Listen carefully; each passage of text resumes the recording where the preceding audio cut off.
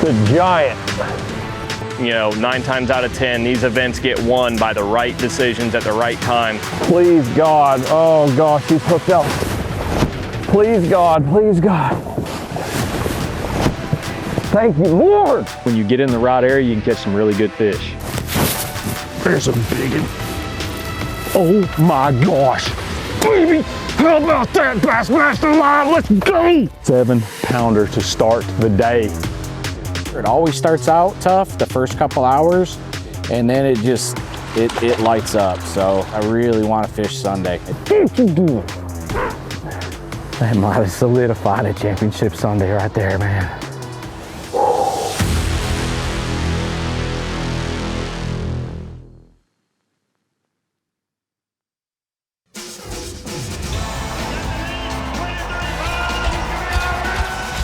You're watching a Fox Sports presentation of B.A.S.S. Good Sunday morning, and the veteran Stetson Blaylock said it for us all right now. Bassmaster Live, let's go. This is an anticipated, much anticipated tournament. It's the first one of the year for the Bassmaster Elite Series. There's always a great amount of anticipation. The last 3 days have been very, very interesting. It has not been easy for these anglers, but we are in a great place with perhaps the greatest potential of any fishery in America on any given day. This is fantastic Lake Guntersville in Alabama on the Tennessee River. There's the takeoff right now, and these anglers are just taking off. 10 of them are left out of the original 101 going out of Goose Pond Landing. They also have a weigh in there today, starting to launch right now. A few scenes from right before they got underway, and it won't take long to get these 10 out there on the lake.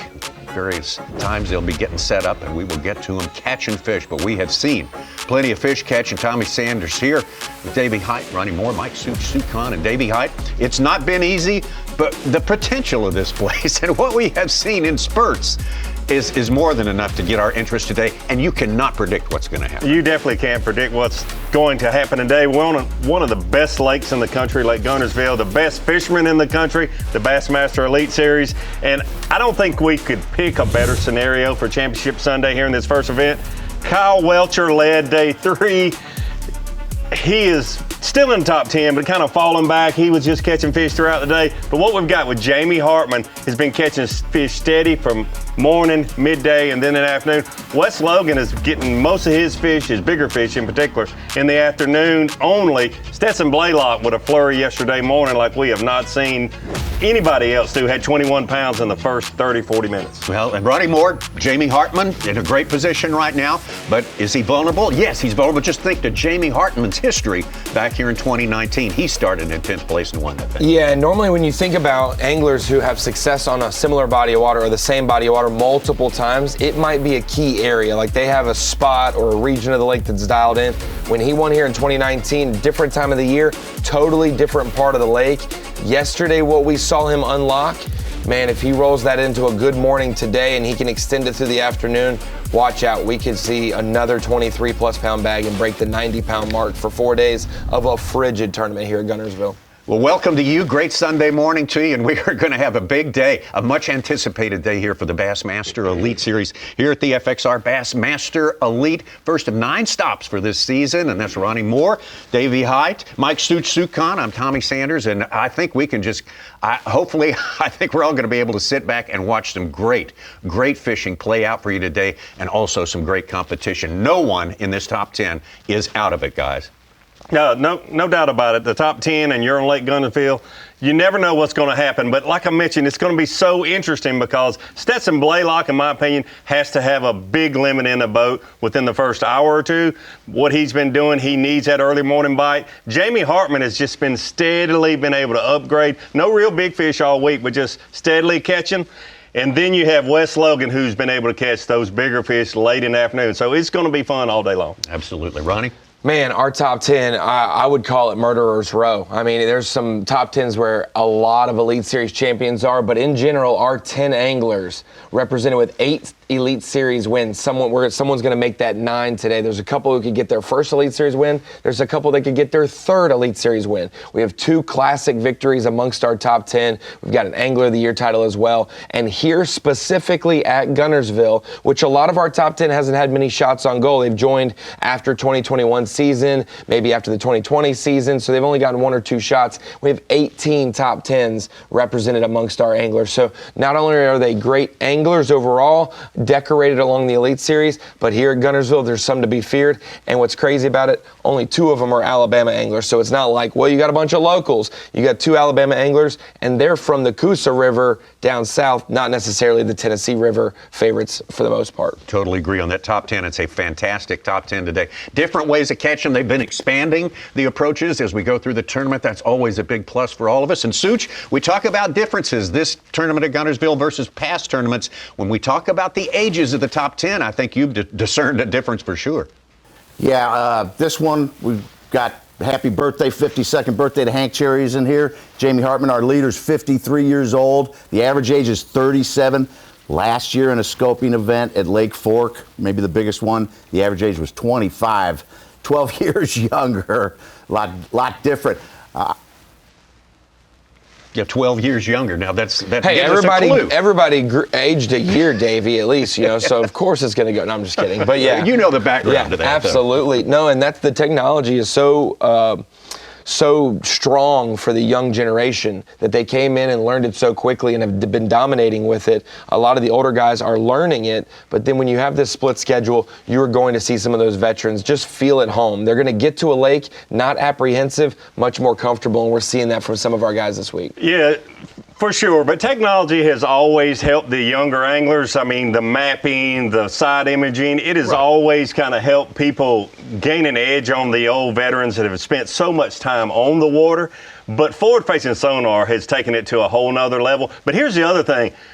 When you took it away from those younger anglers, it kind of messed some of those up too. Like we saw some young anglers that we have not seen have bad tournaments so far in their young careers on the Bassmaster Elite Series that really struggled here this week, and we've never seen them do that. So I think it helped some of the older anglers because they could do their old school thing, but then also hurt some of the younger anglers. They did not have the security of that technology. And I'll say one thing. A lot of eyes were on Trey McKinney specifically. There's a whole 50 or 60 young anglers. All eyes were on Trey McKinney, how he'd do. Sure. Top 10 in the first event. Unavoidable. So kudos to that young man for Absolutely, sure. absolutely. Well, kudos to Justin Atkins. He is set up. And first fish in the boat of the day, a young man from Alabama.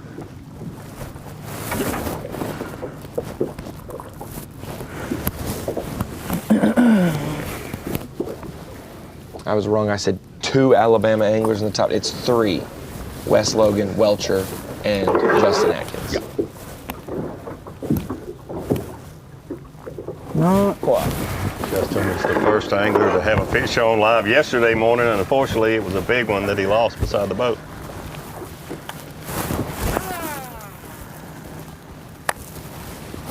Got to be 15 inches long to count as a keeper. That's for all species of black bass. TH Marine Weather Watch for today, a little cooler than it was yesterday. Got up into the mid-60s yesterday.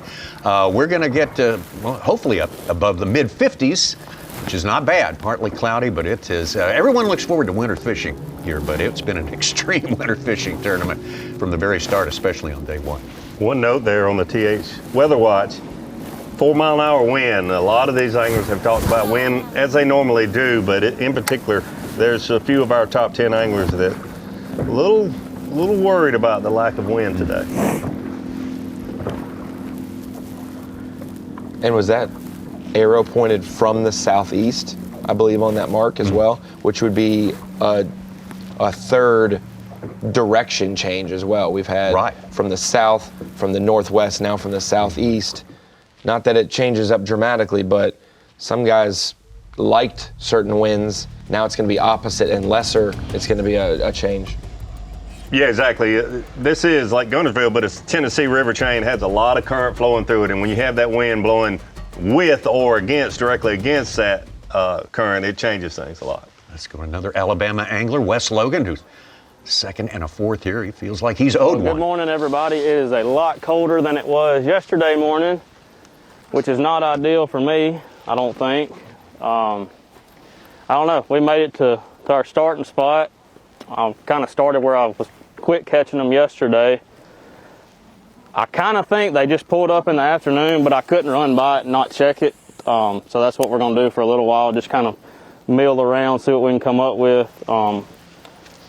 But yeah, it's probably going to be slow again. I mean, it's been slow basically every day for me, but I mean, I know I'm fishing around the right ones if you can get 5 of them to bite throughout the day. We're not going to run around a lot today. We're going to kind of bunker down in one area and basically fish it for all it's worth. I don't know. Hope the good Lord blesses us with 5 good bites, but I got a handful of baits I'm going to throw, and they're either going to bite it or they're not. It's either going to happen or it ain't. Back over to Justin Atkins, hooked up again. Pretty nice one. I don't lose him. In the boat. I can just tell he had a big old head on him. He's long and skinny though. But he will go in the box. He will go in the box.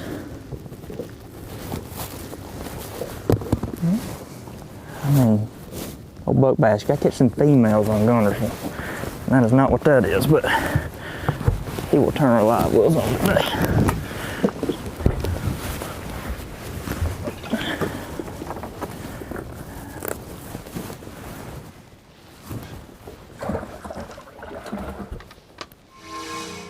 As always, a 5-fish limit here in the Bassmaster Elite Series. You may cull up if you catch a larger one after you get your 5. Feeling pretty good. I've been starting on the river channel, but I decided to start up on the flat today. I don't know if that's going to be the right move or not, but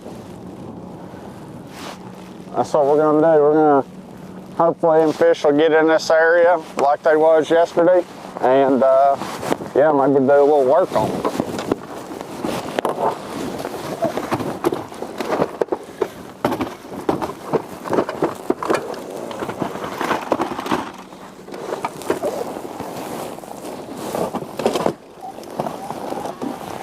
Matt had a big day one and was the only angler that I talked to at the end of that day that had used 5 or 6 different baits to catch his 5-fish limit on. Most of the anglers, especially early on in the week, were using either a vibrating jig or a lipless crankbait. Only 1 or 2 baits, but Matt had been mixing it up all week long. Young Trey McKinney.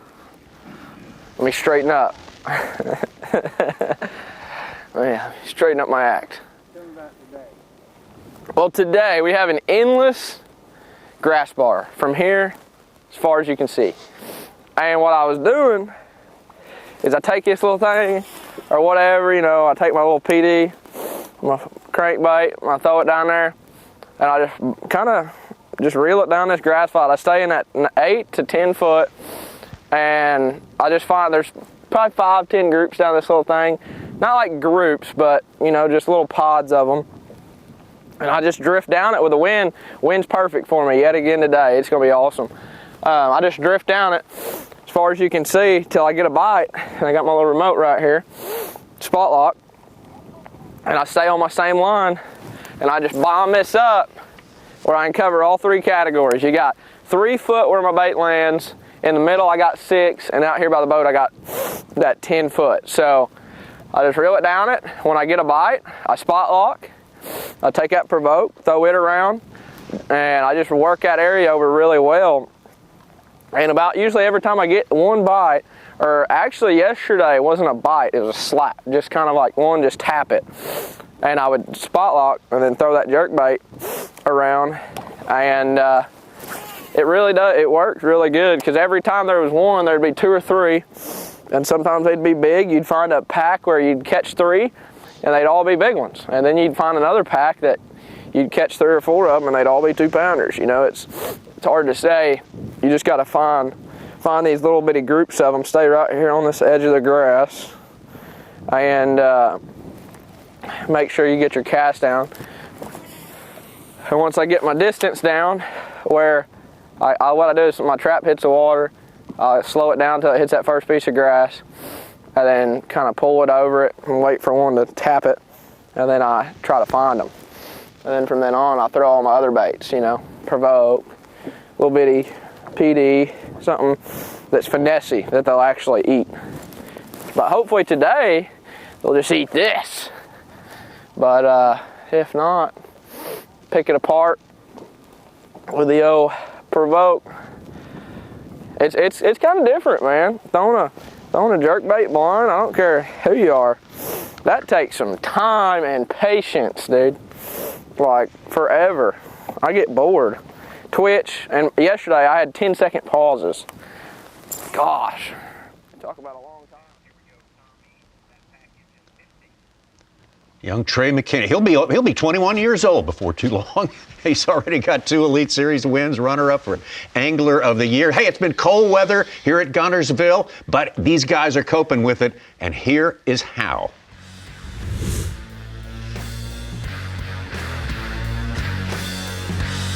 Conditions on the lake right now, I've never seen it this cold. We're talking about water temperatures 37 to I got up to 42 degrees today. Typically, like when I won the Classic, there were a lot of fish around the causeways moving back to the backs of those creeks to spawn. That's not going on right now. And around the causeways, you have a huge shad kill going on, and it's very hard to catch them. You know, Guntersville is such a special place. I really don't know there's another lake in the country that we could catch them as good as, you know, we're catching them right now with the conditions that we have. I just move through like you should in practice, catch one, get out of there, catch another, get out of there, make sure the situation's right where you can come back and capitalize on it and catch them again. Normally I'd tell you to be throwing blade baits and stuff in water this cold with it dipping down in the 30s, but dude, I'm telling you, it's like it doesn't matter here. If you come to Guntersville, ignore the water temperature. Don't look at it and just go fish how you normally would in the spring.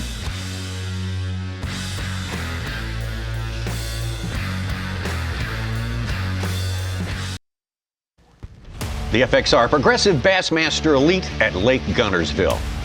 Sponsored by Ranger Boats. By Rapala. And by Mountain Dew. Good morning, good Sunday morning. So great to have you with us here for Bassmaster Live. About 7 hours worth of live coverage of this big, big day. Championship Sunday, first stop of the year. At one of the greatest fisheries on earth. Definitely in everyone's top 5. If you're even a casual student of bass fishing, you've studied Lake Guntersville. That's for sure. And if you haven't yet, you're in for a treat. This is our leader after 2 days of fishing, Kyle Welcher.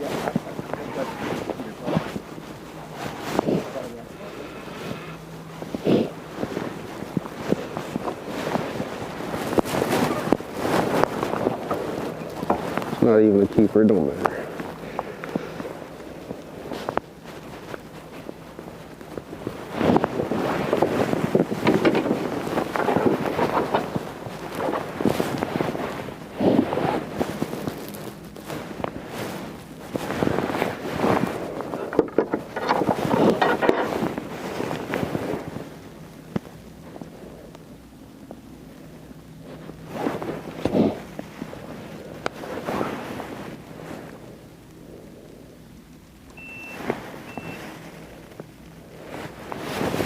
Last one I put in there all week.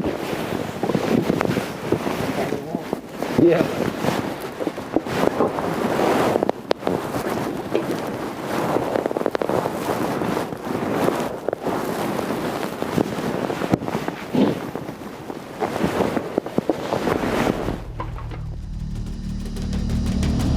Welcher, good first day dynamic, second day, and then fell off the pace a little bit yesterday. Only 2 anglers with over 20 pounds each day, which is kind of surprising for Guntersville. Trey McKinney now hooked up.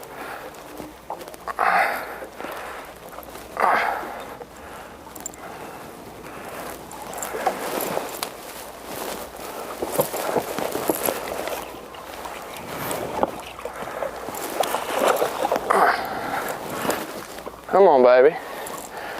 Heck with it. She's... Oh, there we go. That's dang good one right there, boy. Dang good. Oh, dang, first one, dang good. Whew. Definitely a good one there to start with. I tell you what, my hands are cold. I'm not gonna lie, I kind of boat flipped it so I didn't have to get in the water.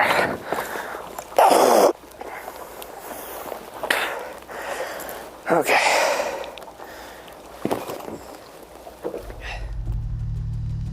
Great start for 10th place, Trey McKinney. 7 and change back of the lead to start the day. That does not lock you out of the action here today. On this particular body of water, here's a man who blew it open early yesterday. Stetson Blaylock. The same exact spot yesterday morning. He made it happen. Let's hope it does the same for him this morning. Here we go. Not a big one.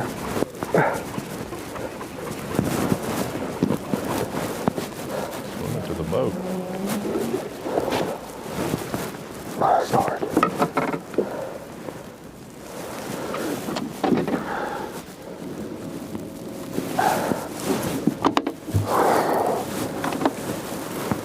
Not a big one, but a start. Gonna do this quick.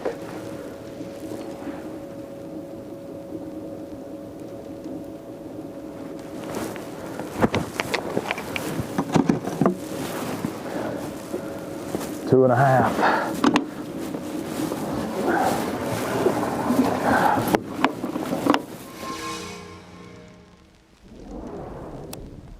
Back to West Logan.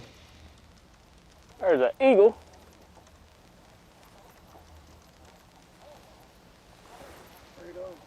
Right on. America. No, it's grass. Never mind. My bad. Oh, no, it is one. God almighty, it's a big one, too. That was awful. I'm an idiot. Come here, baby. Come here, come here, come here, come here, come here, come here. Come here. Please don't come off. Oh my God, I can't grab it. Way to start the freaking morning, baby.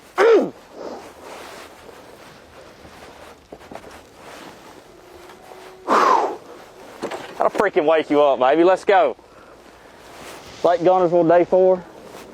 Right out the freaking gate. Gotta bite it. I don't know what time it is. I don't know. 7:15, 7:20.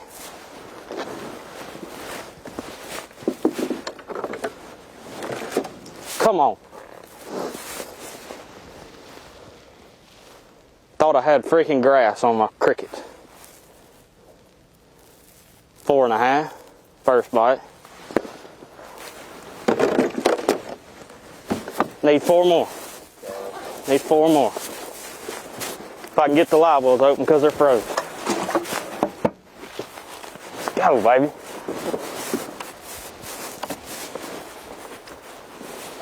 Ugliest fish catch ever. Like, I'm like, yeah. And then it like kept going. I'm like, wait a damn minute, grass can't swim.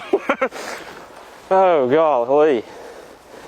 Like, it hit it hard, and then it like went to nothing. I was like, God, that was weird.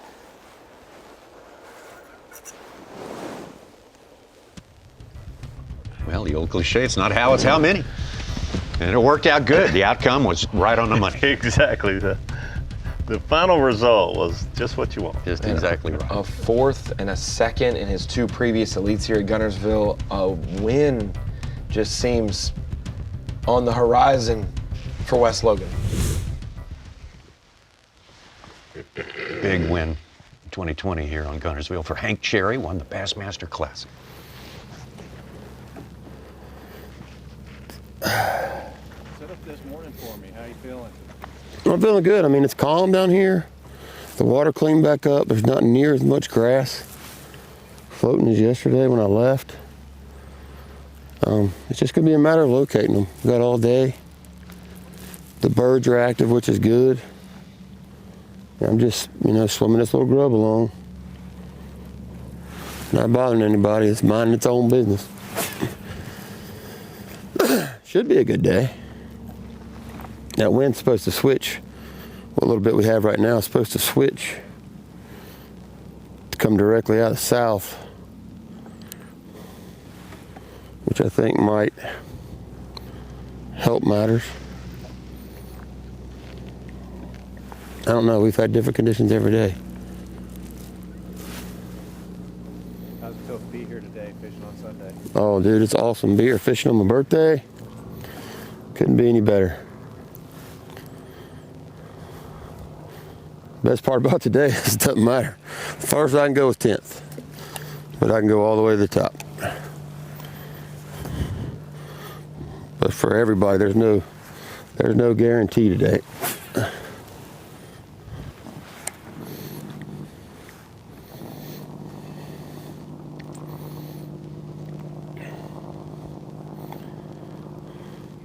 Hank Cherry, a Bassmaster Elite Series competitor for 13 years, definitely one of the elder statesmen, I guess you could say, right now. He was talking about that before takeoff this morning and how fortunate he feels to be in the position he's in today. And he's really not one of those anglers, Davey, that's going to be in the top 10 in AOY at the end of the season. But boy, when he's in the top 10 of an event, he doesn't finish 6th to 10th frequently. He's normally right there at the end. He is. Hopefully the pattern changes. We've had cameras with him earlier in the week. He didn't catch him, but hopefully he catches them today on his birthday. Tightly packed top 10, close together for Guntersville for sure. And Wes's fish, we just saw him in at West Logan, will be on top when that one registers. We'll be right back. FXR, Progressive Bassmaster Elite at Lake Guntersville. This is Championship Sunday. Glad you are with us as we get 10 great anglers left after 3 days of fishing, and they are battling it out as hard as they possibly can, getting that vaunted blue trophy, a championship.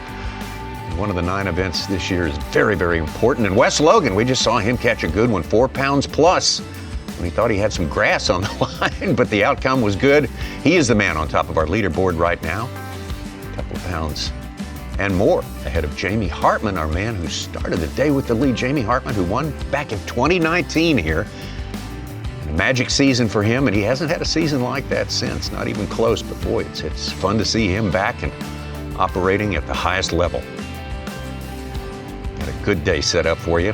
That's the way our 10 are distributed along Lake Guntersville as it stands right now. A lot of folks familiar with this place, and there's just big bass everywhere. Out to Dakota Ebear, second year. Had a big afternoon yesterday. Caught about 16 pounds in 20 minutes of his 24 pounds late in the day, 1:30 to about 2 o'clock. There he is. That's right where the 6'4" come from yesterday. That's a big one too, I think. Oh yeah, pretty good one.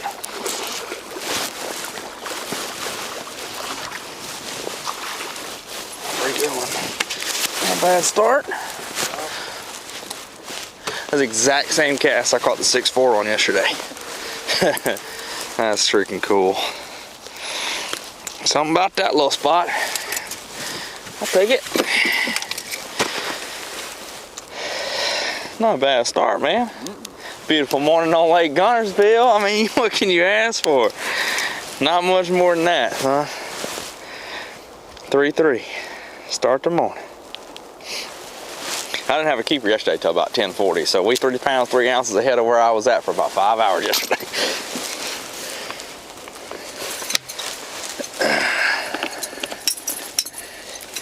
Give you a little ride in no nitro.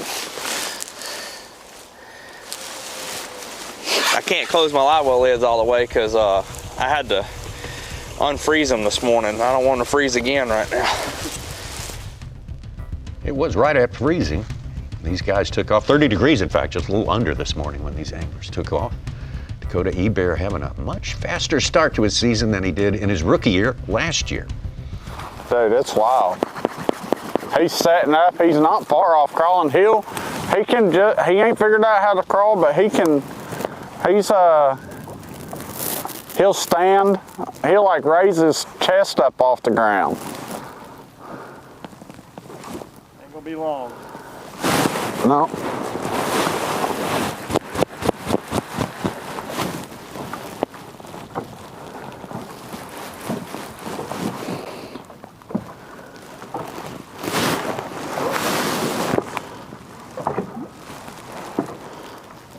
Where you going, dude? Out here.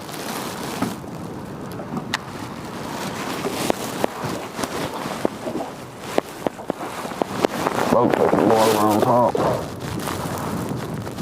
Feels good. Ain't got to see her yet.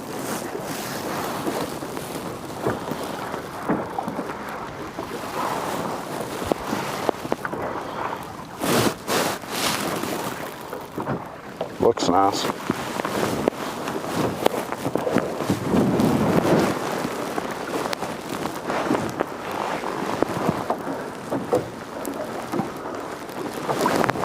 Oh yeah, now we're cooking. Well, maybe we should. Maybe we don't need to go to the river bar, huh? Maybe we don't.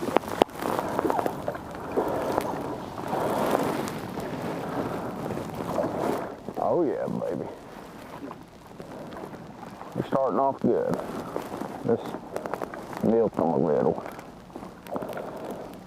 Maybe I was getting in, wanting it too fast this morning. Come on now, today. Daggone hooks get everything, including me. Well, that's 30 something, I think. Oh, let's hit the automatic button.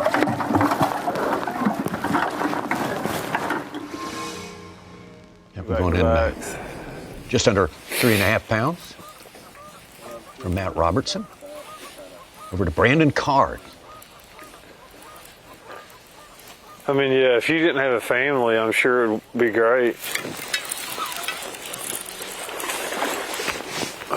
Good one, dude.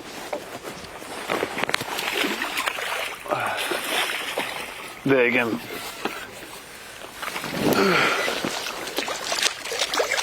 Open her out. Oh, crap. Got him. Yes. That's a start. Heck yeah. There's that vibe jig. Man, he hit right at the trolling motor. Golly, he wasn't coming undone.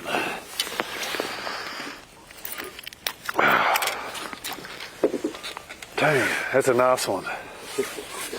That's a start, baby. Let's go. Championship Sunday. I mean, he's close to 5. Heck yeah.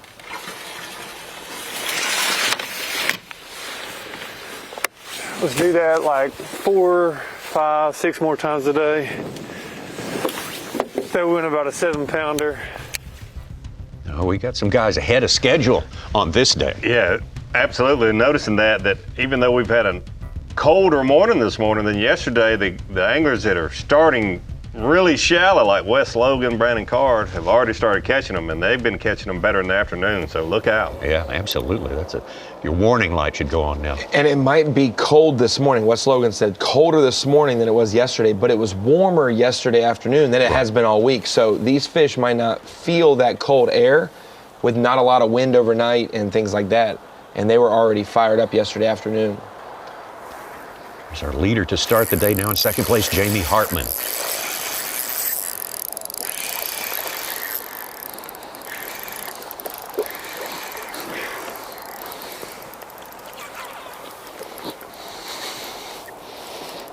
Not a big one.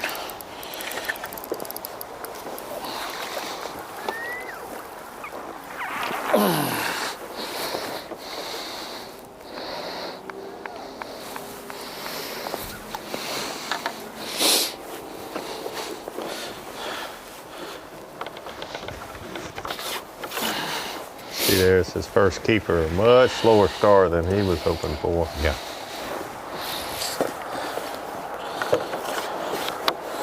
It's number 1, bub.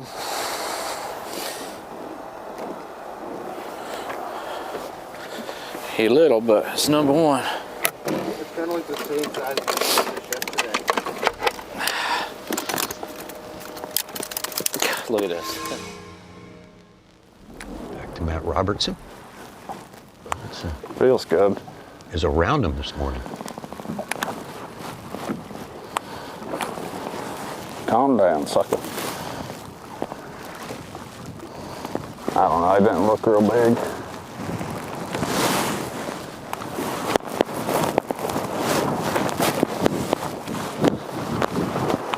There's a good one.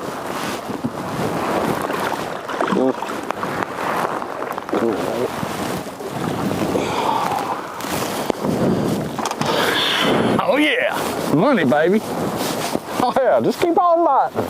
Just keep on biting on high rod jerkbait, son. And look, stun her. Stun them right in the lip, baby. Oh yeah. Oh yeah. That's 3-pounder.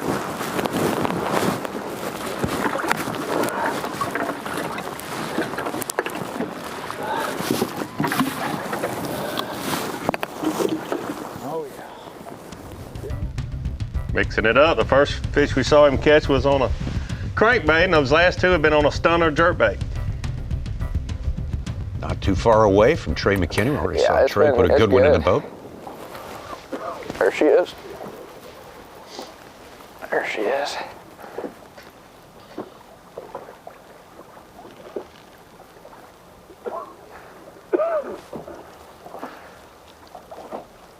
Looks like a decent one.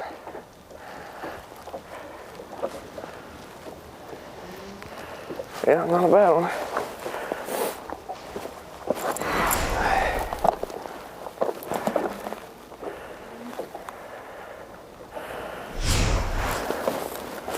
Oh, fat and healthy.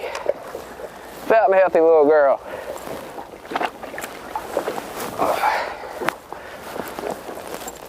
Yeah, I had to get the pliers for almost all of them to get this thing.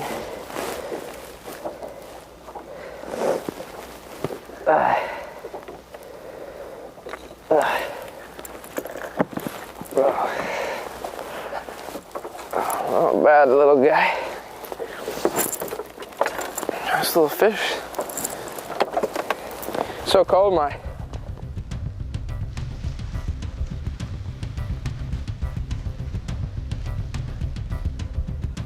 Two already for Trey McKinney, starting in 10th place. That's in Blaylock. In a familiar spot if you were watching yesterday. Caught a 7-pounder here. Donnie McKinney was 7 pounds 2 ounces back of the lead, the exact same deficit that Jamie Hartman had when he rallied from 10th in 2019.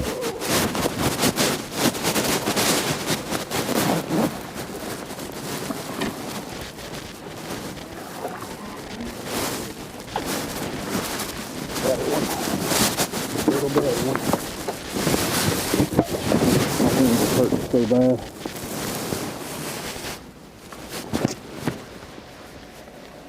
Money minnow, baby, right there.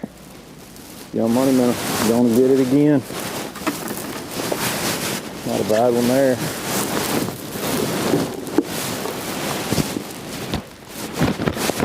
Not a bad one there.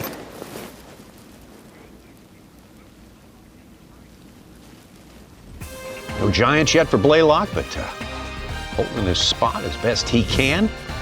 He's looking to strike a big one before this morning is done, before this lower light condition gives way to more sunshine. We'll have some clouds later in the day. Rapala Bassmaster Fantasy Fishing.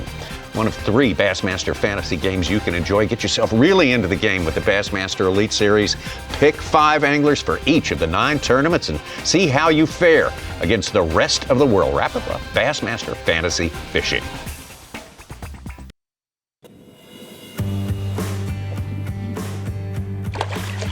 As far as just winning an elite in general, like I said, I've done it twice and been blessed, but that's exactly what it is. It's just a blessing of a week. Everything has to go right, and you may not have the best practice. Both times I've won wasn't the greatest practice, but the biggest thing I've learned out here is these guys are so good, they almost find everything, but if you're able to find something that's just happening, just progressing during the tournament, you can kind of be ahead of everybody and run stuff that hasn't really got beat up yet. So I think that's really key, especially on this, like finding a little group of fish that hasn't been pressured as good as these guys are, because most of them are on real obvious stuff, and if you can find something a little bit off the wall, you know, you might have a really good chance. But I will say, to win here, you're going to have to get very lucky and catch, you know, those 7 to 8 pounders instead of just, you know, those 3 to 4s. 6th-year Elite Series angler Wes Logan looking for his 3rd Elite Series win here at Lake Guntersville, and as you mentioned, Ronnie, he feels like he's owed it. He's put in his dues and got a 2nd and a 4th already here. Yeah, absolutely. He lives down there on Neely Henry, where his first Elite Series title took place. But if you are an angler who grew up in Alabama and fished local trails, you've had to come to Guntersville, and you've had to either get your teeth kicked in or learn how to start kicking. Matt Roberts and Stetson Blaylock are 1 and 2 right now with just ounces back. Wes Logan, Jamie Hartman, Brandon Card. I guess he's the longest standing Elite Series member out here. He is our Phoenix Boats Big Bass leader at this moment with a 5-pounder. Saw him catch earlier today. That's his lone fish so far. Yeah, looking at that top 10, a little concerning that Stetson Blaylock and Jamie Hartman have not got any more fish in the boat early this morning than they have. But hopefully things will pick up for them here real soon.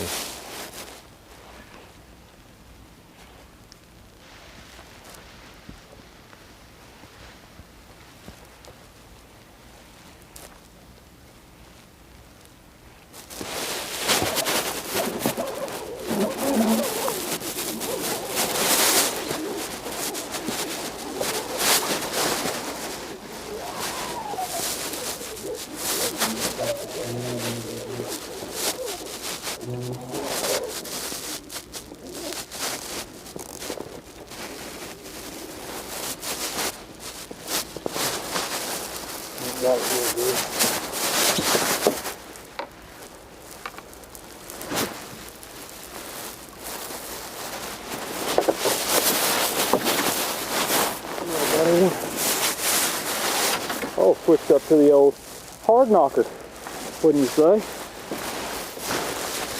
Wouldn't you say? Give him a little rise and shine there. Look at the belly on that one, fat one. Still not the big ones, but maybe figure out a little something else to get a bite. 3-pounder again.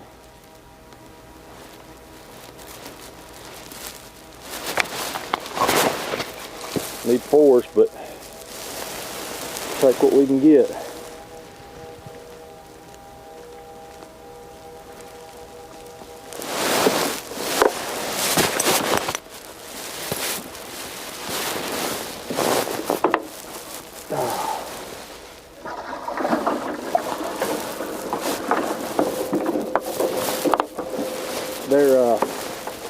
They're sitting there. They may not want the big swimmer today.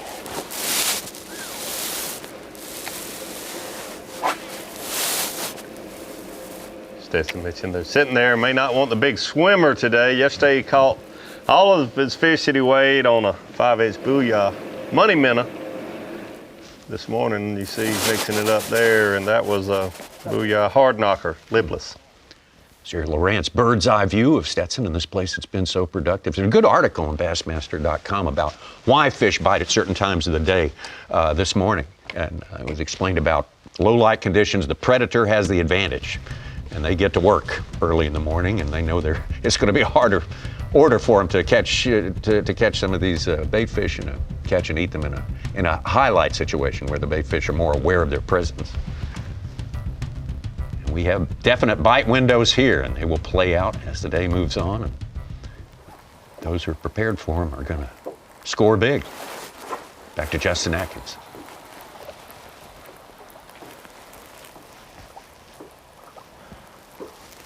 There it is. Oh, it's not very big. I'll go in the box.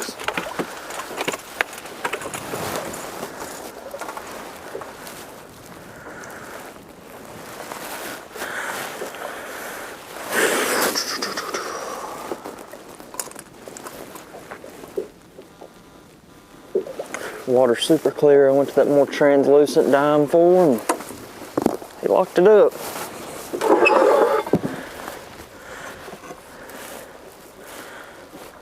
Here's another 2-pounder. Maybe.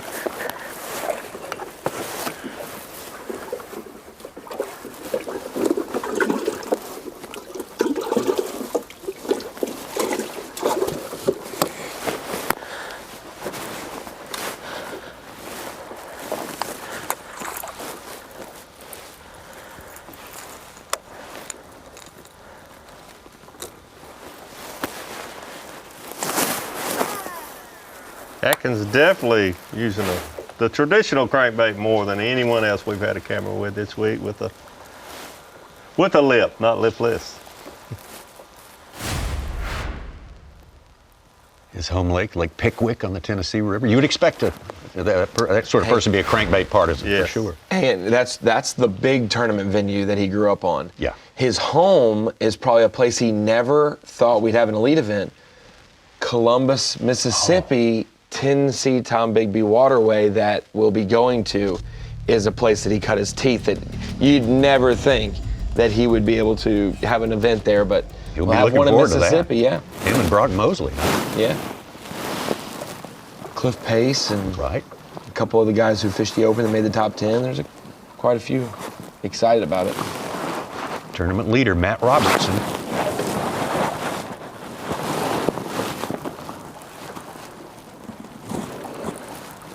He bonged the crap out of it. That might be a big one.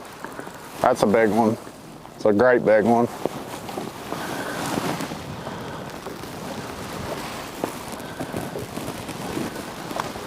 That's a big one.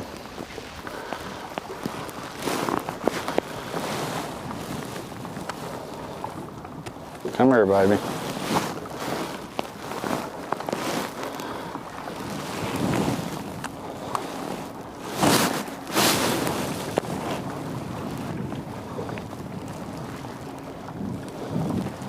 Come here. Take it easy.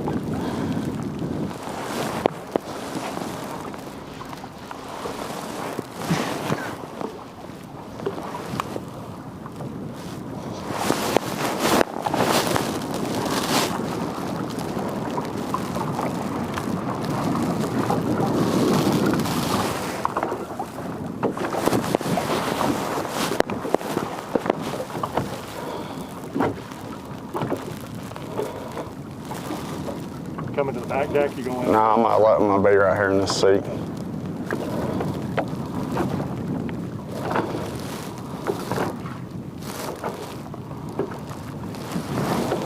Come on, turn that head up, baby.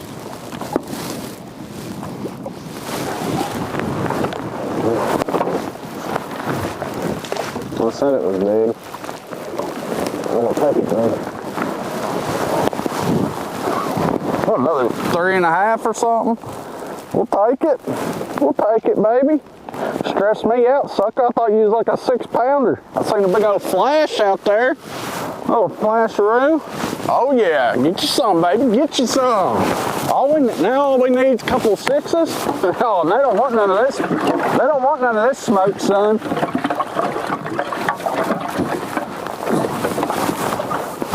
Don't want none of this smoke. Catch a couple 6s and they're gonna be crying the blues, son. Crying the blues. I'm a heartbreaker. I want to be a life ruiner today. I want to ruin their lives today. Don't care if nobody thinks about that. I want them to think they're gonna win and I want to beat them. I want them to want it and not get it. Attention, other anglers, you have been warned. Matt Robertson, who understands the show business aspect of sports as well as anybody. He certainly does. He's feeling it there, obviously, but honestly, watching him fish there and the way he's fishing that jerk bait, we've not seen anybody else do that here this week. He truly is smack talking, but he could be on to something also. Sure, he can back like it up. Got himself a pretty good lead as it stands right now. Out in front of Stetson Blaylock, Wes Logan, Jamie Hartman, Justin Atkins, and all the rest, but it's still early on. We're just about to get into our second hour of fishing here on Championship Sunday on Lake Guntersville, so you know there's plenty more action on the way. Man, these fish are actually, it's surprising me how shallow they are right now. It's reminding me a lot of fishing Kentucky Lake. I haven't spent really any time up here this early. I'm usually here, you know, in the summer or after the spawn whenever they're going offshore, but current definitely plays a role here. The grass is kind of an X factor. You can, even though they're pulling water, I think if you find an area with fish in it in the grass, you don't really have to worry about that current. So Matt Robertson, in his 6th year on the Bassmaster Elite Series, had some close calls, but still looking for that first Elite Series win. I'm sure he would love for it to come on his home river anyway, the Tennessee River. He's a Kentucky Lake guy, but Kentucky Lake guy will take one at Guntersville, I guarantee you. Yeah, a lot of similarities. Unfortunately, Kentucky Lake has not in my lifetime had the vegetation like you do at Lake Guntersville, but it has been there throughout, I'm sure, some of Matt Robertson's days on Kentucky Lake. But Tennessee River is Tennessee River, really just a few changes up and down, whether it's Kentucky Lake, Guntersville, or Chickamauga, Wheeler, all those. Very similar in a lot of ways. Good early start for Matt. See where he's set up. Get out to him live right now. Oh God, I didn't even think I didn't know I was allowed on Fox. After the underwear incident, I'm surprised. They must have forgave me a little.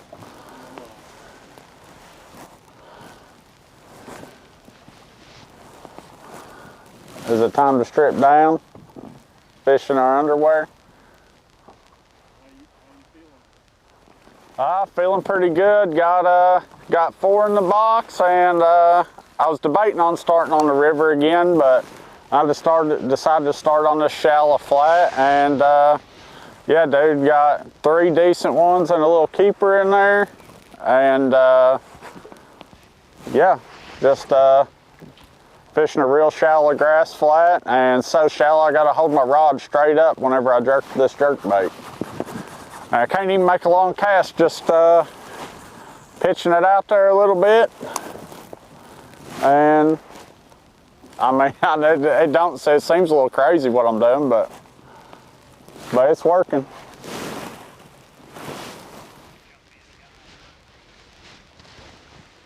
Well, making a big move today is what it's all about if you're not the man on top when we get started. And we're going to acknowledge so far our Mercury move of the day, and it's that guy right there, Davey. Absolutely. Mercury move of the day goes to Matt Robertson. Started out early this morning.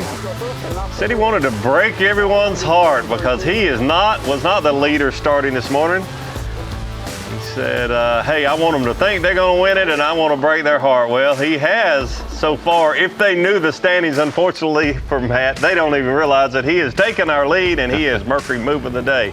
Matt Robertson breaking the other 9 anglers' hearts. He's had a lot of fast starts in the past season that didn't pan out, but this one's working out pretty well for the man from Kentucky. Matt Robertson started in 4th, and now he is the man on top. Crying the blues. I'm a heartbreaker. I want to be a life ruiner today. I want to ruin their lives today. Don't care if nobody thinks about that. I want them to think they're going to win, and I want to beat them. I want them to want it and not get it. Well, he's got him right where he wants him, right? I don't think, as you say, Davey, I don't think they realize he's the leader this month. I don't think that matters to Matt, though. No. Always entertaining. Yes. Certainly glad to see Matt Robertson and any of the top 10 anglers we have here. They some of the best in the business, no doubt about it. Jamie Hartman. Surface there. See, that's why I don't think I want to throw in there anymore until it's like we're about, half an hour, 40 minutes away from when it starts to get real good in there. That's why I wanted to start over there, but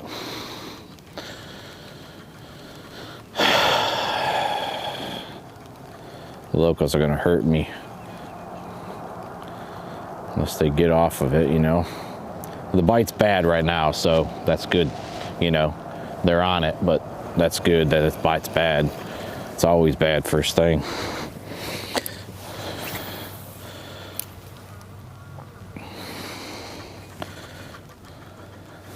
Are we deep enough into this, Davey Hyde, to start trickling out a little information about what Jamie's been doing? Yeah, so if you're just joining us, Jamie Hartman's doing something different than anyone that we've had a camera with all week. I haven't even talked to anyone that has caught any fish doing this. I'm sure other anglers have tried it. It's, as the anglers refer to it, shaking a minnow. It's a soft plastic minnow style bait with a 1/8 ounce jig head, And we see this all day, every day when forward facing is in play, but forward facing is not allowed in this particular tournament. So Jamie Hartman has proven to the world that you can use this technique with or without forward facing with a lot of success. And he's been able to keep it a secret. He's been very adamant about not letting other anglers see him do this without the forward facing. And this is some shots from yesterday. He caught fish after fish after fish. You see the birds in the background. There's shad in that area, and fish have been schooling. But all 3 days, Jamie Hartman has been able to catch a good solid 20+ pound limit and leave those fish biting. You don't see that very often, and hopefully it'll pay off for him, but much slower start today. Yeah, he definitely won the catching contest as well as the weight contest. He caught twice as many fish as his nearest Never mind. competitor. He said on stage yesterday, 25 or 30. I didn't realize he caught quite that many, but that's a lot of bass for these conditions Lake Guntersville. The water's 70 degrees Lake Guntersville. That's a normal day, not even a special day, to be honest with you. You'd be looking at numbers 50+. But the water temperatures in the upper 30s, low 40s to catch 30 bass a day, over 20 pounds every day. Jamie Hartman certainly got the winning recipe if he can finish here on Championship Sunday. Catch rate was on early for him yesterday, but it seems like the size went up a little as the day went on for him. Yes, and that's what he's hoping for today. And speaking of size, he's using that finesse technique. Casting rod, 7-foot medium action, 15-pound braid to 12-pound sunline fluorocarbon leader.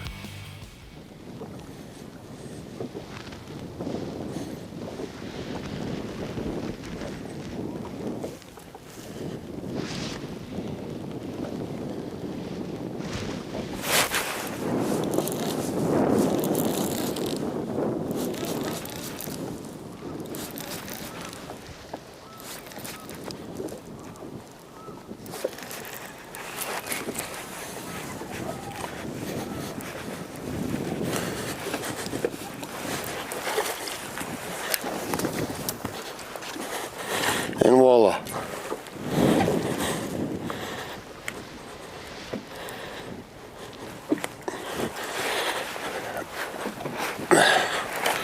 Number one.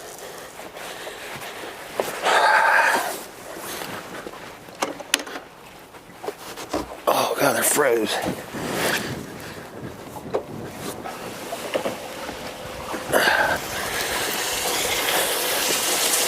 Do-do-do-do. Do-do-do-do. Feel good. A little 2 1/4 pounder. Start the day. Took a while, got that first keeper in the boat for Hank Cherry, though. Meantime, he had dropped down to 10th place as it stands right there. It's interesting that Matt Robertson has taken the lead unofficially on a stunner jerkbait that Hank Cherry designed after winning the Classic here on Guntersville. Pro Guide Batteries Bassmaster Rookie of the Year race. That's another one that's on and going strong right now. Nick Trim being the top rookie so far, finishing in this tournament. Caleb Hudson in 2nd place. Well, Nick Trim is the highest finishing rookie. Championship Sunday, FXR Bassmaster Elite on Lake Guntersville. And here's a map that shows us some 4 pounds plus catches during the week. That serves as our Skeeter Boats Big Fish Alert. Sometimes we'll do that. Show you where the big fish have come from on this place that is studied, worshipped even by anglers around the world. We take a look there.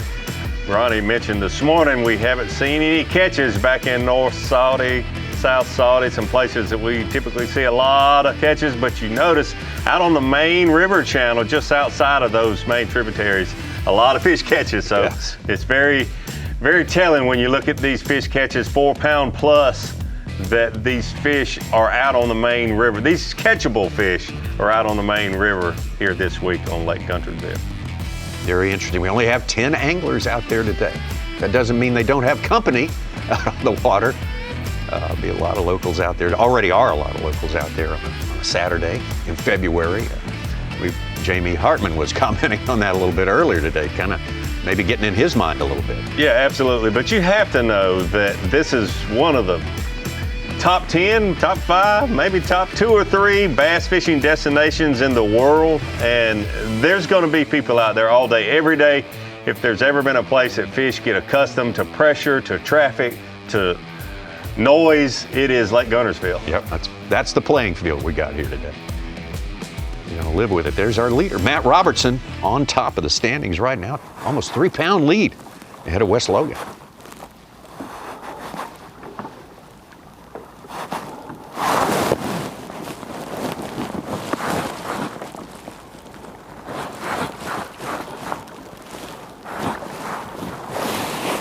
Get down. Can't tell how big it is.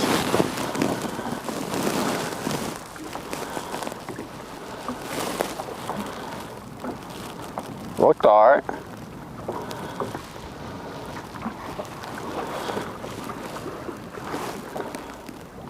They like to try to set down in that grass. I had one bury up in it yesterday.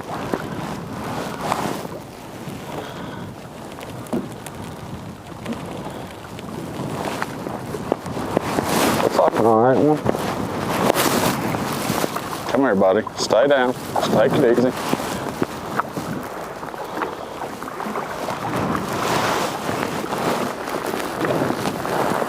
Come here, buddy. Let's get you backwards. Oh yeah, catching them. Listen.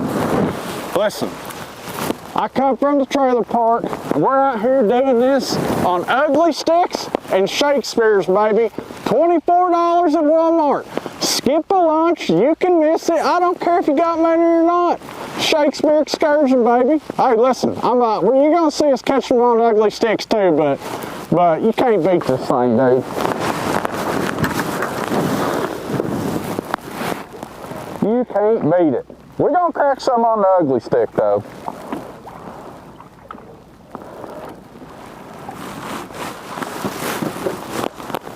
I don't know, 30 pounds something. Solid ones, we need some 5s though. We need some 5s. We got some meat in there, a little better than what I thought. Make sure that's 5. Oh, that's not one. I can't count. Barely graduated school. But I can count to 5, not 6. Happy that ain't the limit. State law don't apply to me, son.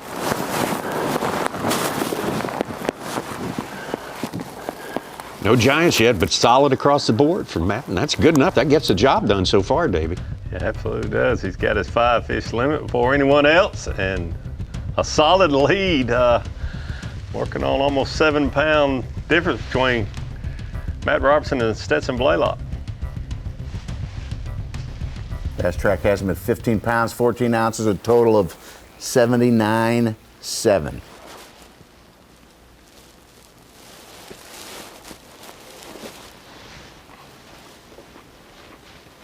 What a shot.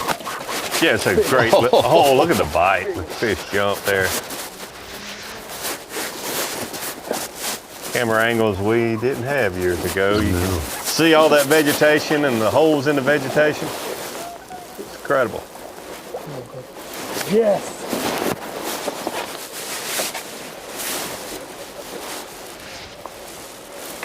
Yes, baby. Not a 7, but a great, good one.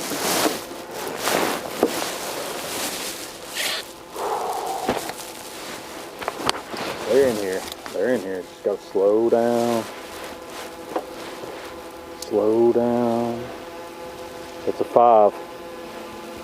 5-pounder, baby. That's what we gotta have right there. 5 of those. Give ourselves a chance.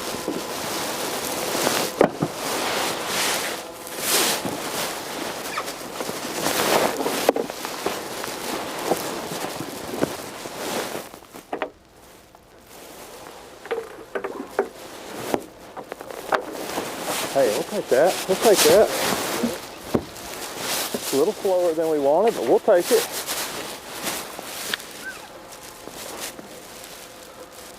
That's a great shot there, Stetson Blaylock. See exactly where that fish was when it bit, and looking at the vegetation there, and the thick vegetation, sparse vegetation, there was a hole that you can see that a lot of times that's where those fish would be. But that fish was in pretty solid vegetation, and that's something, that's part of the puzzle that you have to figure out every day on a lake like this, is where those fish want to be in the vegetation, outside of it, thicker vegetation, sparse. I mean, it's always a challenge to determine where those bigger fish want to be here when you have all this cover. What? Watching that shot of Stetson in all reds catch that fish, but also the way he's fished this week, how many twists and turns that this area of the lake has, all, you know, it's canyon-like. It hit me watching that fish catch because it exists at Ouachita as well. This all red specifically of all of Gunners reminds me of Ouachita, which is Stetson's home lake. A lot of drains, some high spots, hard bottom in places, grass, and man, I can see why the last couple times we've been here and he's gotten top fives, like this is comfortable for him. This just has a lot of different variety in a short area. That's why it's a good fishery. Yeah. You have the best available shallow cover, which is vegetation, and you have a lot of it. Yeah. Bites by 8:30, that's good. I mean, still. I mean, we'll get that fifth one, but still confident that it's gonna happen in here. Still a lot of opportunity left in here. I mean, there's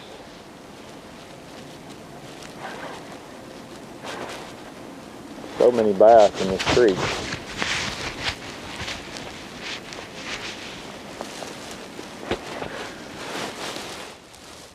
You mentioned this place that Stetson's at, Ronnie, Allred's area. There's 5 or 6 areas of Lake Guntersville that they're almost lakes within themselves, that you can go there and you have everything that you would want available. Shallow water, deep water, shallow vegetation, pads, hydrilla, eelgrass. You have a variety of depths, current, just so many things. And that's, there again, I keep saying, it's what makes this place great. But 3 5s will give us 20.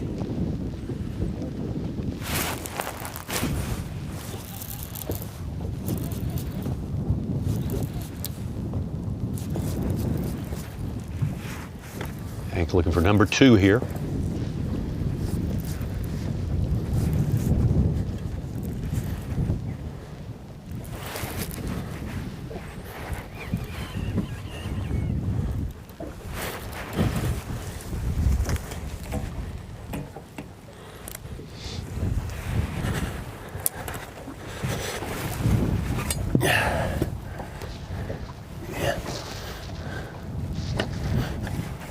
Two and a half. Number 3. It's number 3, excuse me.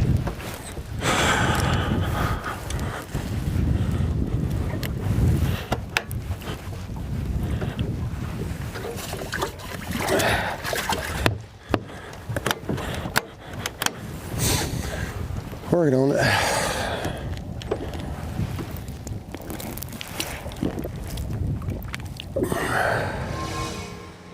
He's got to catch a big one on his birthday. Today's Hank Cherry's birthday. He's got to have a 6 pounder. Guntersville, you got to have a big one just to celebrate. Had hand surgery in the off season. That was kind of a recovery concern. Hoping he said his right hand early in this tournament is still a little behind his left hand, but he's getting there. And for a jerkbait fisherman or a winder like him, that's your throwing finger. Yeah. If you're throwing a football. Oh, well, it's your slow start for him today.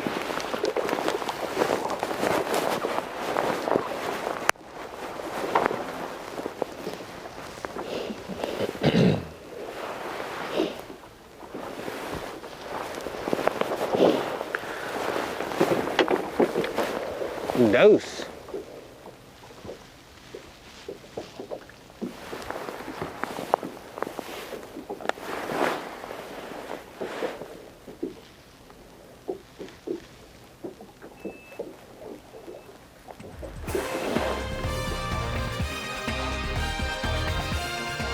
Kyle Welcher. Big day 2. Yes. Most of it happened later in the day, so hopefully better things to come for Kyle Welcher. Catches 3 more big ones. Well, we talk about the possibility, all the different possibilities. 1, 2 guys in a slugfest away from everyone else at the top of the leaderboard. As it is right now, this is early on. Just at 8:30 in the morning local time, we got Matt Robertson and Stetson Blaylock way ahead of the pack and going after one another. We'll see how that works out. The Great American Race returns with back-to-back champion William Byron looking for an historic three-peat. It doesn't get any better than this. The 68th running of the Daytona 500 next Sunday, 2:30 Eastern, with pre-race coverage starting at 12:30 only on Fox. Oh, it's that time of year. It's slipping up on us here. We'd love for the start of the season to slip up on us. This is the FXR Bassmaster Elite first stop for the Bassmaster Elite Series at legendary Lake Guntersville. So much history here, so much Bassmaster history. What a great fishery. Any time of the year, very interesting in the wintertime. It is not easy. It's not a free throw. The one that bit on the long cast. Cherry looking for number 4.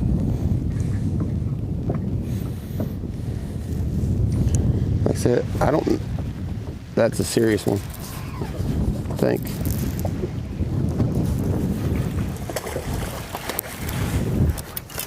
Same thing.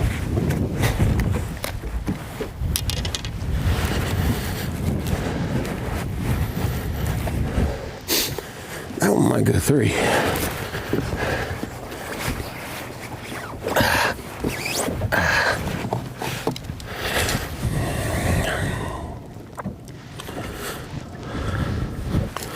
That's 10-pound line on that zing line. I'm not scared to flip them.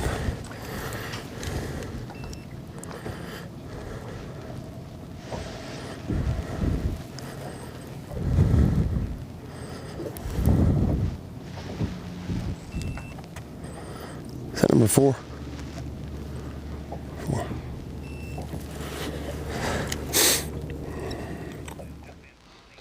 Keeper number 4 for Hank Cherry, working his way to a limit. You can see it's pretty quick. I mean, in the last couple of minutes, he had 2 fish. Now he's all the way up to 4. It can happen in a hurry. And Tommy, you were mentioning Daytona.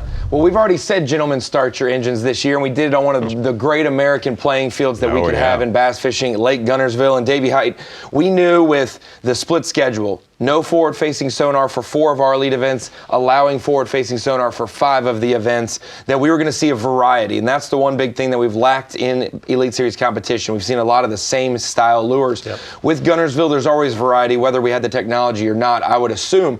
But we're really seeing it play. And a couple of the leaders are all doing different things simultaneously. We've had Jamie Hartman do the jig head minnow throughout the week, you know, different sizes, really keying with the birds and the bait fish in his area. And he's the only factor in the top 10 in Honeycomb Creek, which is where he's been. You've got a lot of guys on the main drag throwing the more duller, redder chatterbaits. You've got jerk baits on the main river. And then we've also had crankbaits, lipless, and swim baits. So a lot of variety that we couldn't have been happier to see to start the season. Yeah, Jamie Hartman's really the only angler that we've seen use the jig head minnow with any success. Certainly the only one with a camera on him. But we've seen vibrating jig after a vibrating jig. You see this one right here. It's a chatterbait. It's what Wes Logan is using. I think the color he is using, this is Heights Hot Crawl. It's the name of the color of that chatterbait. It's certainly a bait that we have seen all week long. We knew we would see it coming in here. Crankbaits, you got a Rapala DT6 right there, a DT10, and then obviously the lipless baits. A lot of different companies make these baits with hard knocks, and then with the BBs like you have right here. We've seen a little bit of the chrome mixed in, but this time of the year, no matter where you're at, but especially if you're a place like Guntersville, you have a lot of vegetation. The red, the orange, the yellows, those sort of things, those colors, the crawfish imitators, definitely what you want to use. And then today, Matt Robertson, this jerkbait, we haven't seen these as much as I thought we would see, but this is a Berkeley Stunner jerkbait. Matt Robertson has taken the lead, caught all of his fish that we've seen him put in the live well on this jerkbait. And then that's the interesting thing. When you come to Lake Guntersville, shallow grass, chatterbaits, lipless, that's the big deal. But as we get onto the tournament, we're seeing a little bit more hollow body, a little bit more jerkbait rise to the top of our leaderboard. Yep. Good stuff. Thanks. Thanks, guys. Back out to Hank Cherry, just put his 4th one in the box, as you say, Ron. It's happened very fast for him. 15 minutes, goes from 2 to 4, and all the way from 10th now to third place. With a chance to fill his limit right here. That felt like a real one, but I don't know.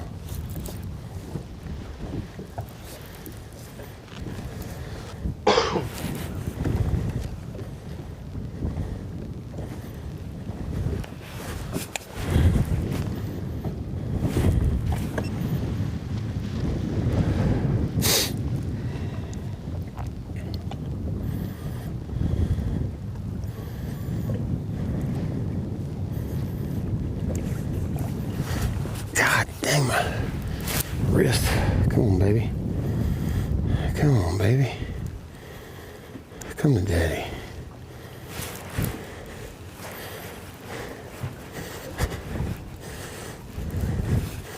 Oh, that's a freaking toad.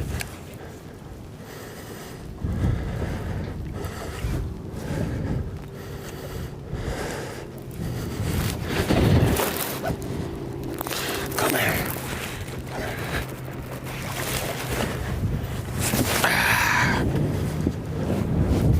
Hoorah!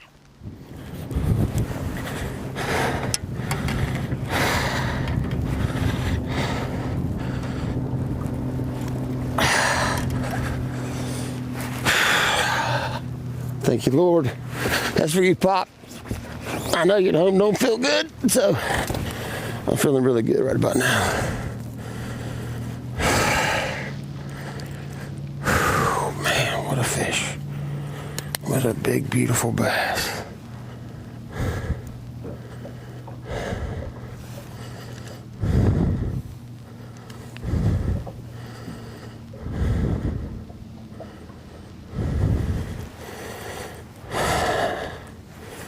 Am I reading that right? Yeah. 5'5".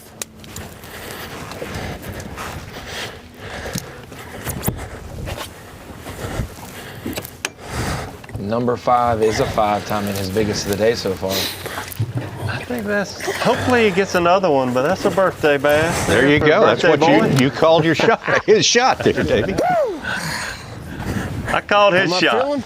That's for sure. I'm feeling like I need 4 more. Hey, I think he called his shot. Oh, he that's had 2 great fish feeling. about, what, Birthday 20 bass. minutes ago? Yeah. Look at my Oh, graph. not I big got ones monster either. Here. But I told you earlier when I looked up, I saw the birds diving out here. And wherever they're concentrating on the most, that's where the bait is.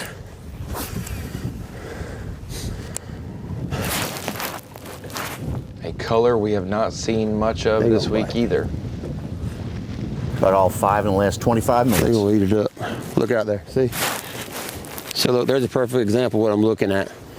There's all your shad. There's 2 big bass right underneath all that bait. Just out here in the middle of the abyss. And all that bait right there is at 6 to 8 foot.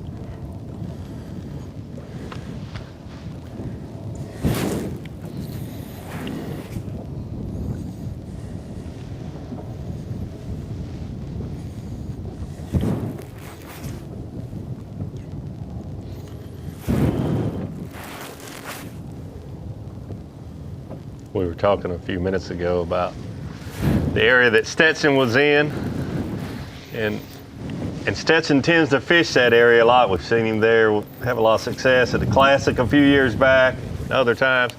Hank Cherry does the same thing with a different general area, a little bit of the same, but need some more. Starting to see them suspend around the bait a little bit. Just gonna have to wait them out. I had to make an adjustment. I've been throwing an 1/8 ounce head. I went ahead and went big and went to a 3/16. I just did that to change my thought pattern. Maybe keep the bait down a little lower because it's so slow this morning. And then I caught 3 pretty quick. So we got a little limit. We got, what, 8, 3, 2, 6, something like 14 pounds. A lot of room to cool. Just out now, really starting to see them.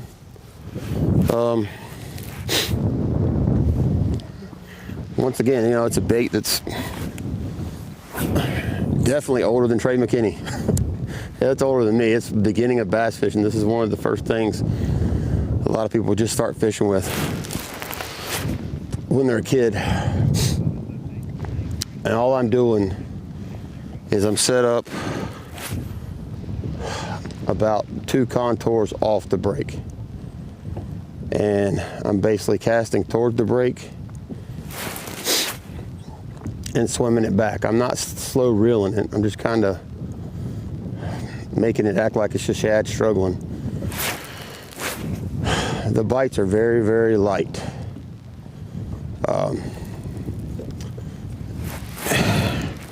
Something I learned growing up fishing. It's the way I loved to catch them at home. When Lake Wiley was in its heyday, I can't tell you all the 20, 25 pound bags that came off of this bait. Did I ever envision I'm coming to Guntersville to catch them on it? Not in my lifetime. But I'm not going to complain. I'm just going to keep chunking and winding. There's 2 more that came across the screen. Enjoy my day. What I was trying to make the point, Wes Logan's in the same area. We've seen him have a lot of success in September. These anglers that have a lot of consistent success on Guntersville, they seem to favor one section of the lake, and no matter what time of the year, what the weather conditions, they focus on that general area. Well, he's culling now. I don't know if this will cull anything, but Hank Cherry's certainly made himself a part of the conversation. I do not have any chartreuse grubs in the Bass Pro Shops bait and tackle section over here. We might have to go get some from Bass Pro Shops during the break or something. I'll see if I can get over there and get you some. Hey, we talked about that battle at the top, 2 guys way ahead of everyone else. That's done now. Hank Cherry has inserted himself into it. Now he's just 1 pound and 10 ounces back of those 2, Robertson and Blaylock. It is a 3-man race on top, sort of separated from the rest of the field. We'll see how it turns out. Beautiful shot right there. FXR, Progressive Bassmaster Elite at Lake Guntersville. This is Championship Sunday. Here's one of the champion flyers and hunters here in the Lake Guntersville area. Good stuff right there. Drone shot up on his level, getting up where he is to get the best possible picture of that one. Not so much keeping his eye on the coot population, just, keeping the coot menace at bay for the rest of us. I mean, he might get himself there some we go. DJI. Like, he might just take the drone now. I mean, I wouldn't put it past him. I know that thing flies, but it don't fly as fast as that thing does. Just because he could. Hadn't checked in with Brandon Card for a while. For the longest time, he had the big fish of the day, a 5-pounder. I think he was just eclipsed a little bit by Hank Cherry.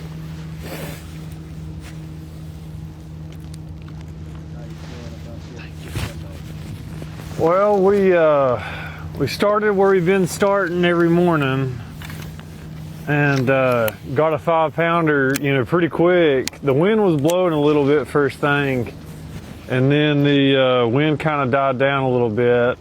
I'm fishing pretty shallow water, and it's pretty clear, and so I feel like that wind really helps, my areas. I'm trying to fish a little bit deeper right now just to kind of keep them honest, but yeah, just, one good bite so far, and that's it. So, I mean, we only need five nice ones, and we got 1. So just kind of moving around, trying some different stuff, and I still feel good about it. I got an area that we kind of ended the day in yesterday that I'm going to go check. We caught like a 4-something in there and a 3-something, and it's a little bit deeper water. It's more eelgrass, and I'll probably run in there here in a little bit if I can't get it going. We're fishing right now. Around noon yesterday, the wind started to turn around, came from the north. A little front came through, made it colder today, and now the wind is going away. And I know you were thinking some anglers are going to be concerned about that prospect. Yeah, especially anglers like Brandon Card, who's fishing the chatterbait up shallow, and the wind definitely helps. The light deflection there, these fish, the water's really clear. I know exactly where he's at, where he caught him yesterday. and the water's clear there. You need something to break that light penetration to be able to catch those fish, especially on the chatterbaits like they're using. Maybe he'll change up the baits that he's using. I think that's one big key to Matt Robinson's success this morning. Him using that jerk bait instead of the chatterbait in those areas, and holding his rod tip up. It's so shallow that with that jerk bait, if you fished it traditionally, that bait would be diving in that vegetation, and you wouldn't, 2 jerks and you'd be, have grass all over your bait. But what Matt's doing is actually pretty cool to see the way he's adjusted with the conditions today. He hasn't been doing that, but certainly he's figured out something pretty special. It's almost like he's worming the jerk bait through the grass or around it. Even the pops are just so subtle. Well, basically what we're doing out here, we're out here on the backside of a river bar in about 2.5, 3 foot of water on this, it's like an eelgrass flat. And we got a certain section of the bar, it seems to be pretty good. And I was catching them on like a bladed jig and a swim bait, but I was missing a lot yesterday. So whenever I missed one, I picked up the jerk bait and I literally kept my rod high so it wouldn't get caught in the grass. A little short cast, and I can't even cast far to get in the grass. And yeah, I'm just like winter fishing a jerk bait over about 2 foot eelgrass, taking my time, one twitching it like that, and little guy. Need to catch bigger ones than that, but yeah. Caught a lot of fish.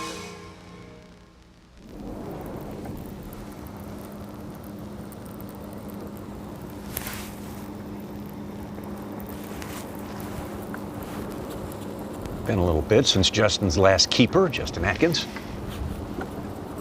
There he is. Catch up to him.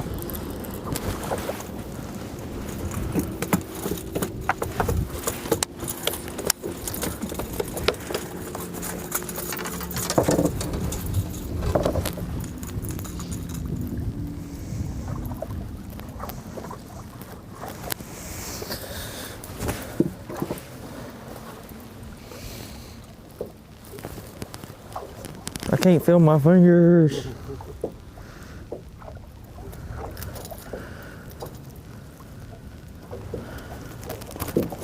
Oh, stuck it in my leg. All right, let's see this. For sure should be a keeper. Oh yeah. Oh, 2-pounder. We're gonna catch a big one here in a minute.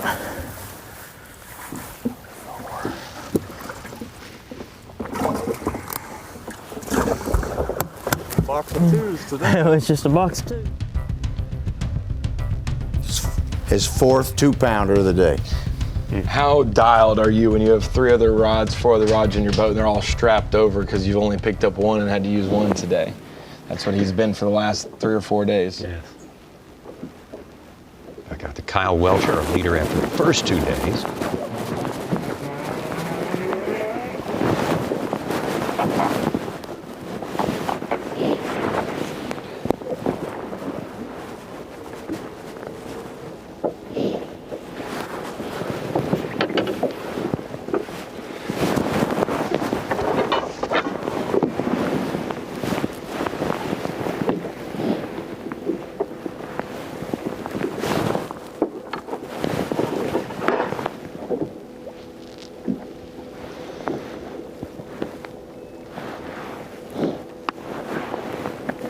Ooh.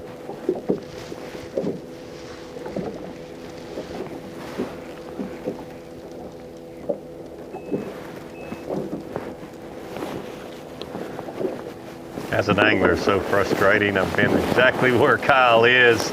There's a lot of big fish in that area. He was leading after day 2. You know there's more big fish there, but yesterday and today, it's just smaller fish. Yeah, I think so. It looks like it. Looks right. Well, we'll see how that plays out through the day. What's playing out from day one, from the very start of the first hour of fishing on Thursday. In this tournament, the Progressive Bassmaster Angler of the Year race has been going on, and it's not hard to identify our leaders in that. That'll be the 10 who are on top as we begin Championship Sunday. Tight race, Tommy. Yeah, it's a tight race. 1 point between 10 points separate the whole crew there, as it should be.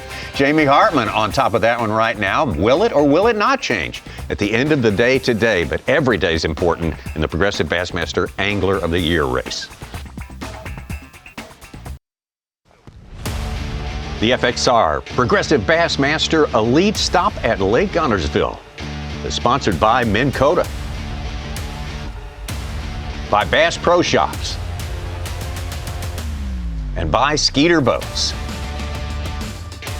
Oh, everything's still, you can see the snow and ice still hanging around here.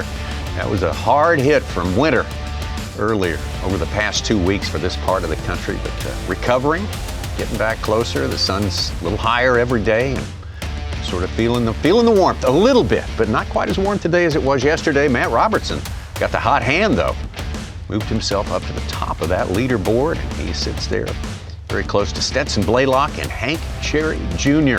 It's a good race at the top. Everyone else is 7 pounds back. It will get you.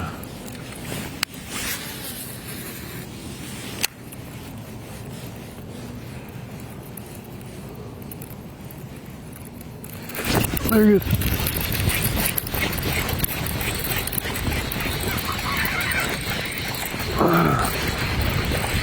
Another good one.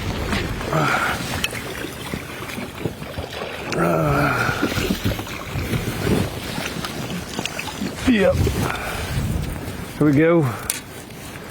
Not quite as big as I thought, but nice one. Drop the poles.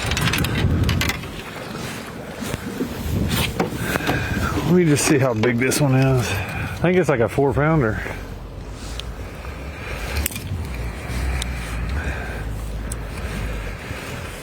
Let's see. Man, he hit hard. Holy cow, he hit hard. Nope, I'm big on him this morning. 3.5.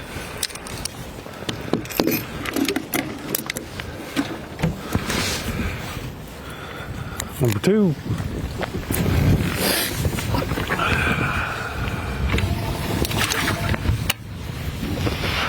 Golly, man, that one wanted it. He knocked slack in it.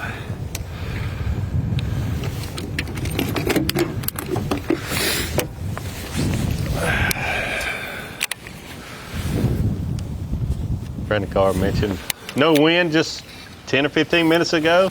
Now you see just a little, and that is enough to make a difference. Did you see how fast he was swimming? I couldn't hardly catch up with him. Just that ripple definitely helps what he's doing. 2 fish, but good quality for Brandon Carr, that is for sure. Let's get on over to Wes Logan, who got himself some 5 quality fish yesterday to put himself right in the middle of it. It's slow as molasses. Had 1 bite, or 2 bites, I just missed one. Neither one of them were very aggressive at all. Just kind of got mushy, kind of mouthed it a little bit. Conditions basically suck. Not trying to be negative, but need the water to warm up. Wind's trying to blow a little bit, but I don't know, it just seems like if everything's not perfect through this area, like they just don't want to act right, or you know, kind of get where they want to bite a little bit. I've been trying to fish a little bit deeper. I caught that first one in like 5, which is a lot deeper than I've been fishing, but I don't know, it may have just been a random one. But gonna keep bouncing around. I'm not really gonna panic all day. Like I said earlier, I'm either gonna catch them here or I'm not. I got probably 4 stretches that I think I can catch one on. I'm just gonna keep rotating through them until they decide to bite. It's all a timing deal here, or it has been for me anyway. Like they either, I don't know if they're like moving into an area or they just decide to bite. I really don't know. Like if I was half fish, I would probably know, but I'm not. So we're just gonna keep.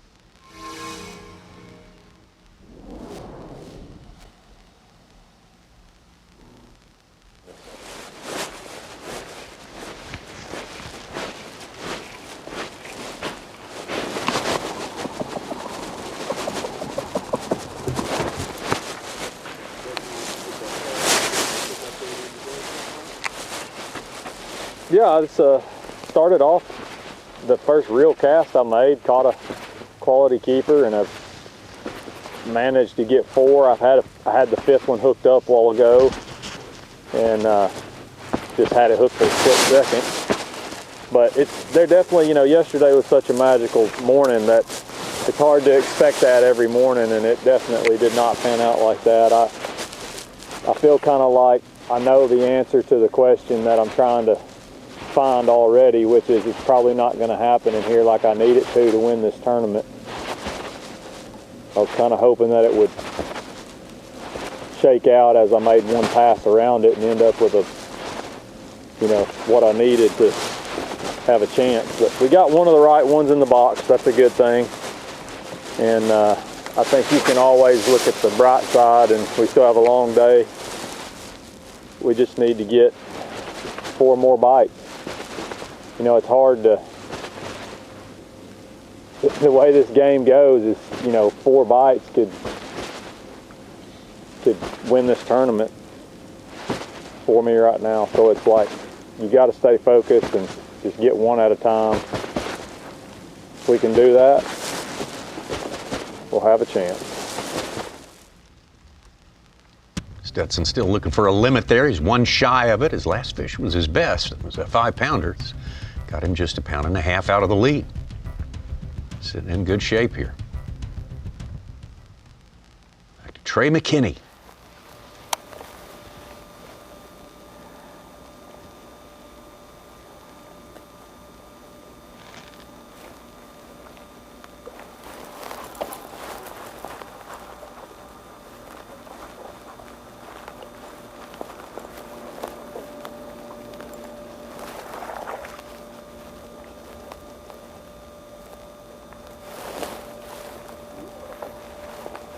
One hook.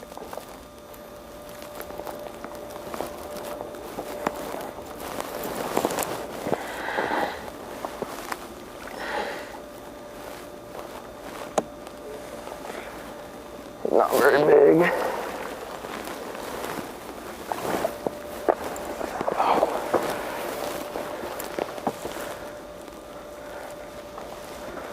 Not very big.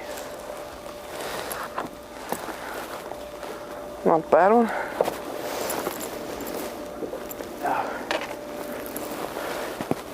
Nice 2-pounder.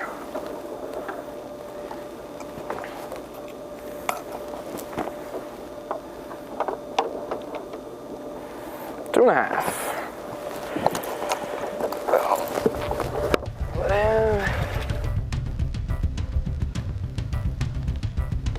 Third keeper for Trey. Move him up a little bit, up the leaderboard. Back to Hank Cherry. Kind of had the hot hand the last half hour. Now, definitely has. Another one. Man, they're all the same size. Come here.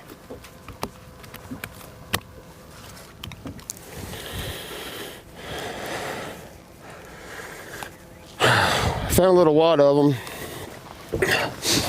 They're not very big at the moment.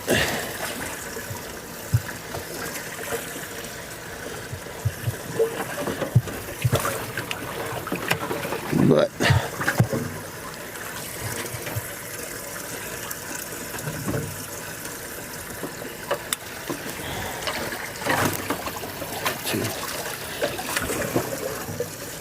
that's the one.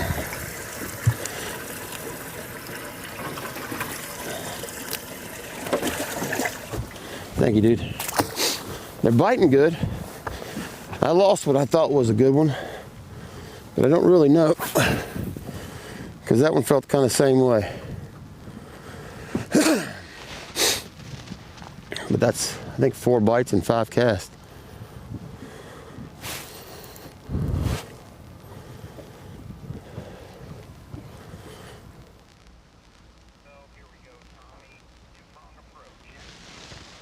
Great to see all the different ways of getting the job done, the different techniques, the different baits.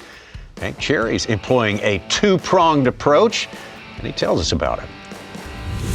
So as far as searching, I search with the jerk bait, but I notice like when they want it, they'll jerk the rod out of your hand. And when they don't, they'll hit it, foul your bait up, short strike it. You might catch them on the back hook. By switching to the grub, since I found these spots, it's a much slower presentation. It's not threatening to them at all. It looks just like what they're feeding on those shad that are injured, dying off because of the cold, not moving fast, lethargic. And it's one little hook. It's a hold your breath every time I hook up, but it's fun and a lot of bites. And I hope tomorrow goes as planned.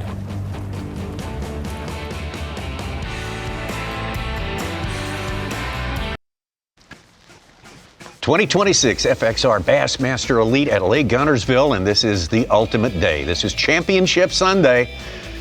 First championship, the first blue trophy of the year is on the line, and these 10 anglers have done exceptional work over the first 3 days to make it into our top 10. They alone will have a shot at that award. Matt Robertson of Kentucky looking for his first Elite Series championship is the man in the lead right now. Stetson Blaylock close behind him, and close behind him, the veteran Hank Cherry, who won a classic here at Guntersville in 2020. Let's get it out now to Dakota Eber. And coontail in it.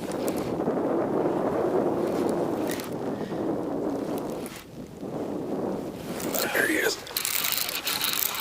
Pretty nice one too.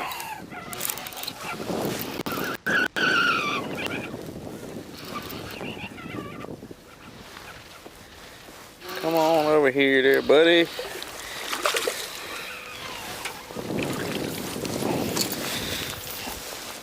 A little chunker.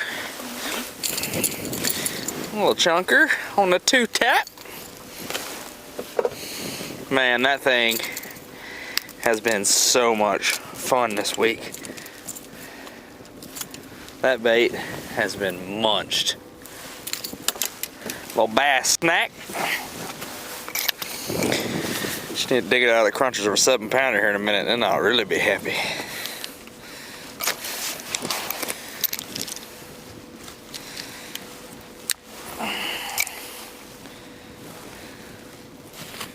$2.10 on green.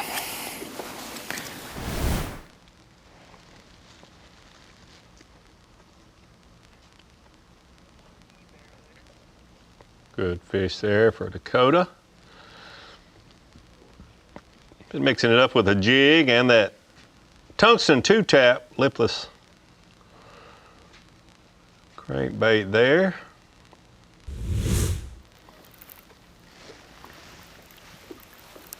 Fishing it slow, almost like a jig. You can see just raising his rod tip up and popping off vegetation. Got him out there. There we go. He come back and got it. Gosh, that's so fun, man. Look at that thing. Red eye shad sideways. Look, no shot. Look at that. That's why. Look at that. I mean, that's so freaking awesome. Probably what this is. Doing a little catching up there, Dakota Eber. Been slow to get some numbers in the boat, but now he's one away from a limit. Let's get it back to Hank Cherry. Hank Cherry with the hot hand in the last hour. Sir.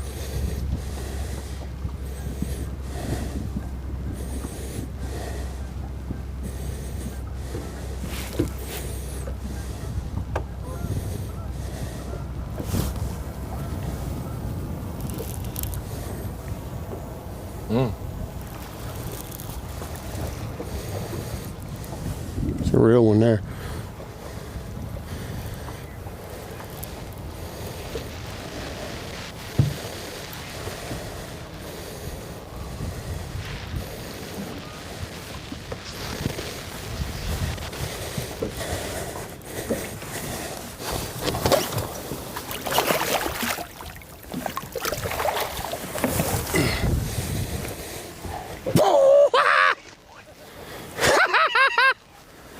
Damn, what a fish. think it'll cool.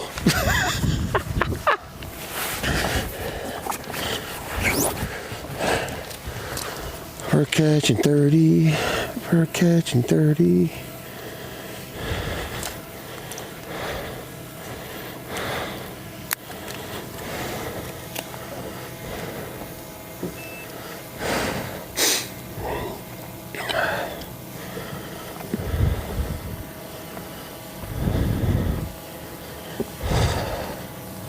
Six eight. Wow. 5'5" and a 6'8". Tail's down his throat. All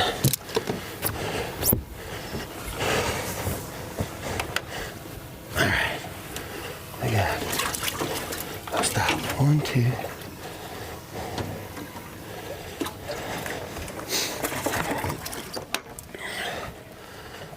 2, 3 over there. That's the threes. Oh man, who saw that coming? We said at the top of the show, anything is possible. This is Guntersville and Hank Cherry putting on a show, an absolute show. Hey, Yamaha on the line time and our chance to chat a little bit with Dave Mercer down there on the ground. And Dave, I'm sure you agreed with the start of this day. All 10 guys were in it, and that's the way it's playing out, man. Unlimited possibilities, unlimited scenarios going forward. Yeah, that's what you want. You want a championship Sunday where anyone's got a shot, and it truly feels that way. I mean, and Hank Cherry, it's his birthday today. I mean, how awesome would it be to see Hank Cherry pull this off on his birthday? Matt Robertson, I mean, Lord knows what would happen if he pulls this off. I mean, it would be, well, let's just call it fireworks, because it always is with Matt Robertson. There's a couple of sleepy guys there, quiet. Stetson Blaylock and Wes Logan have been remarkably quiet but remarkably consistent throughout this week. They're pretty scary. Obviously, your tournament leader. I mean, anybody is in the mix. It is just a great top 10. And you think about it, we went into this event with a lot of questions. I mean, this is the first event with no forward-facing sonar.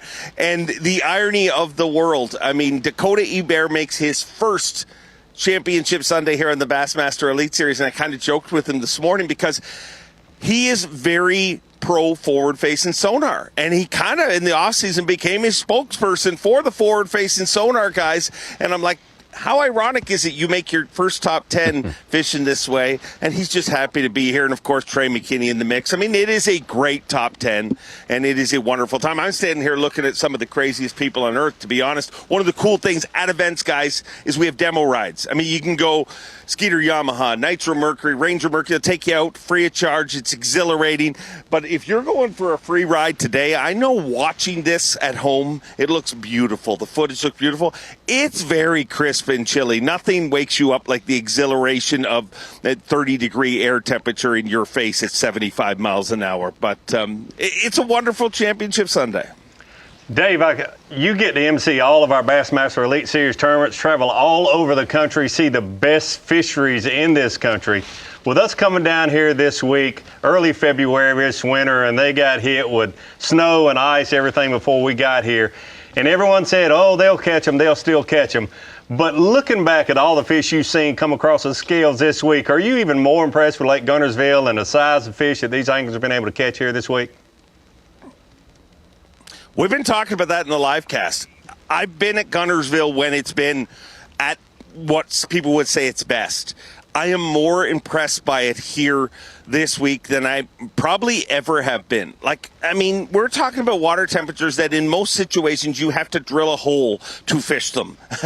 But these guys have been able to catch them. I mean, Greg Hackney said that this is the day one of this tournament was the worst conditions he's ever competed in a tournament in his entire career. For him to say that, and for the guys to have caught him the way they do, for this lake to continuously deliver, has been truly amazing. And don't forget, not to beat a dead horse, this is a non-forward facing sonar event. So if you think this lake is showing out now, it's clear and simple. It would be even more impressive with forward-facing sonar, but they're doing this without that electronics advantage, and they're doing it in the worst conditions. Lake Guntersville is incredible, and that's the reason why so many pros have moved from all around the world to live right here. Thank you, Dave. We will not forget that. Thank you so much, Dave Mercer. Busy man today. Going to take it all the way to the end and award that trophy at the end of the day. And yes, but Hank Cherry says he's going to catch 30 today. He just said we're catching 30. So on the way, it can be done. 5.5 and a 6.8. Sure. That's two that you need to get there. He topped 20 pounds with that last fish, and he's over 80, and he's topped our field right now. He's got a lead.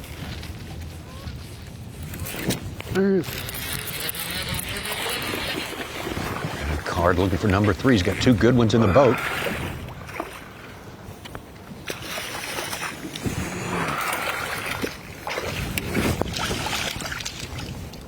Yes.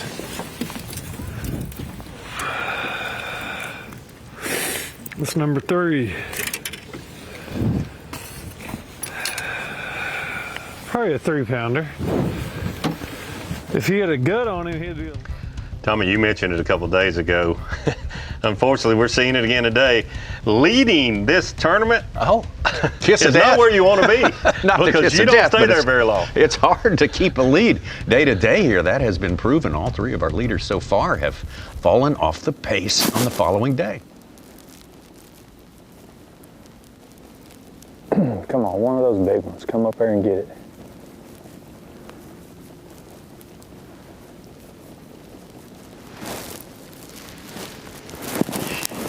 That might be a big one. It's a big one.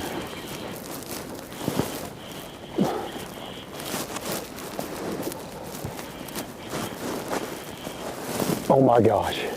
Stay on there, fish. Stay on there, fish. Stay on there, fish. Gosh. Please, Lord, let me get this. Let me get this fish. Please, Lord, let me get this. Oh. Ooh. Yeah.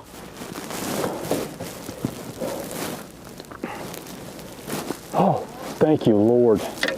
Looks like the one yesterday. Yeah.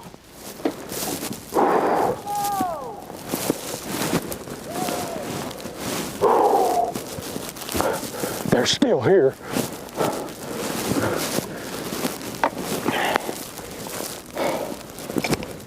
They're not quite a 7-pounder, but a good one. Thank you, Lord Jesus.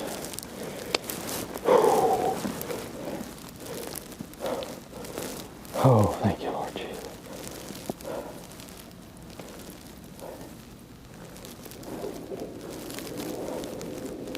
Six-pounder.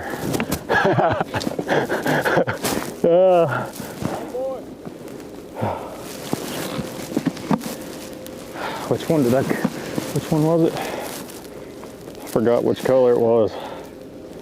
Red. I've been around Stetson a lot. I've been in the boat with him. So bad. Eat dinner. They live 15 minutes from studio here. That was 6. He's got kids that are in sports. He is as straight-laced and quiet and chill as they come. And yet he comes so unglued when he catches a fish. It's so funny how certain things in life will trigger the most emotion out of somebody. And when he catches a bass, man, putting the cold he's a tag in different that big person. one yesterday, so we're going to clip it on the side.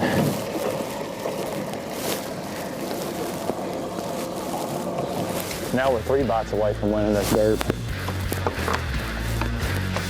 3 bites. And a lot closer to winning this one too. That is a huge fish, a 6-pounder, but huge on all levels.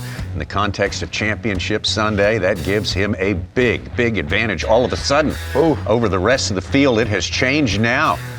Matt Robertson now down in 3rd place, Cherry in 2nd, and Stetson Blaylock on top. And of course, you know, you got to have a great game plan here. And Stetson Blaylock showed us on day number 1, he's got a great game plan, but adjusting each and every day appropriately, that's important. This lake is one of those lakes that you can't really go off of what you see in practice. You know, being able to figure it out as you go. There's going to have to be adjustments made again tomorrow and hopefully make a run at winning this tournament. My gosh, baby, how about that Bassmaster Live? Let's go! Thank you, Lord. 7-pounder to start the day.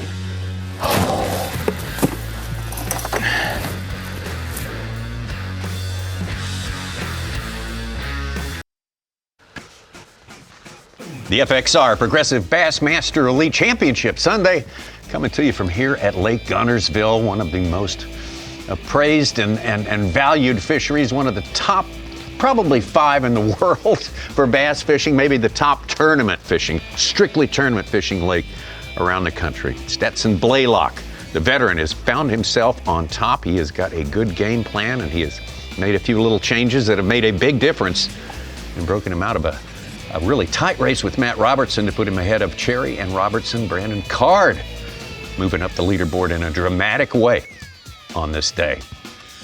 Oh, it has been a powerful day for Stetson Blaylock, and well, I tell you what, Davey Height, that music tells us something we already know. It definitely tells us it's time for the Power Pole replay of the day, and after what we just saw from Stetson Blaylock, he certainly is going to be our Power Pole replay of the day. Started the day off lights out yesterday morning with a 7-pounder. Hope to get started that way this morning, but it's been very, very slow until he just made an adjustment, pulled out a spinning rod, caught the 6-pounder that gave him the lead. And, you know, a good way to get Power Pole replay today, be our current unofficial leader, Stetson Blaylock. Power Pole replay of the day. And come unglued when you catch one. Oh, my gosh. Just start shaking and making noises and showing the excitement, because he's won on the Elite Series before, 2019, Winyah Bay. But yeah, boy, you have to cherish every top 10 you get, because you never know when it's your last one, and he's got a shot to win. He knows it. He knows it. He's feeling it. When you think one might be behind it, you kind of got to speed it up a little bit or change your.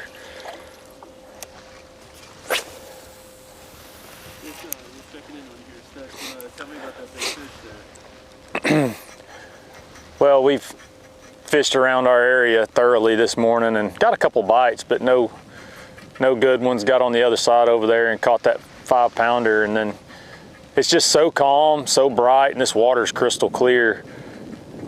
So I pulled out the minnow just to make one quick pass through here and just see if I could get one to bite it. Caught 3 or 4 already and caught a 6-pounder, so I know they're still in here. I know the quality we need is still in here. I mean, we've got over 20 pounds again already. So I know that, you know, we're around the fish we need. We just got to be able to get 3 more of those big ones, and we'll be scaring them to death if we can get 3 more of those.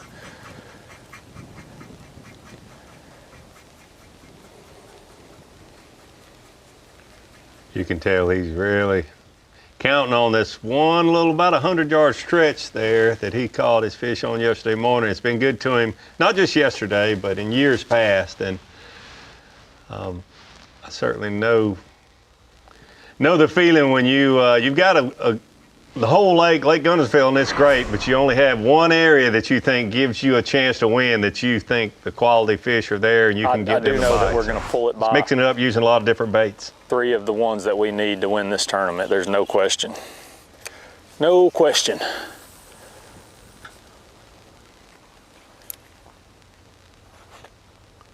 He moved around a lot yesterday after he caught that big stringer there, and didn't find anything that compared to right there back in that creek about 3/4 of the way. He started the day 3 pounds 5 ounces ahead of Cherry. Cherry's got 20 pounds fortune on Bass Track. 19-12 and a 2-3 advantage. Now Wes Logan down in 7th place. He had gotten himself up in the upper reaches of the leaderboard earlier today, but God, don't come off. Caught a couple here yesterday, midday. Yeah.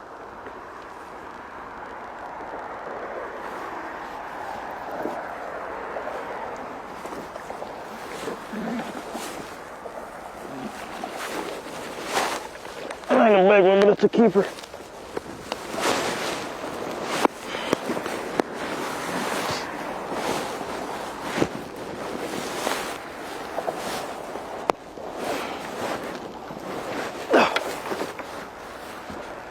I got hooks in me, all over me.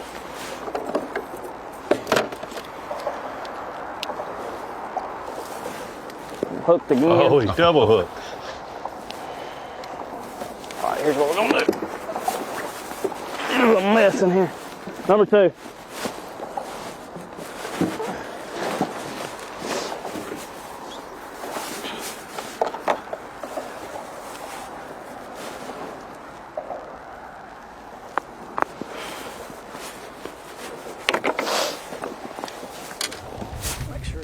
All right.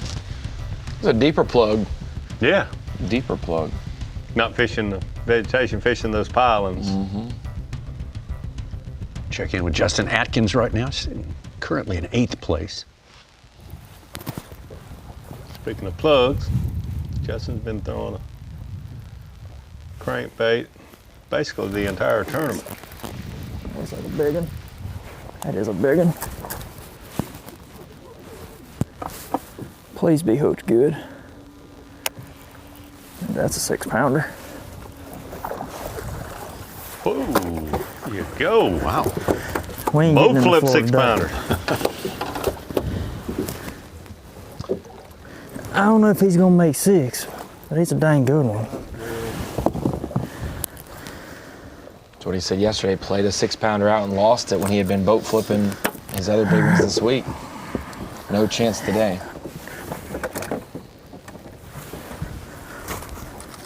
That one's not as filled out as a lot of the fish we've seen here this week. Finally, dude. Number 5 is a good one. We got a ton of floating grass in the way out here today.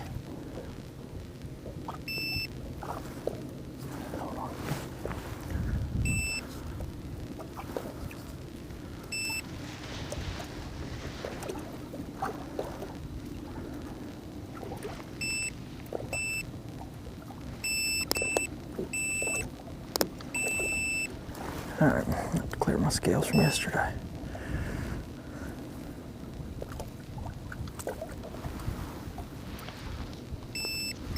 $5-pounder.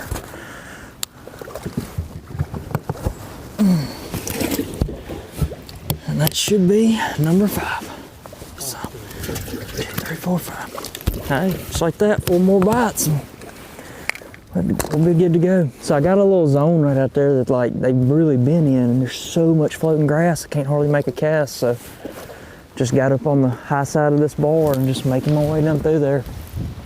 I can see the grass change on my 360 to kind of know how to be in that good zone, and finally got a bite that we've been looking for. 5-pounder, I think he said right there, and that'll put him up into the top 5. Yeah. Very significant catch there for Justin Atkins, his best one of the day. You gotta love it when he just boat flips. What he thought was a 6 turned out to be a 5-pounder. Yeah, bold. Small treble hooks.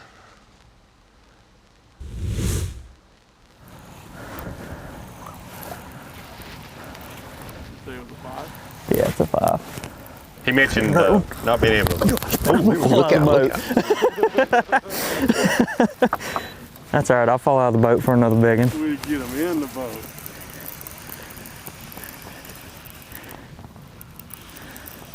Little ice left over from Tuesday, probably. Yeah.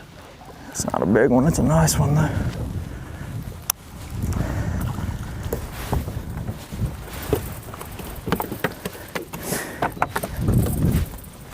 I hadn't made it to the trolling motor yet, so my wind up came a little too far back, huh?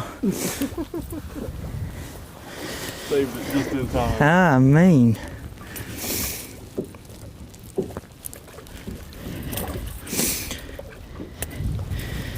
All right, so I'm gonna throw number 1 back, and then I gotta weigh them all.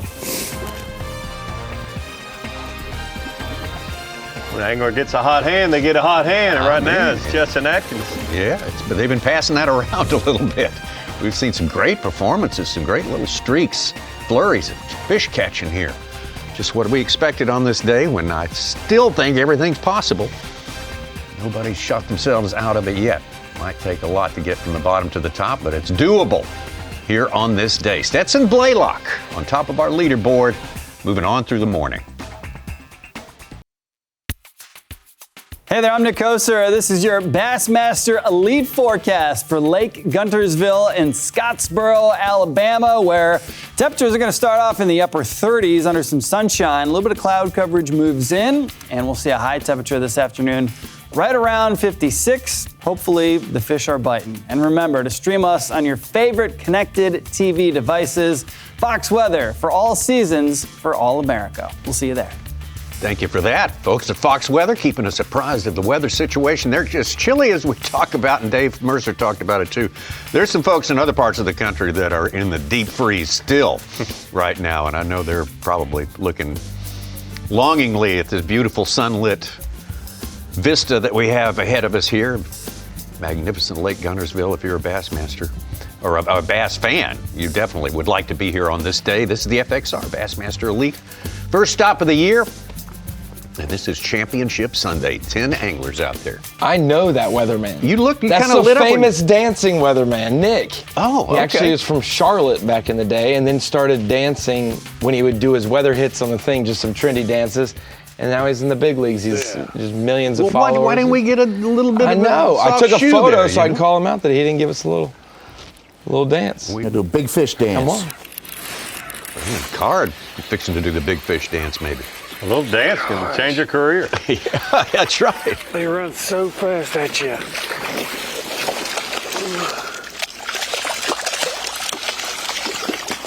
Another one. He wanted it. Drop the poles. Golly, swallowed it. Help. Let's see how much this one weighs.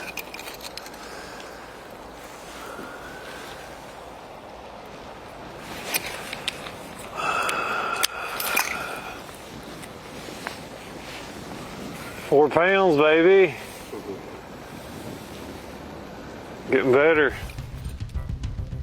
That's going to put Brandon Card into the top 5. Maybe bump Justin Atkins back out of it, which you just ascended into there. On the strength of that 5-pounder he brought in just 10, 15 minutes ago. Back to West Logan.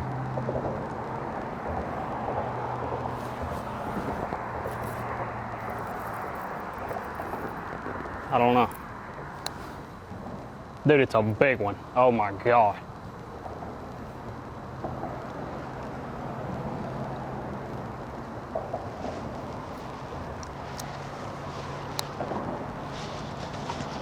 Please come, don't come on.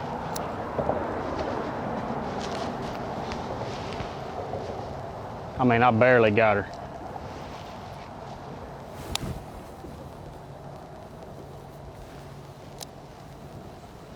Please, come on.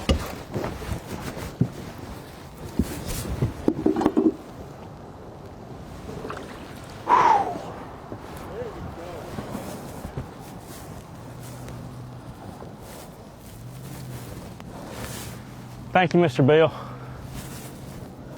You know who you are.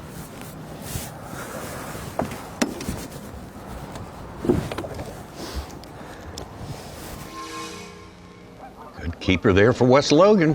Keeping him in it. Yes, yes, yes. He is. It looks like he's falling back, and he has, technically, but the afternoon is when he's really been able to move up the leaderboard. That's still yet to come. Some size here.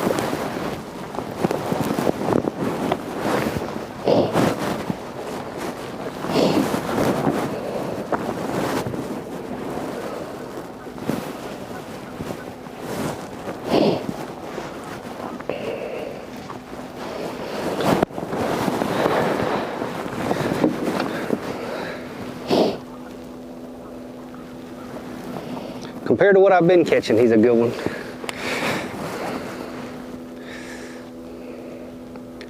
$3-pounder.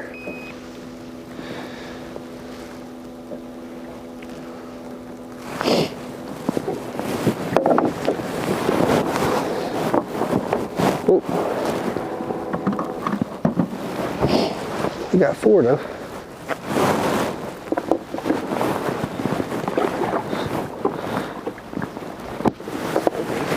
go. Let's get after it. About time.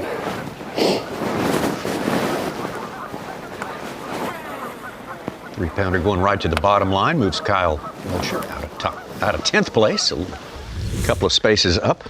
Yeah, we saw Matt Robertson make that big move this morning, jumped out to about a 7-pound lead, but this tournament is far from. We knew it was when he jumped out to the lead early, not saying he still won't win, but this tournament is still far from over. We got half our field yet to complete a limit, so that's going to change the dynamic when that gets done. For sure, but Stetson Blaylock. And we're on a place that, it's not uncommon to catch a 5 to 8 pounder. It's just not, and that changes everything for anyone in top 10.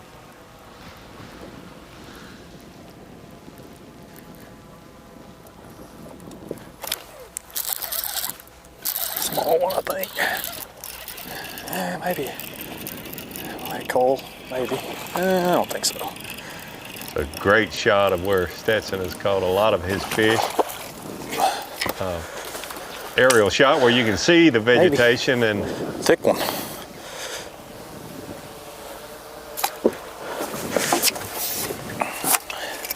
It's good to be able to see that, but then you ask yourself, it looks kind of like every other picture we've seen. What's different about it? Yeah, that's right. That's a good point. It's like everything's great in this town. Yes. And look at that belly on him.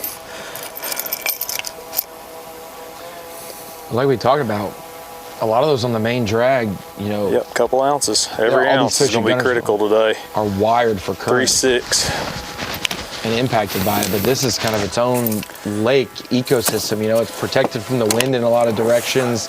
It's off the beaten path. It's going to sweep by and go to the dam before it really affects their current-wise. Clarity is stable. It just seems like it's its own little belly for no aquarium. That's unique, but not for Lake Guntersville, like I said. 4 or 5 of those. Still looking for Mr. Big, though. Its own ecosystem there. Different lake within a lake. Absolutely. Stetson Blaylock staked out some really valuable territory here. We'll check in on him when we get back.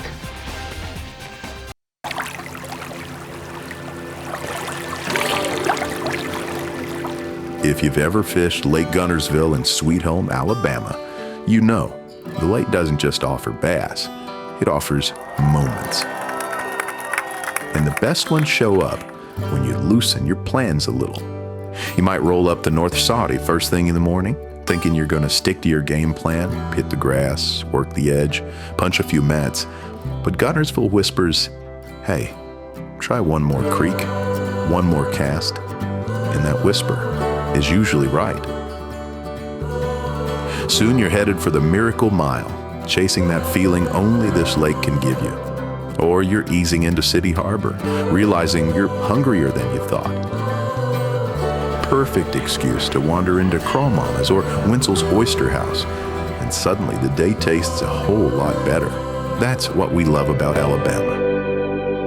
Every time you let go of the schedule, something amazing sneaks in. Maybe you take a detour to Cathedral Cavern State Park because someone said, you gotta see this. Maybe you stretch your legs at Buck's Pocket State Park or go find Ghost Falls because a little exploring between casts always feels good. In the places you stay, well, Dream Ranch looks like it was made for unplugging. Or maybe you try Retreat Resort and Spa and surprise yourself by loving the quiet. Or maybe Goose Pond Colony Resort becomes your new go-to. And I'm just saying, if you like surprises, unclaimed baggage might be the wildest one more stop of your trip. So don't overplan Alabama. You let the lake guide you. You follow the fun. Because here in Alabama, every one more becomes a memory. Incomparable world-class fishing and so much more, obviously. Here in this corner of the great state of Alabama. Yeah, we got some wildlife going on here. There we had that shot earlier today, good stuff. I want to thank everyone in Jackson County, the folks at the Goose Pond Colony Resort, everyone in Scottsboro, our fantastic host city. There's a bigger bird right there. Don't mess with that one. The coots and all. Everybody's got a place in the grand scheme of things here, and we thank every one of our our local hosts for making this event possible, really. And they work 365 days a year to make this area great, to make it a terrific place to start our season on the Bassmaster Elite Series. And this is Championship Sunday at the FXR. Progressive Bassmaster Elite, which means we got 10 anglers out there and one trophy at stake. One of them will hold that one up at the end of the day. Stetson Blaylock on top, but we have seen a lot of movement up and down that leaderboard. Not all of our anglers have limits yet. As we say, when that gets filled out, then we'll have maybe a clearer picture, but it'll be far from over. Could come down to the last fish of the day running more. Absolutely. I was just thinking about all the work that goes into making this a place. This is our second most northern start to an Elite Series season, other than Cherokee in Tennessee a few years ago in 2017. So it's not just like, hey, yeah, we have launch space and we have hotel reservation opportunities. No, it's, do you have enough salt in case it's frozen? And what are we going to do for a backup plan? There's a lot of prep that went into this one for sure, and a lot of worry with this weather the last 2 weeks. A lot of worry about being able to access the lake, but everyone knew if you got out on Lake Guntersville, no matter what the conditions are, the fishing would be good. Exactly.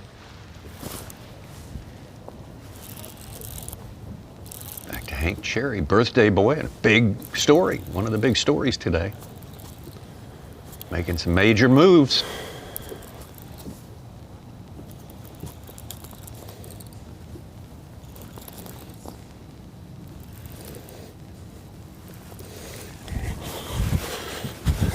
Oh,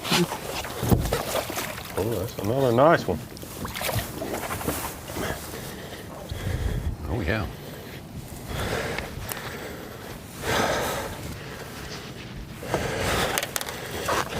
All the fish is 3 pounds even. I think that's going to help him some. That's 4, isn't it?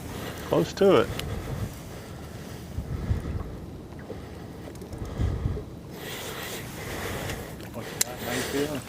Feeling good. Feeling real good. Yeah, it might be a 4. Just got to figure out. I need the beam.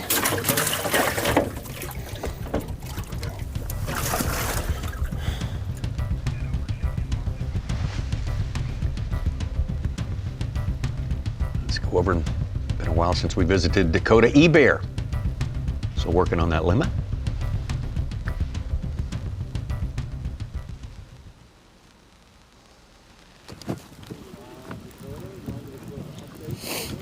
Man, beautiful day here on Guntersville. We got 4 fish for not enough yet, but things are warming up. I mean, the water temperature is 42 right now, which is, we didn't get to that till later in the day yesterday. So it's already warmer and we're ahead of pace than yesterday. And I went and ran a little ditch that I've been catching a lot of fish out of, caught 2 more keepers out of it. And I did catch a big one out of it in practice, but I really think with this water warming up, I'm going to need to stay shallow to have a chance to win this thing. And so that's what I'm going to do the rest of the day. Mainly just keep this bladed jig in my hand. And I'm going to keep chunking and winding. Really just kind of working this thing like a swim jig through these pad stems in these shallow areas with hydrilla and eelgrass mixed in. And we're just looking for those big bites. And they're probably going to be few and far between, but I know that if I'm gonna have a chance of winning this tournament, it's gonna be fishing stuff like this. And so we're gonna keep working, keep hustling, and hopefully have a good day by the end of it. But you know, I really don't anticipate things getting too cranked up until later this afternoon. I'd say it's 10 o'clock right now. By 11 o'clock, I'm hoping to start getting some bigger bites.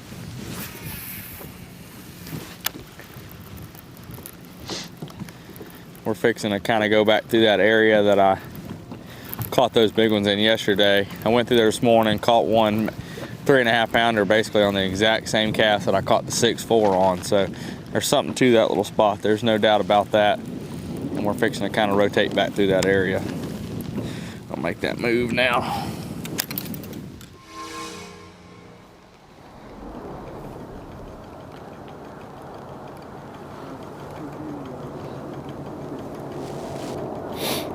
So far, it's real tough, man. Real tough. They're short striking my bait. I think I've had 7 7 that have grabbed a hold of it and let it go, and 2 that have bit it in half. They're just not committing to it. I don't know what's different. There's definitely no bait in my area. The birds have not been in here one time, and there's no activity whatsoever. And that's been critical.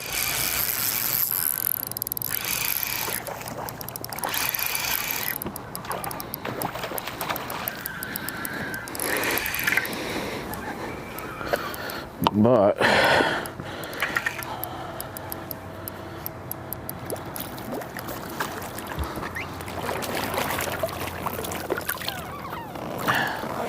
and that's really all I've been catching is these smaller ones.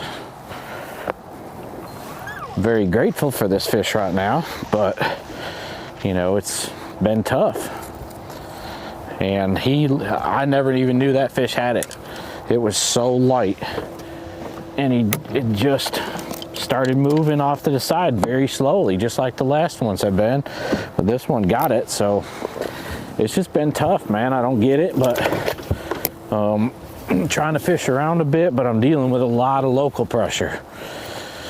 And that's kind of cutting into where I can fish.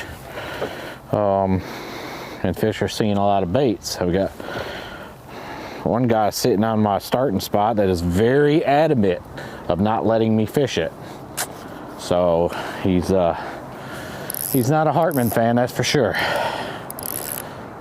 And so I'm gonna try to keep grinding it out.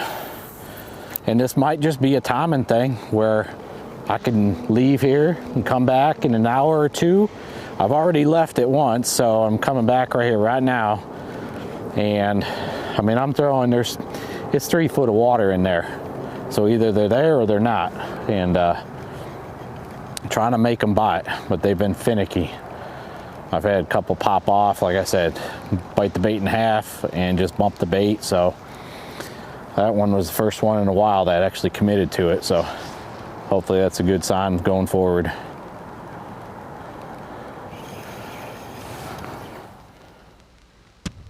Third keeper for Jamie Hartman. He's having the toughest day of anyone. Yeah. The leader coming into today. We've seen this story before. Yeah, a lot of things going on there. But one thing that's so different about our sport than any other sport, our playing field is open to the public, even on the final day of competition. And it's unfortunate, but it is certainly a part of our sport that all the anglers have to deal with. Sure, got to factor it in.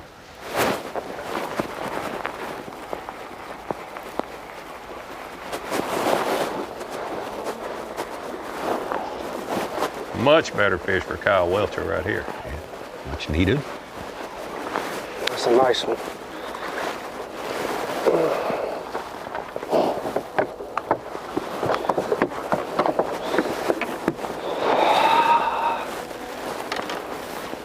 It's a good in there, son. Finally get to use the big side, finally.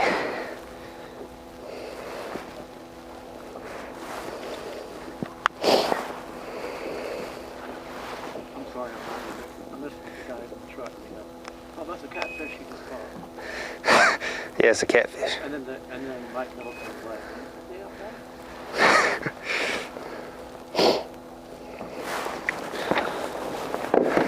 2 pounder. 2 pounder, man. That's 2. Okay, he was 2 1/4.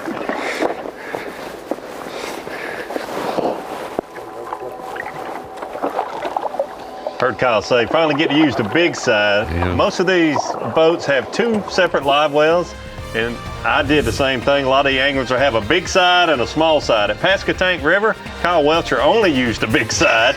Unfortunately, today is the first one he's put in the big side. Definitely a different story than the Pasquotank today. Shout out Carl Pennington. Normally we try to hold him accountable on weights, but we're 6 hours away in Little Rock. Carl said, "You sure that was 2?" He said, maybe 2 1/4. All right. Stetson Blaylock still on top of that leaderboard, but not by much. Hank Cherry putting the pressure on. Fox College Hoops Friday has Tom Izzo's 10th-ranked Michigan State squad taking on Nick Boyd and Wisconsin. Friday night at 8 Eastern on Fox. Michigan State, huh, Sparty? I think they're going to be a little higher than 10 tomorrow when the rankings come out, beating Illinois yesterday. I thought Illinois was going to win. And Jeremy Fears was under all the controversy, had 26 and 15 last night. I think he made up for it a little bit for Sparty Nation. He's got another big one this week, though. Progressive Bassmaster Elite Series, FXR Pro Fish Elite. Man, we are here on Championship Sunday, our live coverage, sponsored by Toyota. And we had some water you could walk on, kind of stake out your position on earlier in the week, but that's disappearing. We talked about our anglers saying today is the warmest water they've had. The air temperature a little colder than yesterday, but that water, the radiation keeping it heading the right direction. Yeah, I still think we'll see big things this afternoon, especially from Wes Logan, Dakota Ebert, a few of those anglers that made it happen late in the day yesterday. Wes Logan right here. All right, running. Oh my God, it's another big one.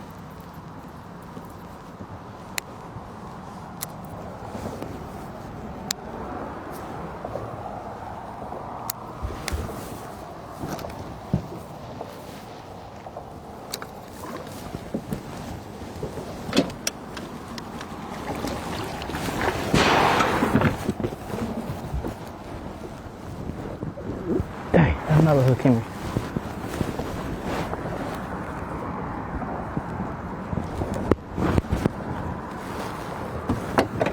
Think they like that little arc crankbait?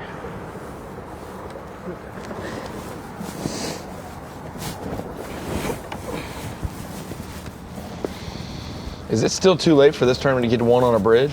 We've been asking for it. It's a different kind of bridge, but is it too late? This is why he wanted on that bridge yesterday.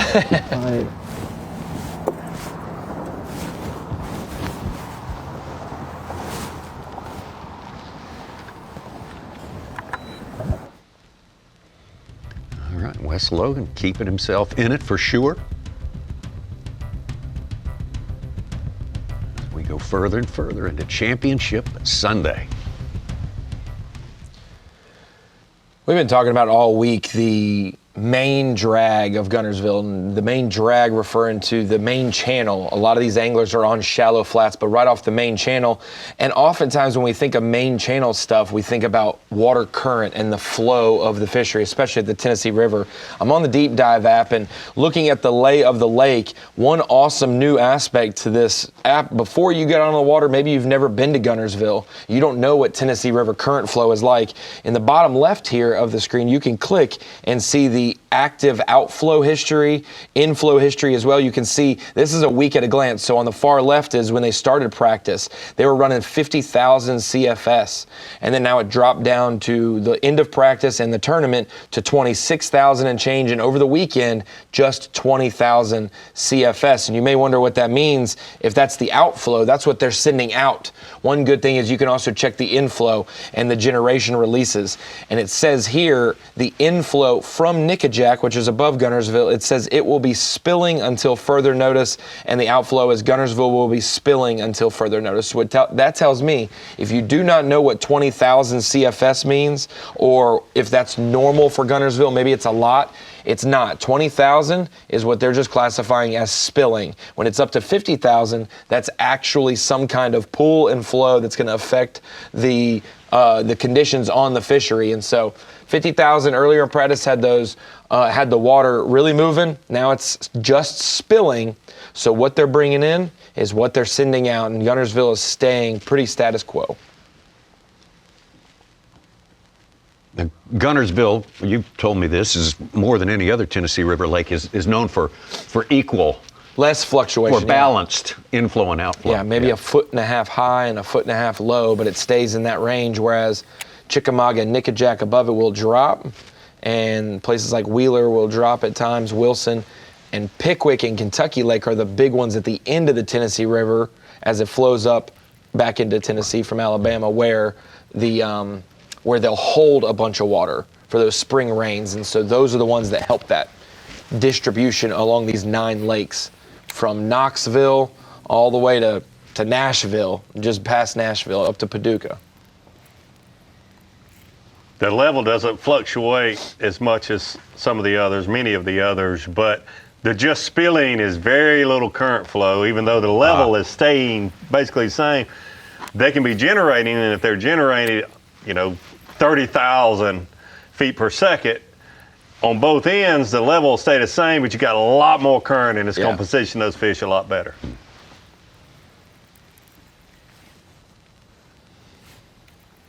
And for here, it's 12-hour pockets where it's the same flow. Yeah. Whereas in the summertime, when we're banking on those bite windows, it's, hey, for the next 3 hours, there's going to be 4 generators or 1 generator. You're going to be really focusing on that window versus just, oh, it's going to be this all day. Yeah. Usually peak demand for power. Blaylock and Cherry in the same neck of the woods down there. Let's check in with Hank Cherry.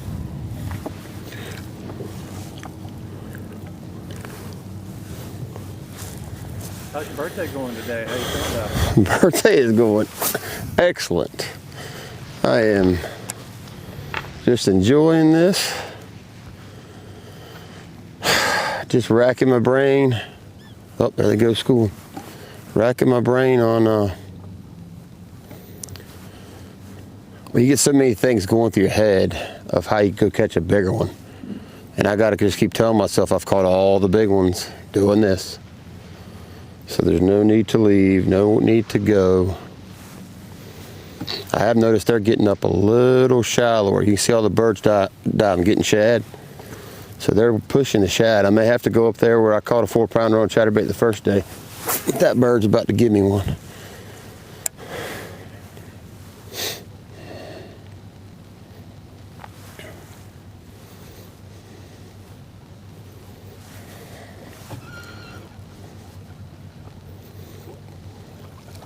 Those shad are struggling. They're trying to get up to that surface. A lot of them are dying off, and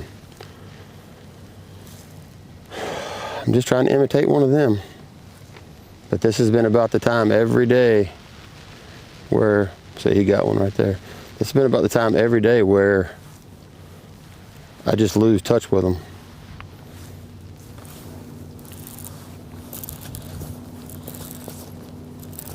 And I could have just been leaving early. I'm not sure.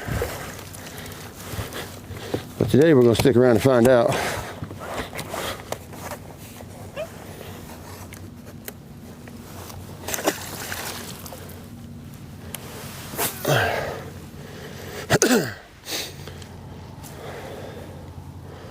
I know there's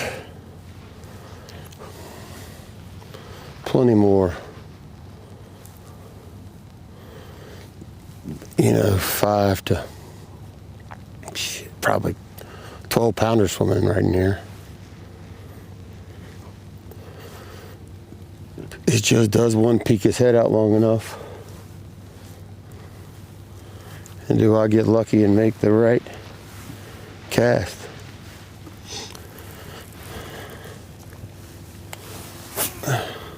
Heard Hank say the magic word we heard Jamie Hartman say yesterday, the S word, school. And it meant good things for Jamie Hartman. What a difference a day makes. All of that was going on around him yesterday and not a sign of it today. These 4-day events, it's hard to rely on something for 4 days in a row. If it can happen for you for 3 days like it has for Jamie, you're in great shape, but it doesn't happen very often that you can stay in the same area with the same results for 4 straight days. Hey, 2-time classic champion Hank Cherry said, we're going to stick around and find out. I listen when he says it. Hey, if you want to get deeper into your enjoyment of the Bassmaster Elite Series, one of the 3 Bassmaster fantasy games you can play, Falcon Bassmaster Drain the Lake Fantasy Fishing. Pick 8 anglers for each separate tournament along the way this year, but once you pick them, they're off limits.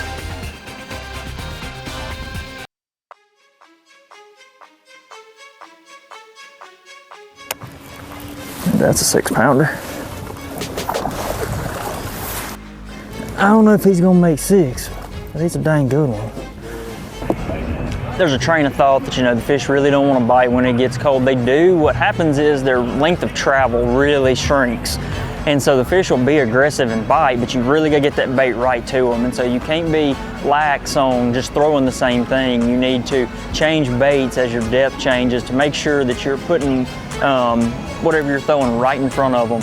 And that's been a real key to getting some bites. You always look for holes in the grass, look for differences and changes. So when I get in a little zone that I've gotten some bites or it looks right on my 360, I really slow down and make a lot of casts because I feel like there's a good chance there's one out there and I really want to try to pick it apart. That way I know that my bait is giving every one of them an opportunity to get really close to it, because when it gets close, it seems like they want to bite it.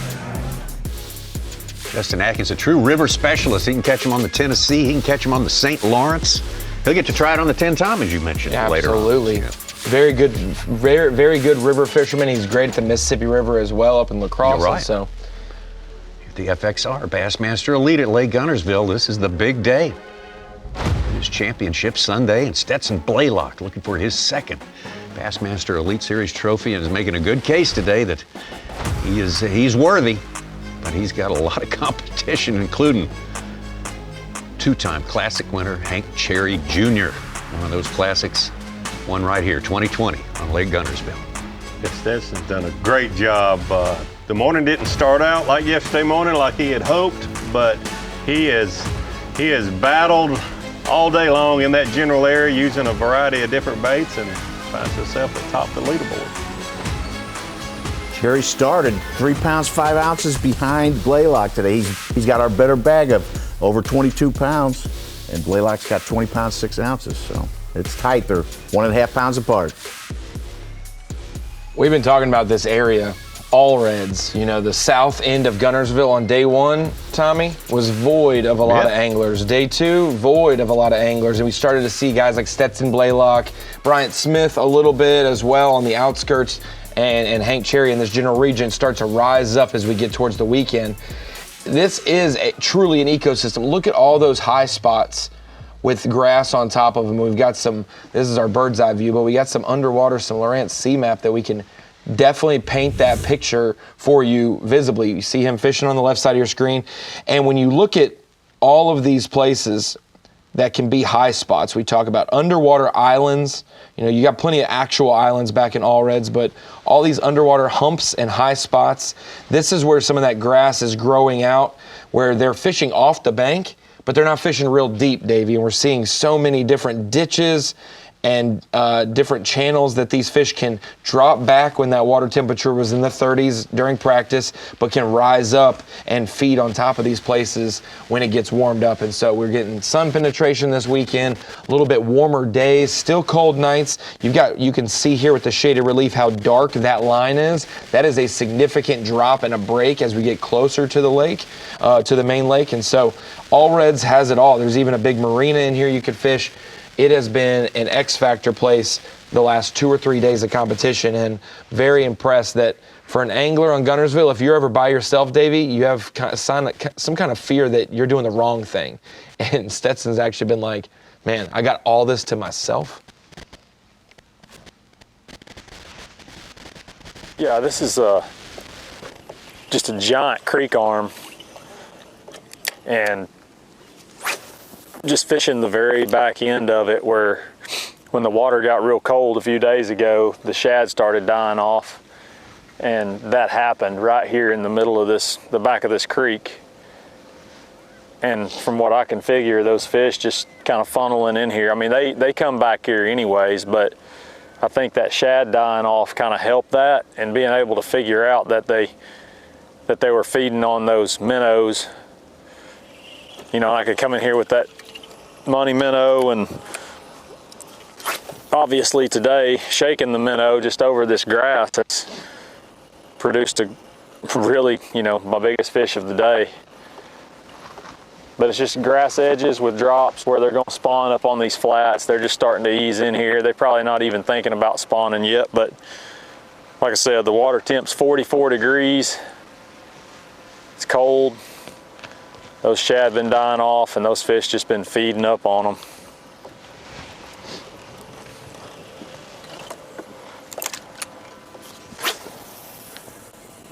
"44 degrees was what the water temp was roughly 3 weeks ago. It dropped all the way down about 10 to 12 degrees and then just incrementally coming up 3 to 4 degrees every day, but It's a dropping back perfect down. Pinch point for all the traffic right here on the side of this little flat where it drops into the creek channel. That's a 7 I've caught here, a 6 I've caught here, and a 7 I've caught right over there, and a 5 I've caught right over there. So these 2 little flats that drop into the channel right here at the very back of this creek are definitely the highlights of this whole general area. Guys caught them all in this creek on day 1, but it got tougher and tougher and tougher. So I just feel like I kind of got to stay where the majority of the big bites have come from.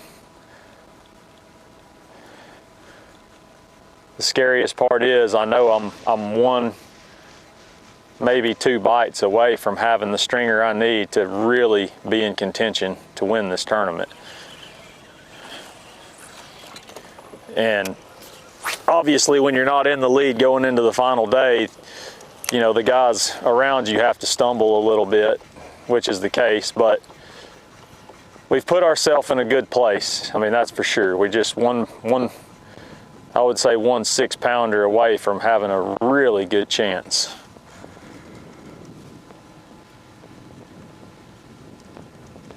And it makes a big difference when you're fishing for 1 or 2 bites versus still needing to get 3 or 4 big ones.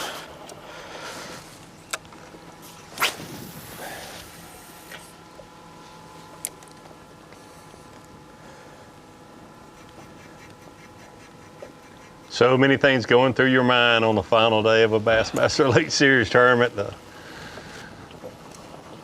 First and foremost, catching the biggest fish you can catch. Hank Cherry mentioned earlier, you got to keep rolling through your mind. What can I do to catch, you know, the biggest fish that I've caught this week? What can I do today to catch 3 or 4, maybe even 5 of those? Let's go back over there and go up that stretch. Like Stetson is planning his whole day in this one area, trying to catch another big fish or 2. He's got part of it done, but he feels like he needs to catch another 1 or 2. His other Elite Series trophy came from a place so different from this, Winyah Bay. Yes. But the similarity is he had one small place he was Yes. managing throughout that tournament that delivered the victory for him in the end. He's good at picking a place apart, apparently. Yep.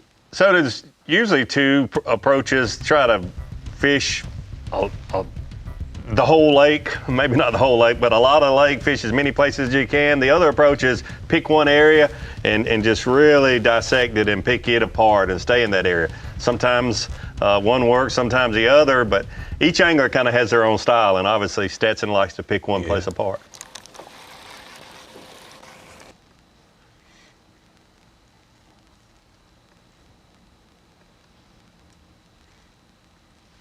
Been we've hit 2 little flurries where we, you know, got some bites,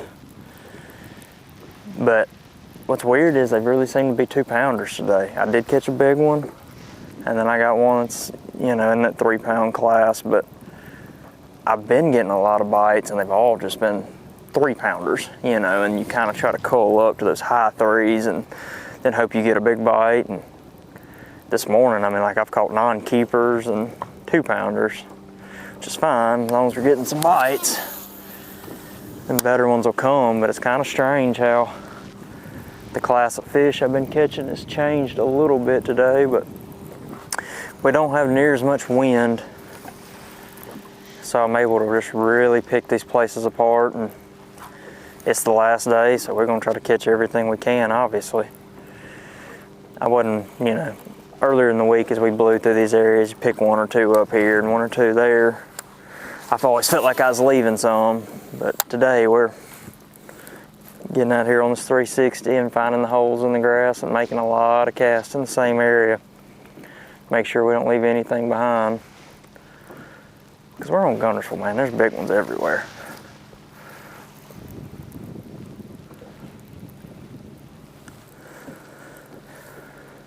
So, all right, mixing a few different baits up. Caught some on that Dime 4 and the Ghost Red Crawl. My place across the lake was super clear this morning.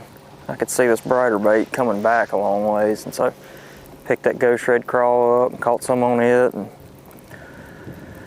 fishing a little shallower, fishing a little deeper, just trying to take our time and let it happen if it's gonna happen.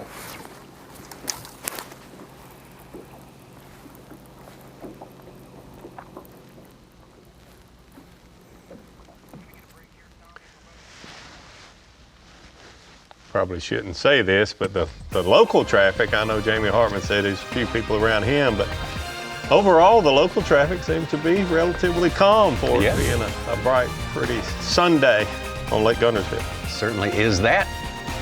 I want to remind you about the Newport Bassmaster Kayak Series. That is up and in full swing right now. We got a tournament going on. Kissimmee chain of lakes down in Florida. The first one you can sign up for is coming up in April 18th and 19th. Caddo Lake and Lake Bistineau, northwest Louisiana, in the Shreveport area. Hit the QR code and register today for Kayak with the Bassmasters. Fantastic Lake Guntersville, the FXR Bassmaster Elite is the first stop of the year. The Bassmaster Elite Series couldn't be more delighted to be here. Stetson Blaylock, the man on top among our 10 anglers who have done well enough over the first 3 days to make it, to have a shot at the championship on Championship Sunday. Hank Cherry Jr., another well-traveled veteran, right behind Stetson Blaylock. Good race going on at the top of the leaderboard, and still some opportunity for everyone on that list to really move up and make a difference, become part of the conversation. Out to Jamie Hartman.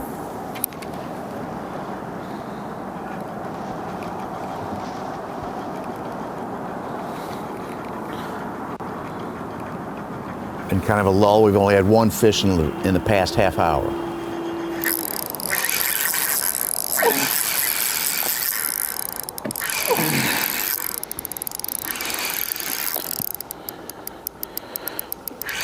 Big one. Stay on there.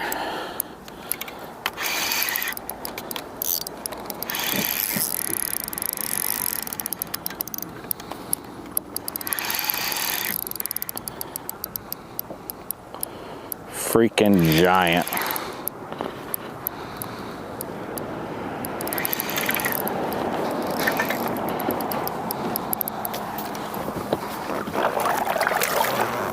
Yep.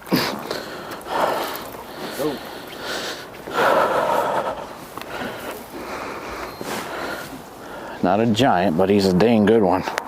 He had his mouth open.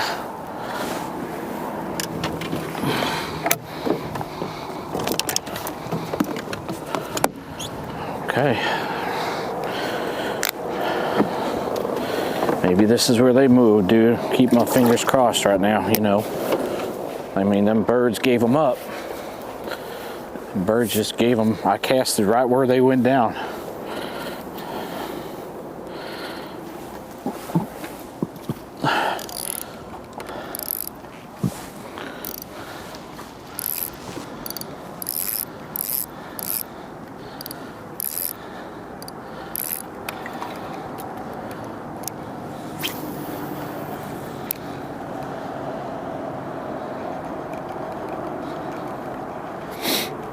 Hopefully he can relocate him here. Oh, I wish they was just stacked. Just stacked in here.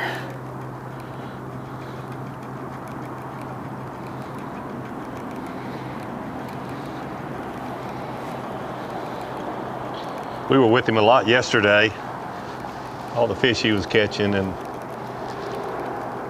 I noticed exactly where he was, where his boat was sitting, and we have not seen him there yet today. I don't know if it's because of the locals or he just didn't stay there long because of the fish, but he's got one here. Oh my gosh.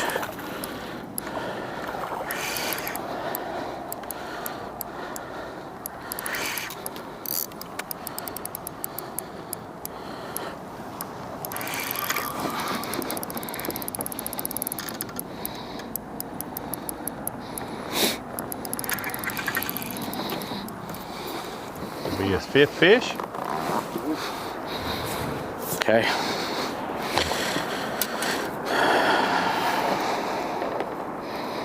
Making some traction, bro.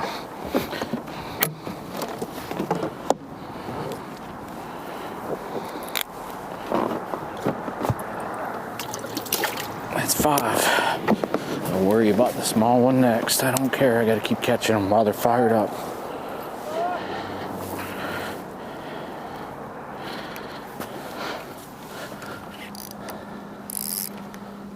Goes from 8th with 3 fish into 5th with his 4th keeper. Another 3+ pounder there. He'll be right there, knock on the door of the top 4. And now you've got 5 anglers within 5 pounds of the lead. And Wes Logan still has 4 fish, 5 pounds back, 1 5-pounder, and he's in it. So top 5 is now 5 pounds from the win.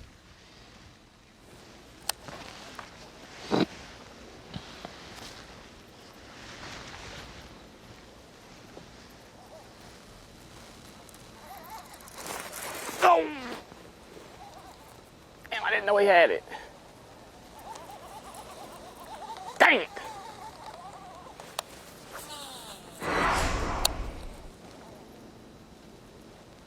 It wasn't even a bite.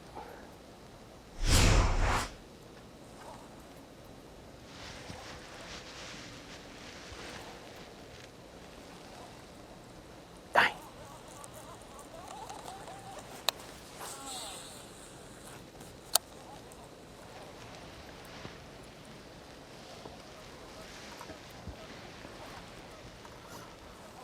All week long, we've heard anglers talk about fish swimming towards them and not feeling a bite.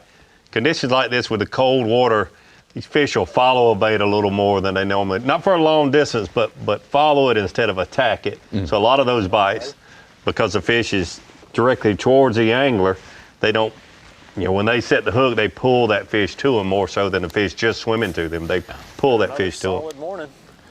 Wasn't as fast and furious as yesterday, but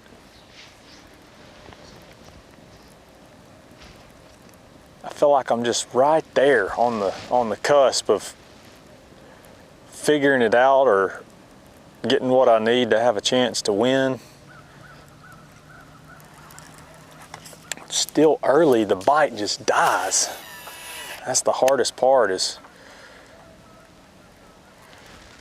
figuring out how in this mid-morning time to get a key bite.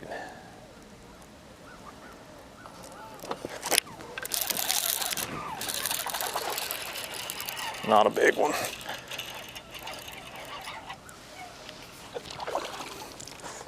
Oh, don't know if that's gonna help or not.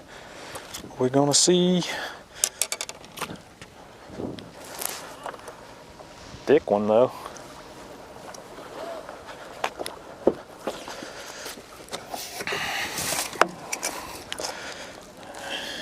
About the same size, I think.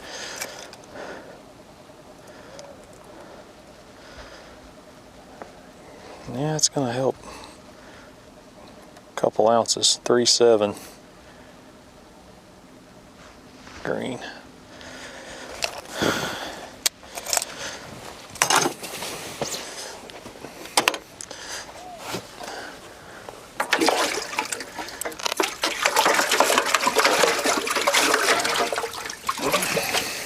Oh yeah. You know what? Just for grins and giggles, we're gonna balance beam these. Just to make sure that my scale is doing what it's supposed to do. Oh yeah. For sure.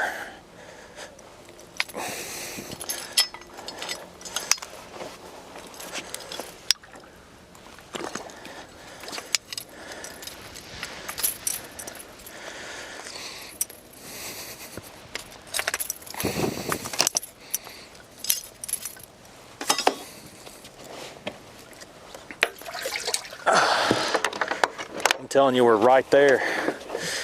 We are right there.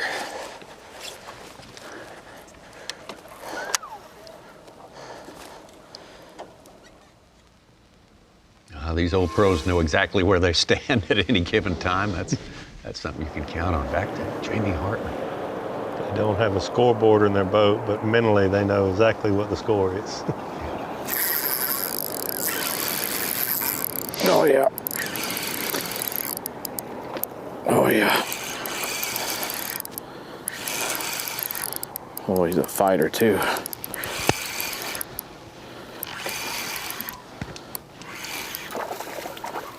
Keep your big butt down.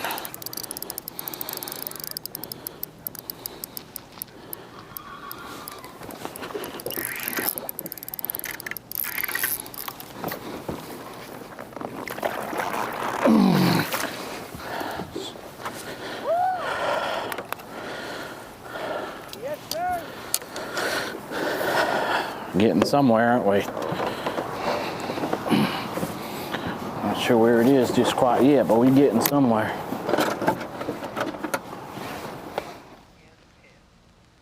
Starting to look like yesterday for Jamie Hartman. All week we've been getting some great help on Lake Guntersville with Gerald Swindle and his Minn Kota Day on the Lake. Here's the other episode. Guys, it's G-Man on Guntersville, and I'm going to tell you something that's been an old school trick that's going to come back in and be the MVP player of these tournaments without FFS. That's the spot lock on my Quest. My Minn Kota Quest, like when you spot lock it, it holds the boat where it's supposed to be. It can rotate the trolling motor around. Why is it going to come back, G? Why is it going to be the MVP now? Well, let me tell you why. Because when we FFS, most guys, you got it on your trolling motor, so you can't hardly spot lock and chase fish. So this time, we're not looking out the front of the trolling motor. I can spot lock, I just needed to keep me where it's at. So the spot lock will be a much more important now than in an event where we're just flying out across the flat with FFS. You don't want it to sit there and turn. You got to do it with your foot and find the fish. So now, all I got to do is simply turn around here and hit it. My boat's going to stay right here, and I can fan cast and watch 360. But staying where you want to, I'm not trying to look off the trolling motors. In February, we can have big winds, and you don't want to fight the boat all day. You want to fight the fish.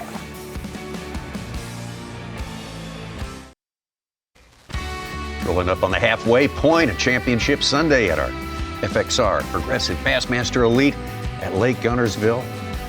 This is the big day. We get to crown our winner today, the first winner of 2026.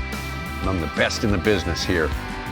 Going at it on one of the best lakes in the world, no doubt about that. There's been a lot of action to follow today, a lot of changes up and down that leaderboard. We're getting closer and closer to getting everyone with a limit, but not there yet.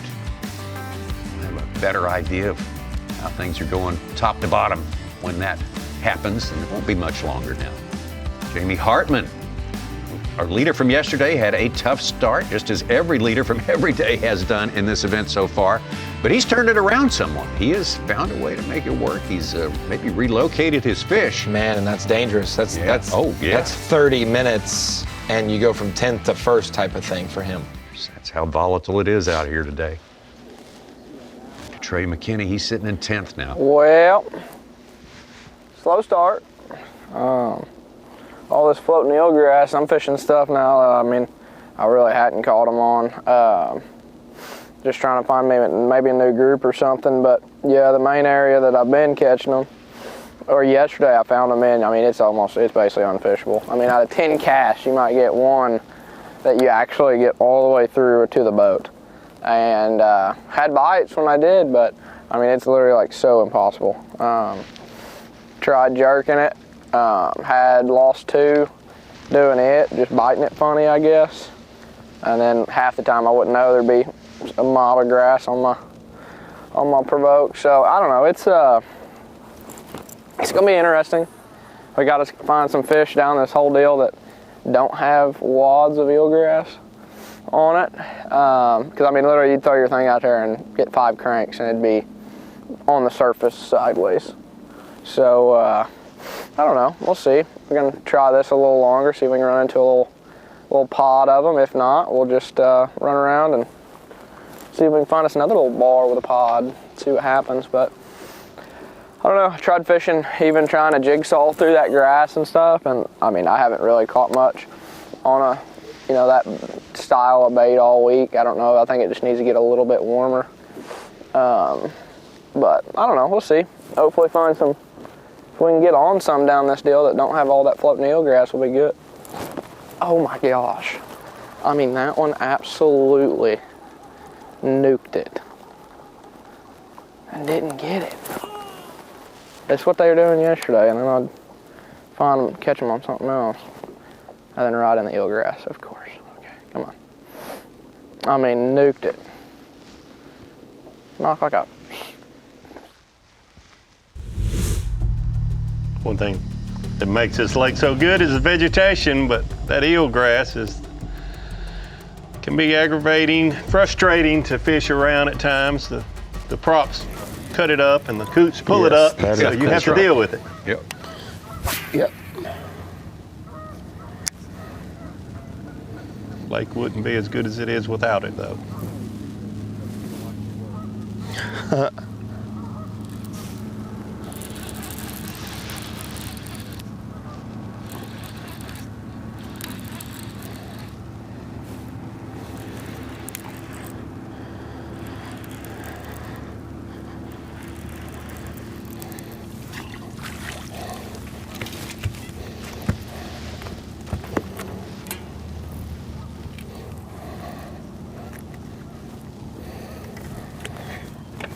I did not know it was that big.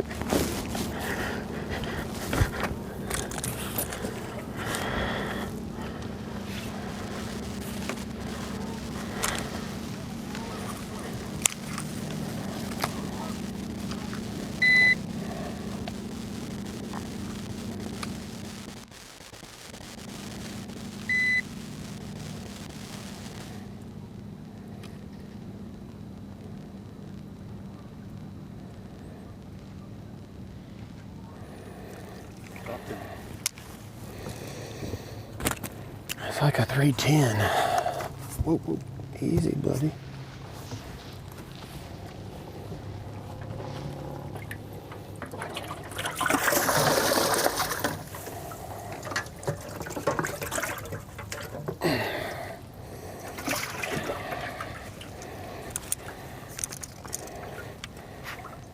This bass wreck, he's got one that says 3.4 and one that says 3.5.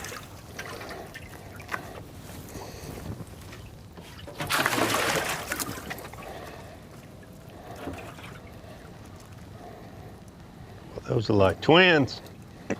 Well, they are. A lot of equality right there.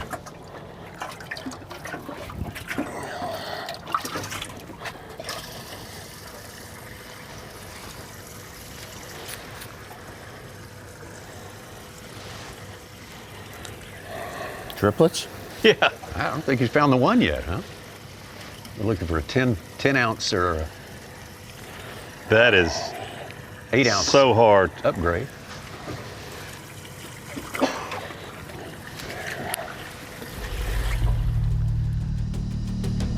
Balance beams are as accurate as you can get in those fish were That's within yeah, a half an ounce of one another. You can't violate them. Gravity's got the last word. Gravity's always calibrated, isn't it? That's right. Jamie Hartman. Things have heated up for Jamie Hartman.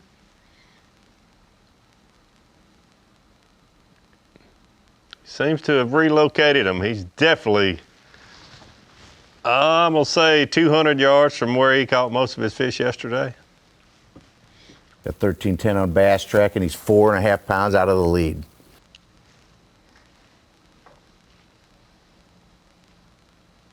You learn so much watching this and the cameras and all the boats. Stetson Blaylock is just in the area creek. There's a couple of creeks that fall in there. Ronnie showed them a few minutes ago, saying just got to figure out how to get a bite. What happens to these fish mid-morning when they're not feeding? And Hank Cherry's just a mile outside of him and they're schooling. Yeah, it's it's like playing poker when you see other people's cards. It's easy for us to talk about it, but it's amazing how you can be in a different world on a lake like this just 1 mile away. Yeah, it's a head scratcher.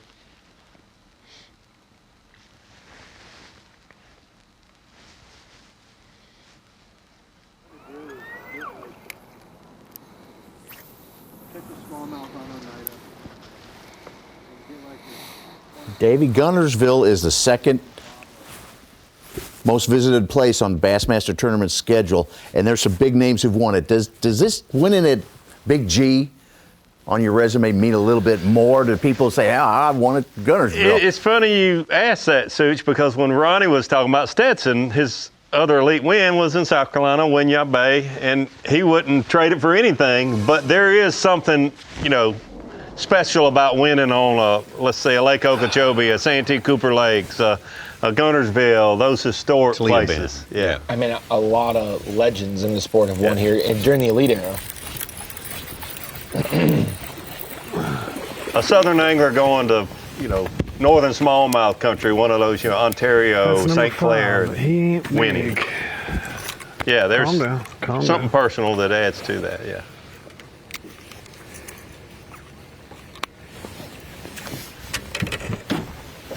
Brandon Card with his 5th fish. Number 5.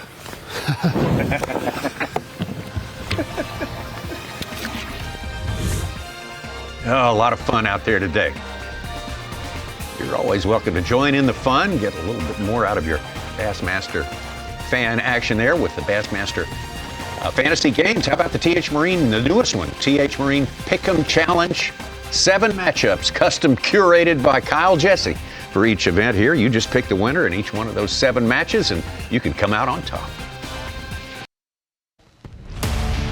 The FXR Progressive Bassmaster Elite at Lake Guntersville is sponsored by Mercury, by Yamaha, and by Progressive Insurance.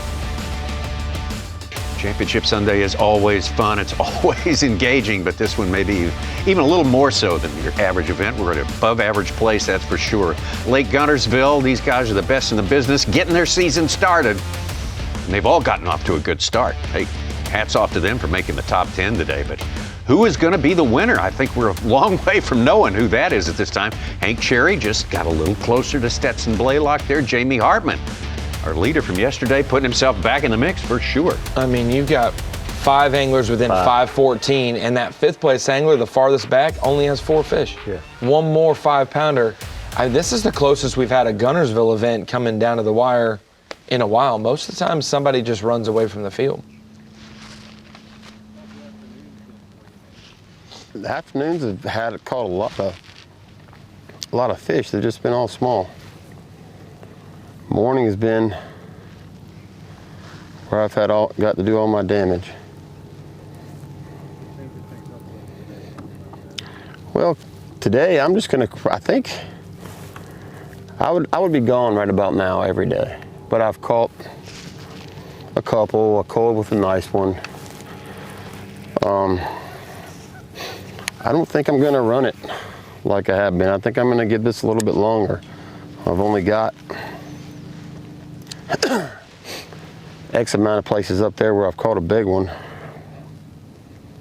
I've thought about a couple places that look just like this and going and doing this. Going off a whim that much on the last day would be kind of idiotic, but definitely not out of my wheelhouse. I don't know. I have some fish where I caught them the year I caught the 29 pounds in the Classic back behind the bridge. I don't know what it's done to it back there. All that wind yesterday might have chucked it up and had the grass everywhere, and the last thing I want to do is make a long run to absolutely nothing. So what I think I'm going to do is stick this out a little longer.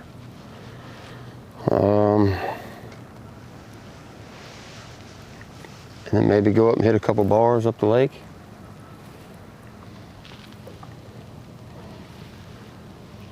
You know, if I call another fish in the next hour, I'm staying here till 2 o'clock. But like I said, it's obviously slower. I mean, we went from catching them every cast in some spots, or one every 3rd cast, to hard to get a bite. And I think it's because they go up in the grass. I did catch a 4-pounder up in that hole right there on a chatterbait the first morning, and I caught one on that side of the island in the hole. But that was my worst day.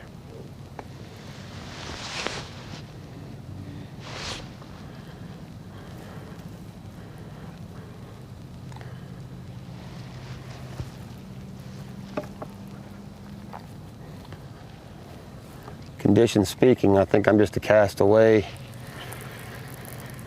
I think I'm a cast away from a very big bag, and I'm 2 casts away from being scary. But 6 pound deficit, I've done it before. A lot of stuff has to go right.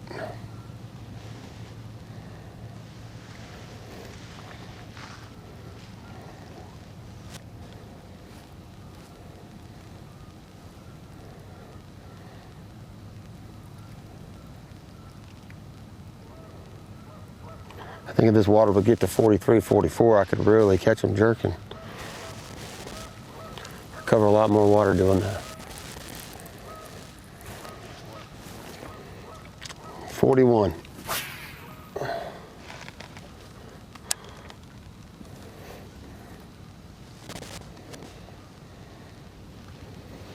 The loon with a shad in his mouth.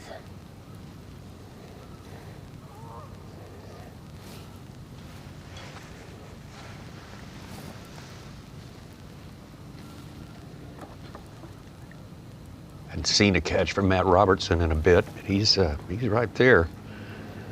4th place, but basically in a tie with 3rd place Jamie Hartman. He is not. But as far as we've gone between bites, it just feel like either A, they're wadded up that direction, or B, they're done with their morning festivities and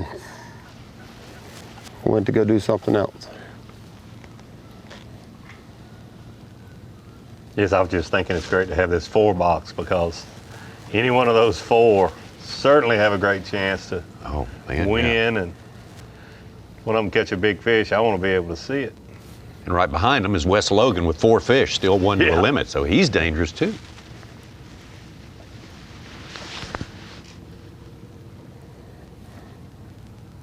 Yeah, 1 shot of limit, he might be most dangerous of all, other than the leader himself. Yeah. You've got to give him the benefit, but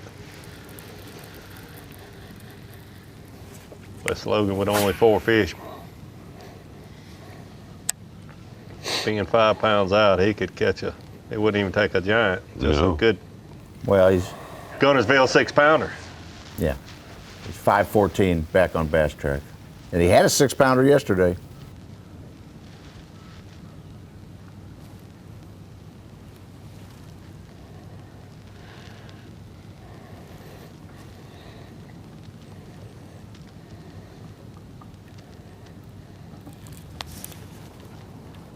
Carrie's hooked up.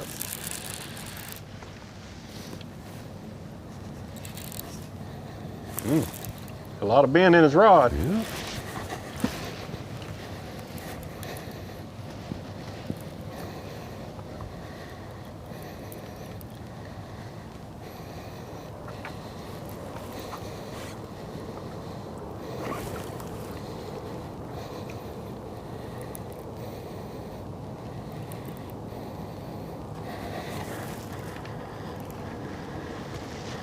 This is extremely large. Whatever it is. If it's not a big one, it's got him fooled, and he's a pretty good judge. Yeah.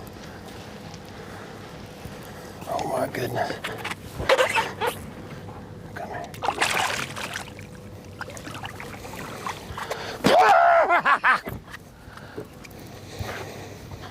Yes.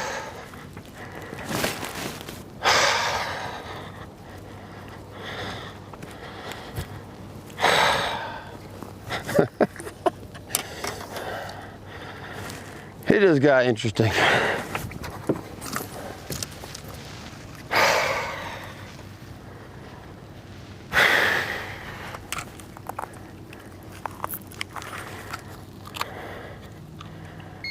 Wow.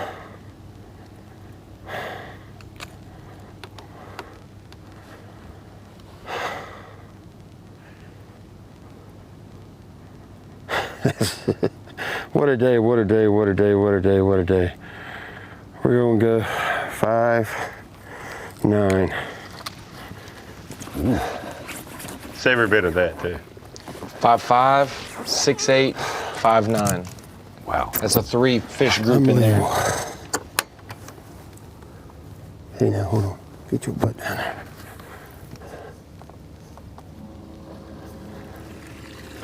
5'9".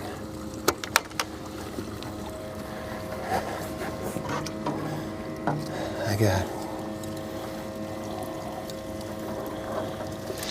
I had to go through all this again.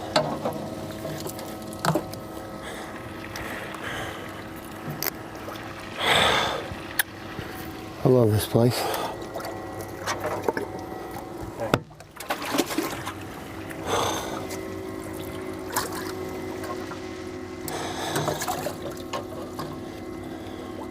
I don't know if there's a big difference in these.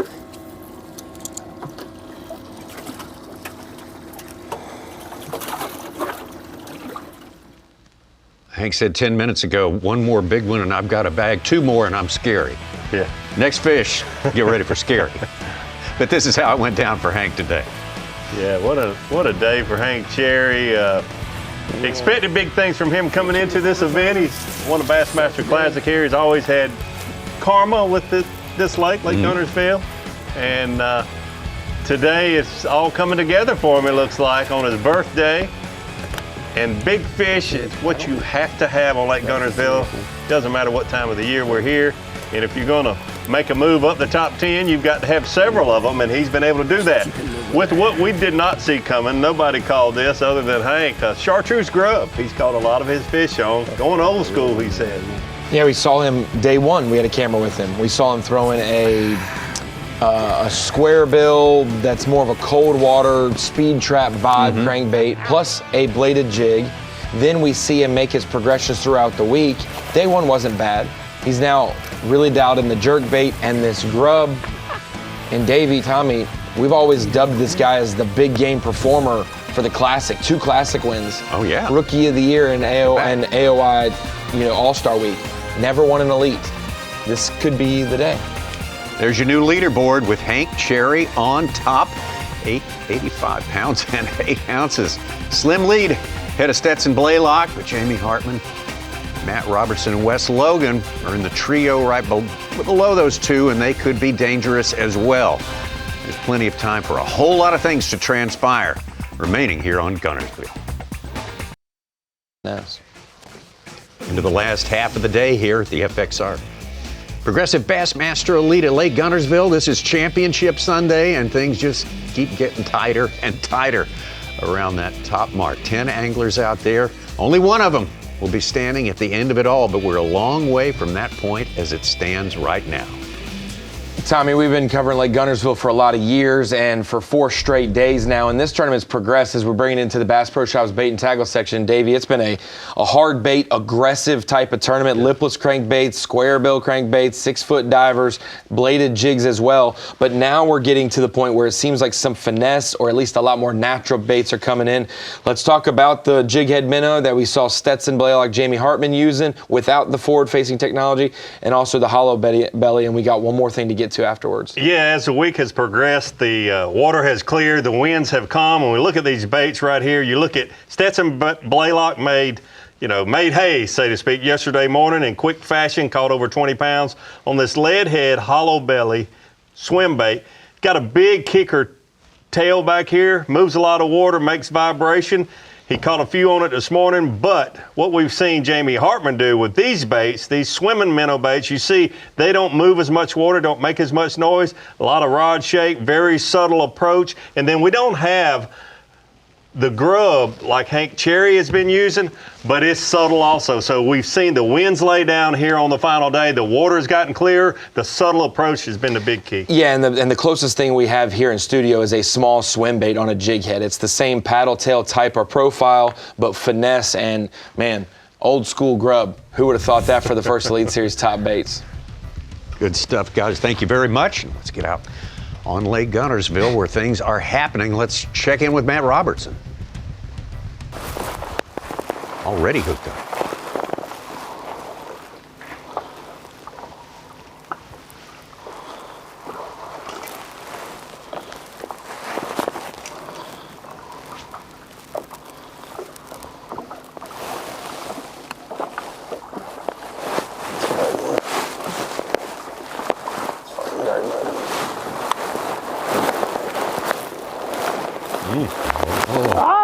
Lock fish down, baby!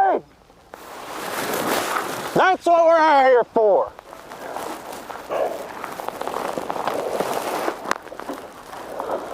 Oh yeah. Get you some of that, son.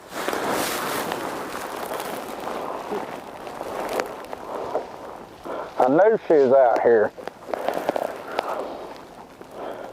Knew she was out here. Oh, mamma jamma. That's a coal.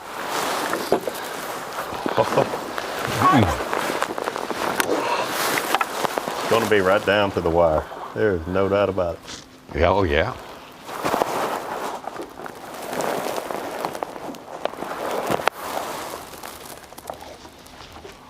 $5.13. $5.13. Come on. Number one.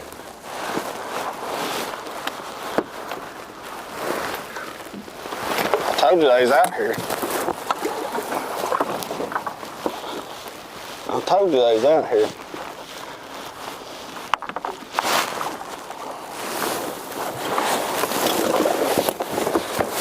Oh yeah. We gotta swap a hook out because I bent her, but I don't care.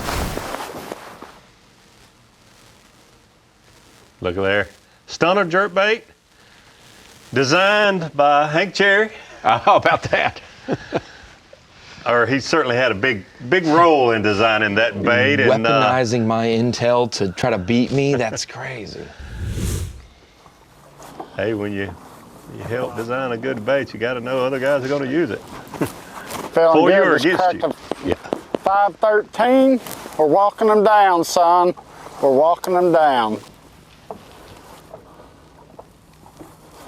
It's scary whenever I start cracking them like that. They don't want none of that stuff. I get them all they want catching 513s, baby. They can catch 24 and have a 4-pound lead. I don't care. They can get it. You're in my home now, boys. Tennessee River.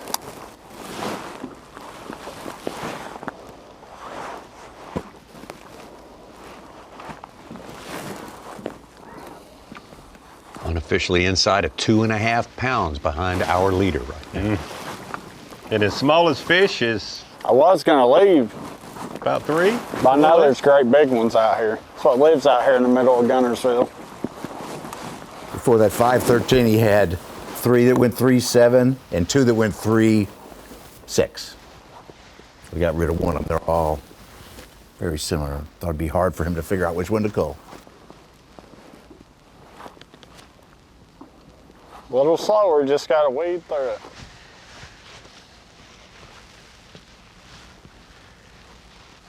It's interesting watching Hank Cherry and Matt Robertson doing something unique on the final day. Yeah. You started out with everyone throwing a lipless and a chatterbait, and here you see on Championship Sunday 2 very unique techniques. Hank Cherry throwing a chartreuse grub and Matt Robertson fishing a deep diving jerkbait very shallow with his rod tip in the air. That's been the most curious, the coolest thing for me is watching him. He's not even stopping the jerk bait. It's just subtle pauses, vertically upwards, keeping it high.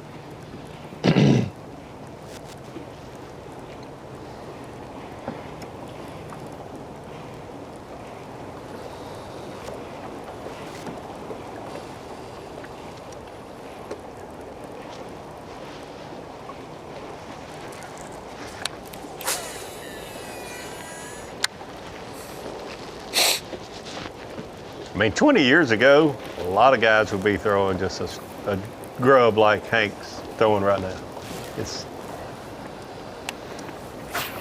Suit, you mentioned the average age of the top 10 being much higher than it was in recent history. Yeah. But the average age of the bait is certainly well up there too, and the technique. Dude. I guess they go hand in hand though.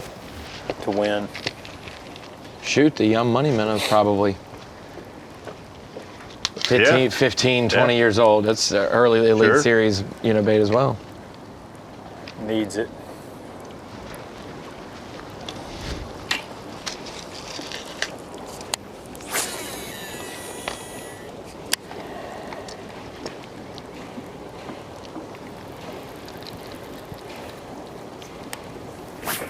some tackle store owner has got 5 SKUs of grubs that have been sitting there for 10 years thinking, man, I'm about to sell these things. Hey, those clear packages are a little yellow to them now. Yellow tint, they've been sitting there for a little bit.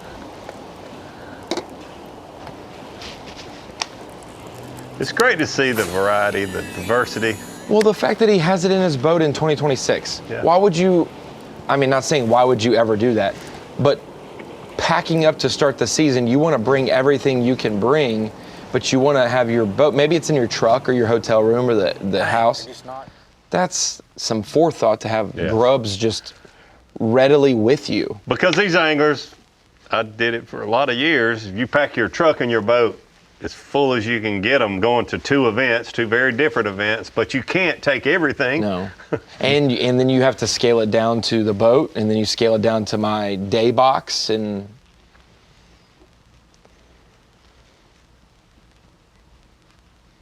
next day air goes a long way with a professional angler. So. Oh. Oh. Yeah. Yes. Oh, wow. Right in front of the boat. Skinny, but a big one. That's a Look how blaylock skinny that said, thing "Don't is. Forget about me. Dude, I watched him eat it. Watched him eat it. What's his smallest? 3-0. Wow. 6 ounces back with a 3-0. That's skinny, but that looks like a 30 something. Oh, it's going to be close. Oh, what a day. That's a call.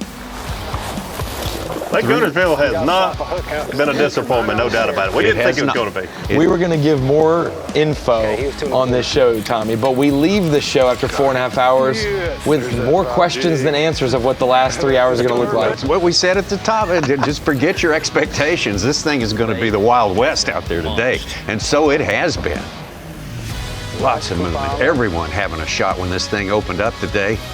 We've maybe narrowed it down a little bit, but certainly far from knowing who is going to win this one. We got Hank Cherry on top by ounces. Stetson Blaylock may have run him down for that right now already. Robertson's 513 a minute ago, shaking it up still. He's inside 2.5. Live today on camera with 10 anglers out there, we've seen probably 6 bass over 5 pounds, 7 bass over 5 pounds caught, put in the boat live. That's good stuff. And the afternoon's been even better for half these guys. That's true. That's true. There it is as it stands right now. You can see how close it is, and we are not even near weigh-in time yet. Championship Sunday has proven to be a handful here on this incredible Lake Guntersville.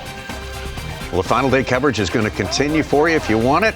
Bassmaster.com is the place to go, and I tell you what, we have had such a great time at a great place.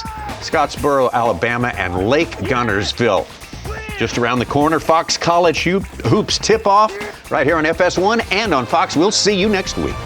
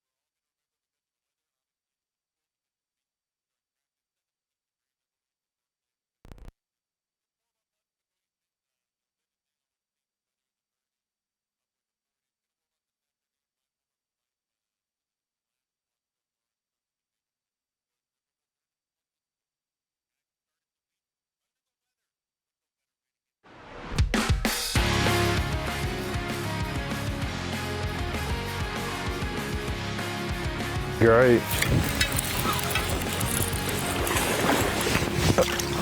Got him. Yes. That's a stick, yeah.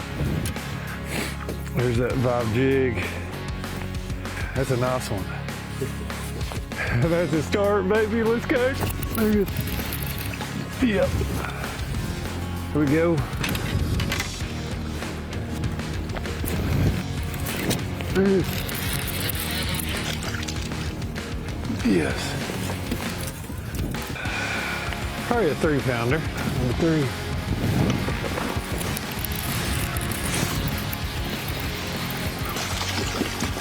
Another one. Nice. Dude, that fit. No.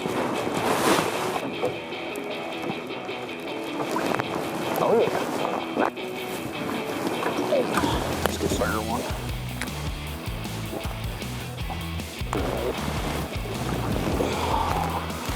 Oh yeah.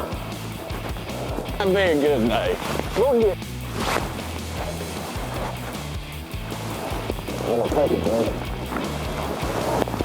Oh, flasheroo. Oh yeah, get you some, baby, get you some. Let's get you back. On ugly sticks and Shakespeare's, baby. $24 at Walmart. I can't count. Barely graduated school. Ah, one fish down, baby. That's a call. You gotta swap a hook out because I've been through mine. Okay.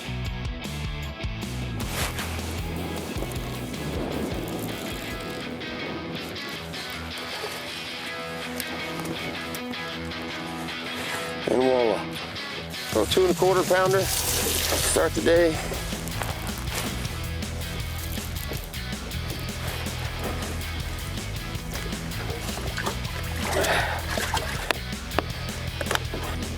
That's it. That's a serious one, I think. Same thing. I'll just keep him over there.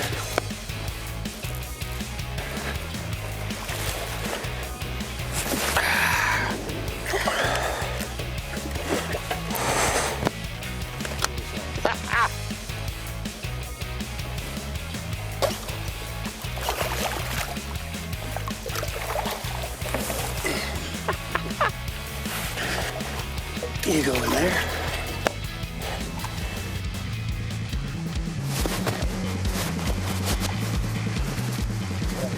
Wait a minute, baby. Up there. One more. Not a bad one there.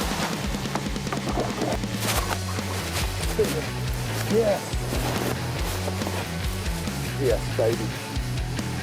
Not a 7, but it's great. That might be a big one.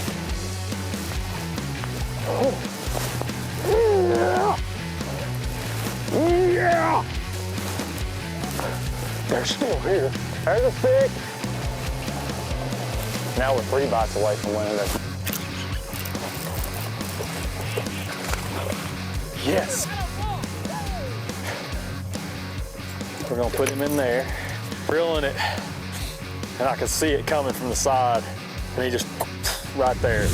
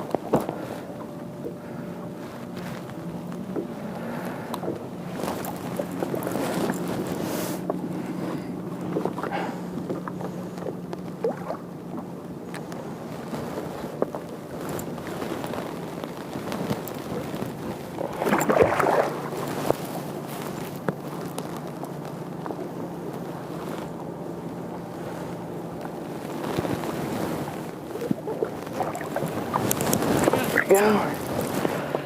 Not a bad one.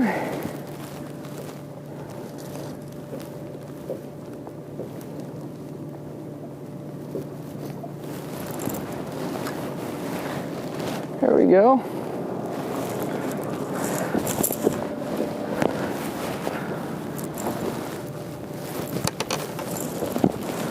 Probably close to a, yeah, I'd say.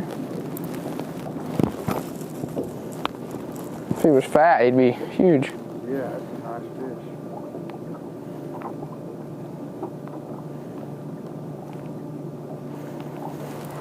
Yeah, green. Let's go in 3 3/4.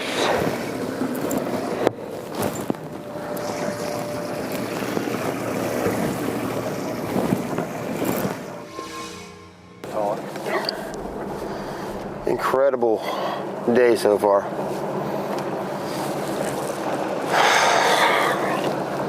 I don't know what to say. Caught the absolute crap out of them again. Got one of the, probably the biggest bag of tournament. With room to get rid of another one pretty easily. And then it's going to get kind of difficult. I like to have that issue to worry with.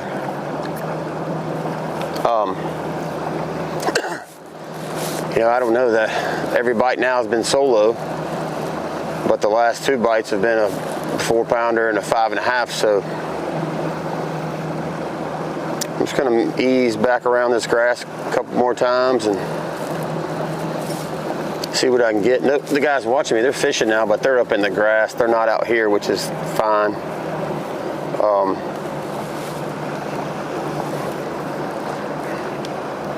You know, I don't know what to say. This is just this has been 3 incredibly awesome days of fishing.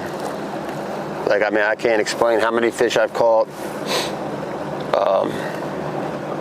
Catching them away, I love to do it. I just wish I would have got more onto it the first day. I think with the eyes freezing up, I kind of got a little excited and left, and probably should have waited out and tried to throw it some more, maybe even put it on a spinning rod, which it doesn't, the technique usually doesn't work real good on a spinning rod because your grub doesn't swim right. But I knew from practice they were here. I put in right there. The birds were diving right there. I rode straight over here, sat down, and had 20 couple pounds, just like. But I mean, woulda, couldas, and shouldas are just, it's part of it.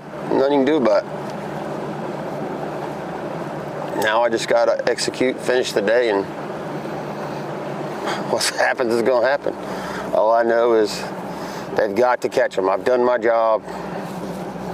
You know, there's no, anybody can have an off day. I'm just glad and blessed that we didn't, and I don't wish any bad luck on anybody. But if they struggle just a little bit,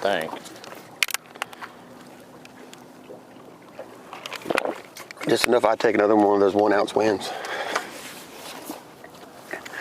That I would do for sure.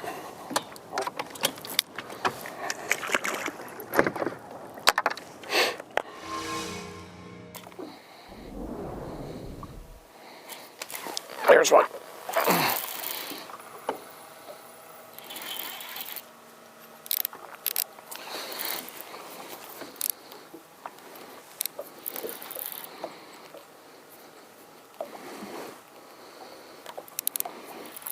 No idea how big, how it's hooked, nothing. It's a good fish, I think. Nope, back hook. Back hook. Back hook and underneath.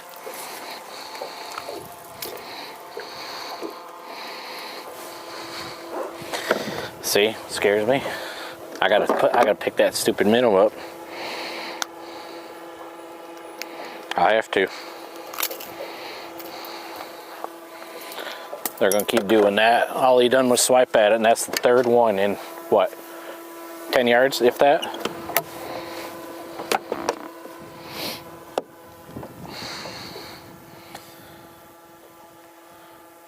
This one got to beat a 205. That's a 204.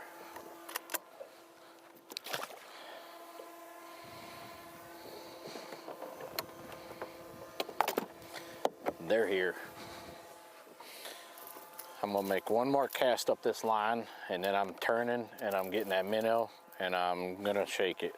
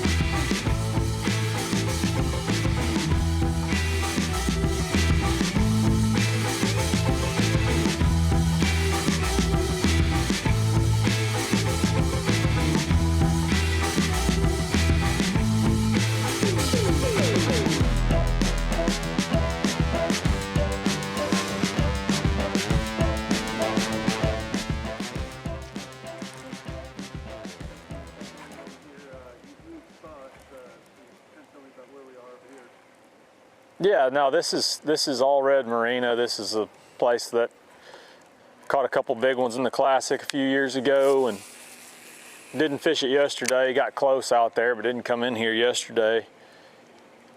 Ended up catching some here on day 2 on the shallow grass there, and wheeled in here and caught a small one and missed a couple, and then I caught one that coiled just a few ounces.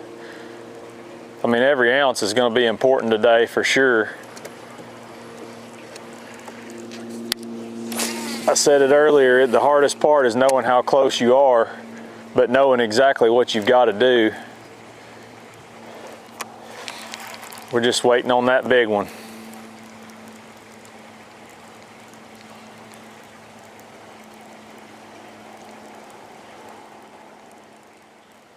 We've got a really, really good stringer again. It's just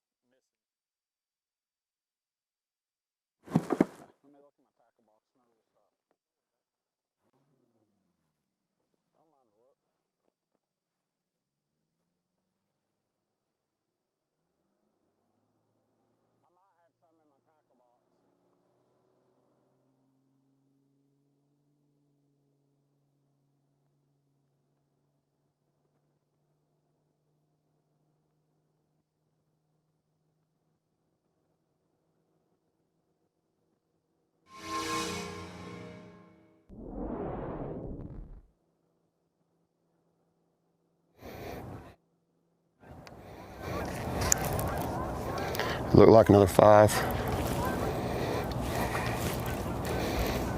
Yeah, God, it's big. Gotta get right there.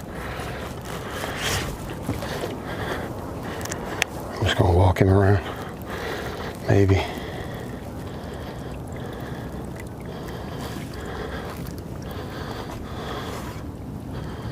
Here we go, loop-de-loo.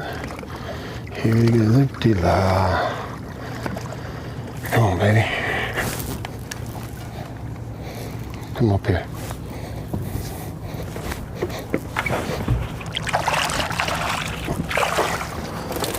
Ha!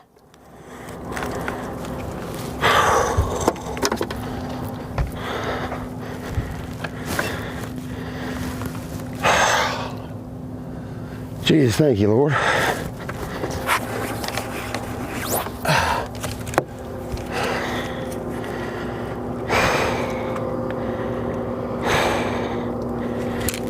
shaking as much as I am.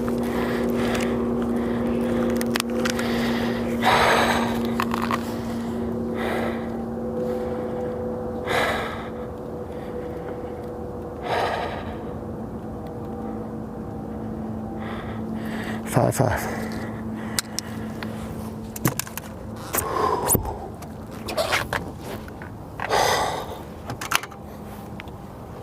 Oh man, I did it again and shatter, clogging up my workspace.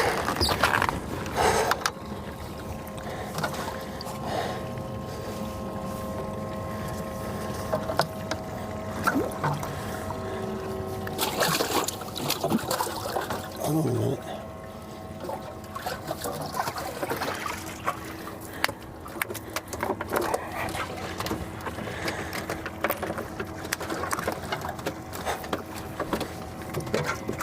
Hold on, don't hurt yourself.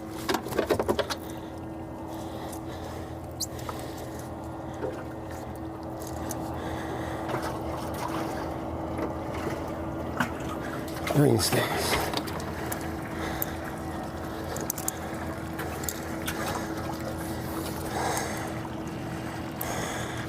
It's a heck of a coal.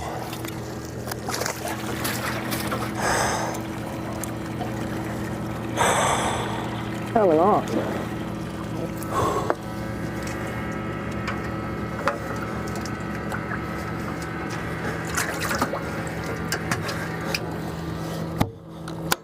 One more and mission accomplished.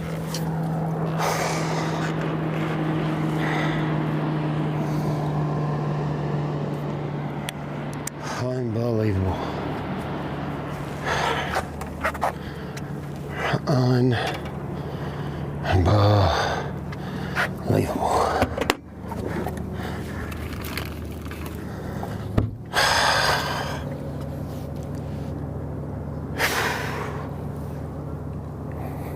Man.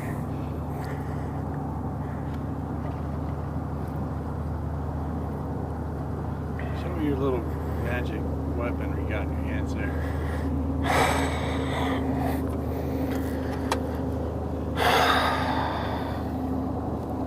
It's just a little grub. It's special the way it's made. I'm not gonna lie. There's not many on, I think there's any on the market like it. Got a good feeling there will be now.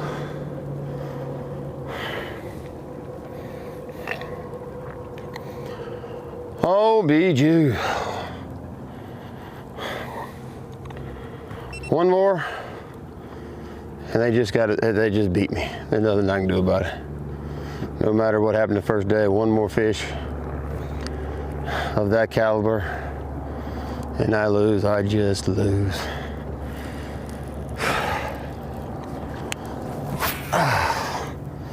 Well, you know what would be icing on the cake for the birthday? One that set that scale on 7.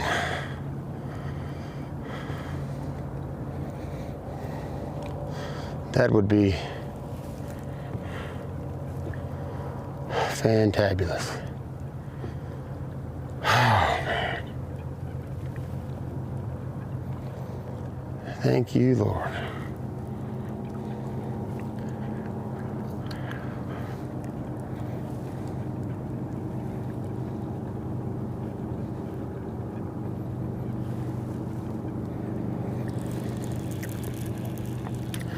Remember those when we went across earlier, I saw those 3 big ones and showed you? That's the exact cast those fish were relating to, and when we went across it, there was something there on the bottom, whether it was a clump of grass or stump. I don't know that I hit it. I mean, I don't know that I'm that good, but I'm just, like, I know that was the vicinity of where it happened.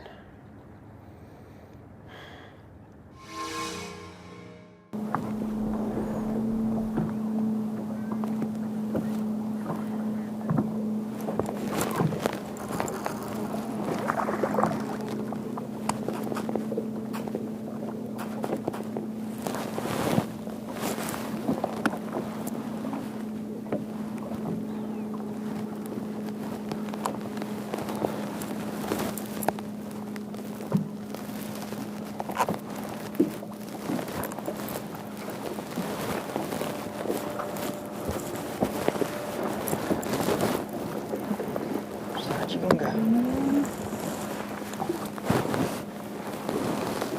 A nice one.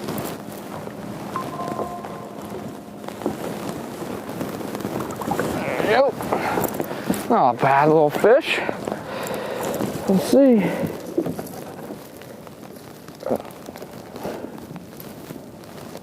We just keep getting bit. I know it lives here, so. What the heck? Come off of there, you little sucker. Got hung in my gloves. Which side you gonna go? That's a nice one. Alright.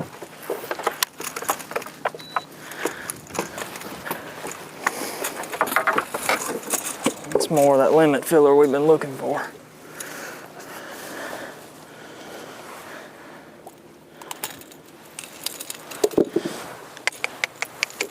An old translucent dime.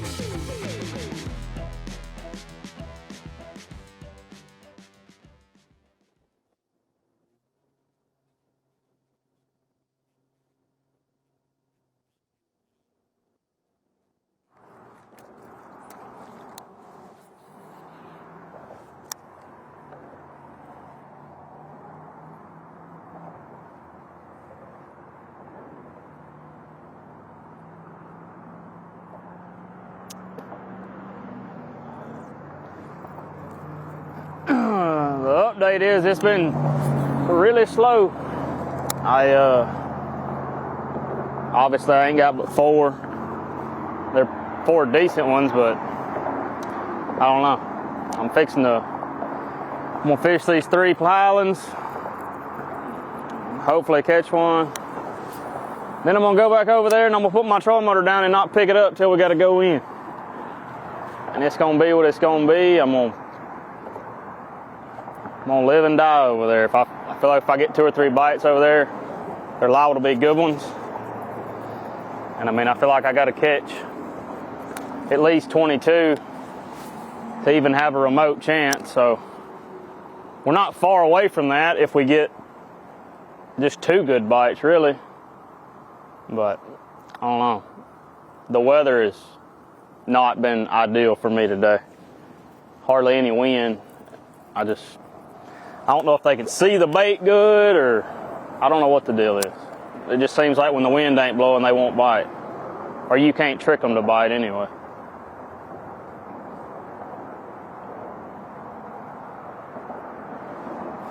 I don't know. We're just gonna leave it all out here. I'll fish as hard as I can for the next 3 hours. It'll be what it'll be. I feel like I'm really close though. I mean, one real big bite and another good bite could put you right there. You never know. Or he could have 30 pounds and it wouldn't matter. I mean, that's the cool thing about this sport. You never know. So you just fish as hard as you can, say a little prayer, and hope for the best. And appreciate being here for sure. But that don't mean I don't want to win.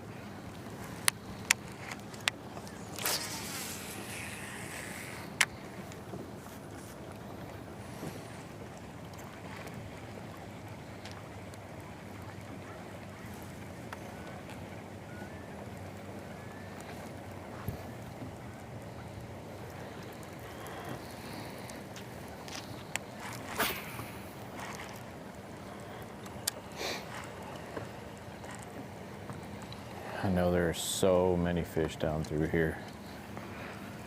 So many.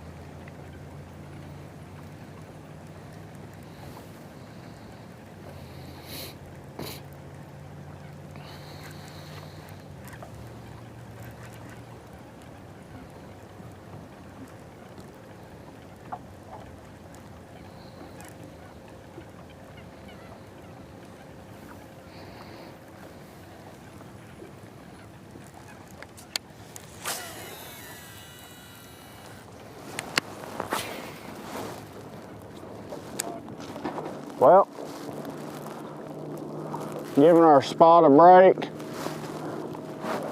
Caught one. I thought it was a big one at first, but she ain't gonna help. We need a 36. Ain't no way it's like a 36. God, I'm the worst. Waste 2 minutes. Maybe we need a 39, I don't remember.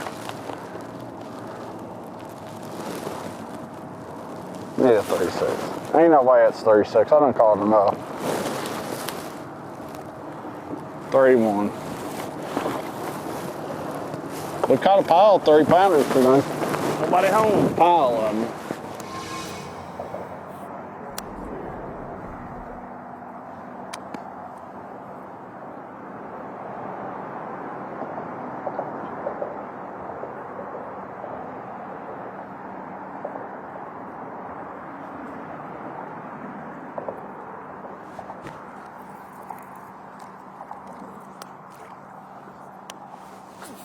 Gosh dang it. Been the end of that one.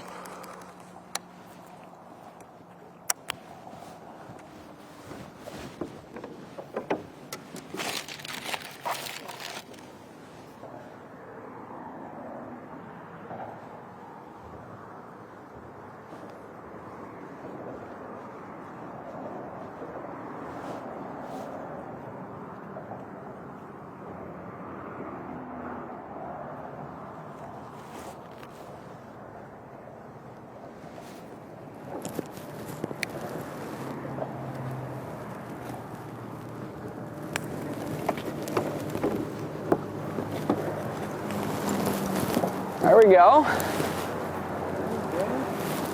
Not a bad one.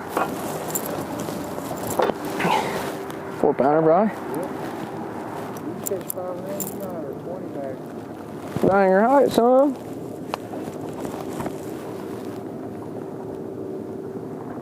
Dang, not quite.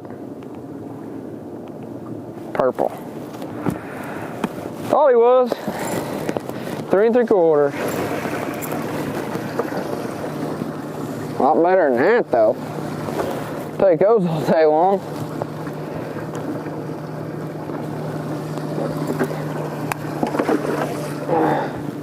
Not a bad one to slurp back to the drink.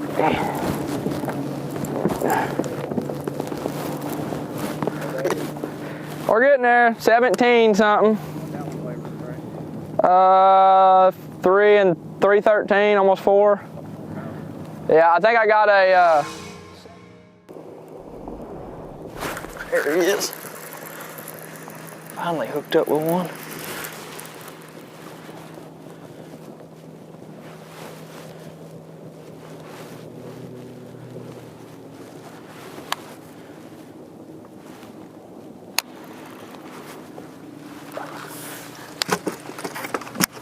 See how I got him all funny like that? It's like, I don't understand how they're hitting it, but they're...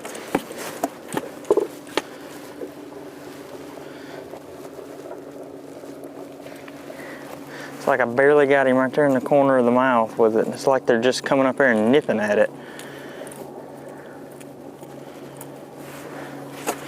But we got that one.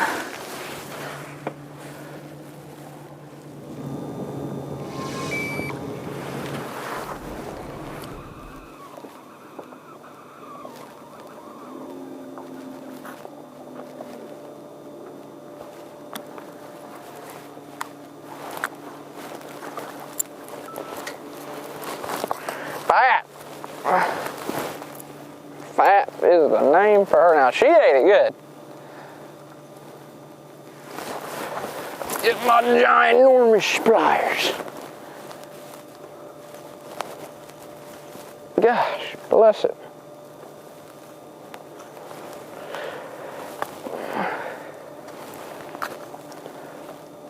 It's exactly where I caught him yesterday.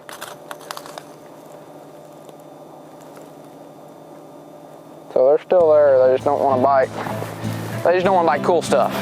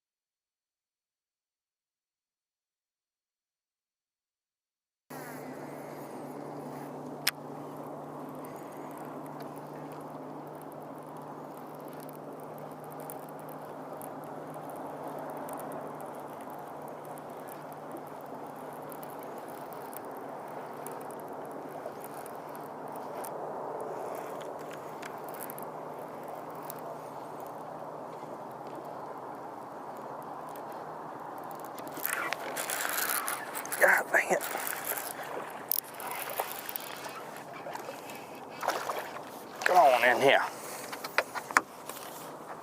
That was a crazy bite. And I might have been half sleeping too. It's been a while, man. JD, wake up, man. Let's go. Hey, you can eat your lunch now. I finally caught my limit. Man, it's been pretty slow, but hey, it can happen fast. It happened really fast yesterday. I caught those 3 big ones in a matter of about 15 minutes. So, I mean, it can happen really fast. We're gonna stay positive, keep fishing, enjoy this beautiful day. This will finish out my limit. Weighs 214. Gonna go on black. So 1311 on the day. I switched to that fire crawl color. I mean, yesterday I caught them on black and blue, but maybe they want fire crawl. Just figure I'd try something different. Let's go.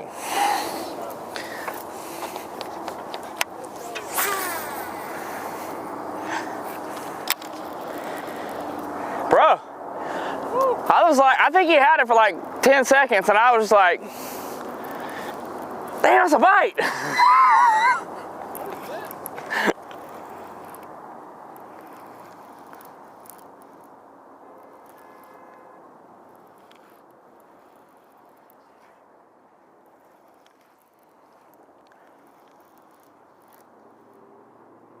But it honestly though, like that fish bit, so like he just nipped at it and just, I think he accidentally got hooked. Cause it like, I don't know, it's like he didn't really have it, but, and I was waiting for it to kind of load up, but it never did, so finally I just swung. I don't think they're biting real good yet.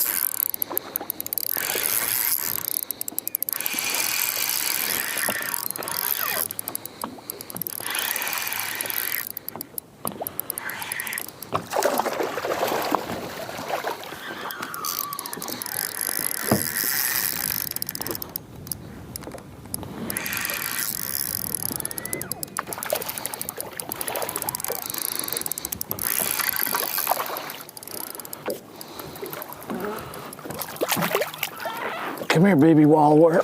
Oh, there we go.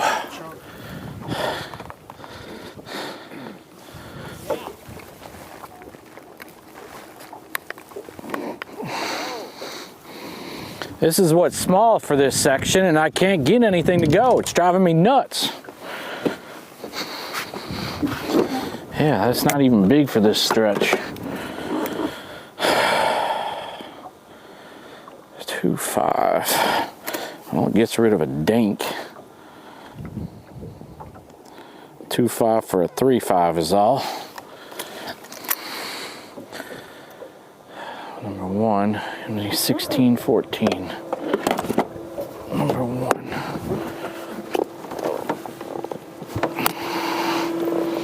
Gosh dang, dude, I still got a shot at this.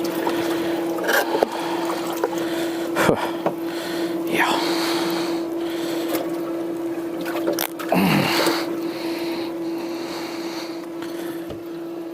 Yeah, I mean, that's got to be 15 inches, right?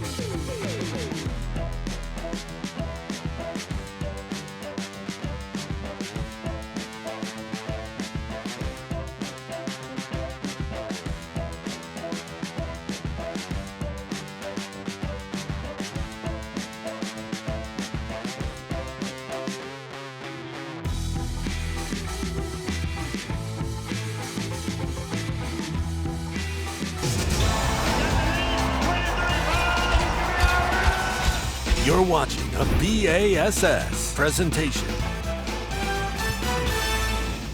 Bassmaster Live rocks on with the FXR Progressive Bassmaster Elite from Lake Guntersville. What a tournament it's been. Our coverage sponsored by Toyota.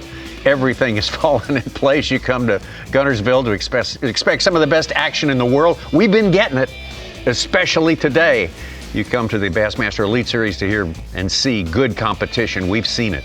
We've had it today. Hank Cherry Jr. won here. Bassmaster Classic in 2020 is the man on top of the leaderboard right now. Stetson Blaylock, Matt Robertson, Jamie Hartman, Wes Logan rounding out our top 5 here. All of those guys definitely still in this thing, believe me. We're on Guntersville, and a lot can happen in a short period of time. We say that a lot, but it's times 2 here at Guntersville, that's for sure. Let's get out to Brandon Card. Brandon Card still looking for his first Bassmaster Elite Series trophy. This could be the time. This could be the one.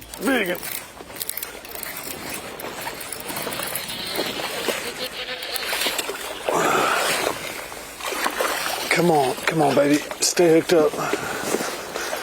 Yeah. There we go. Man, I fish hard for that one. Whew. Man, he hit it so hard. Just knocked slack in it. Oh, let's see how much that one weighs. Golly. Persistence paid off on that one.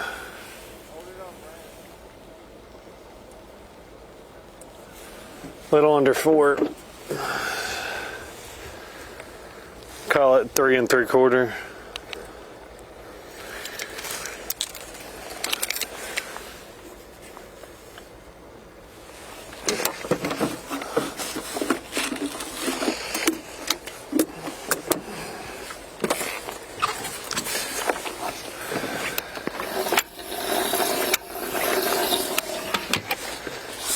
Let's see.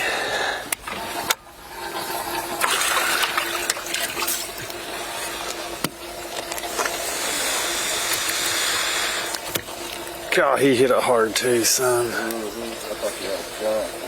Did you see my rod? Yeah. Let's see.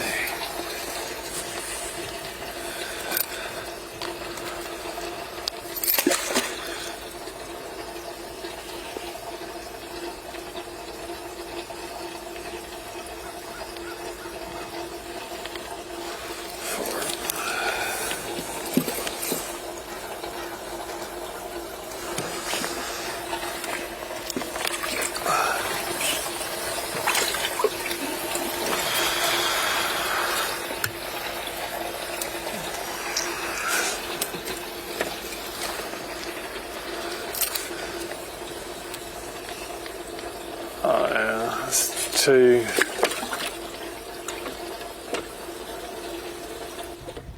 Just about the time of day that we've seen Brandon Card, Wes Logan, a few of those guys fishing those chatterbaits up shallow have started to make their move. Do a little bit of results getting work. Tournament leader Hank Cherry.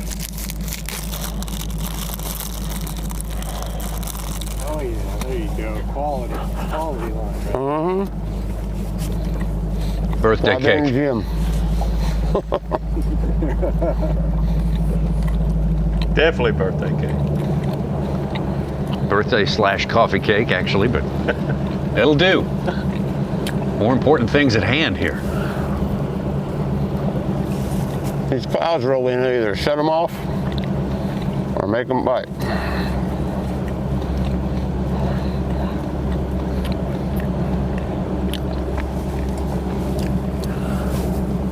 There's still fish down there on the drop.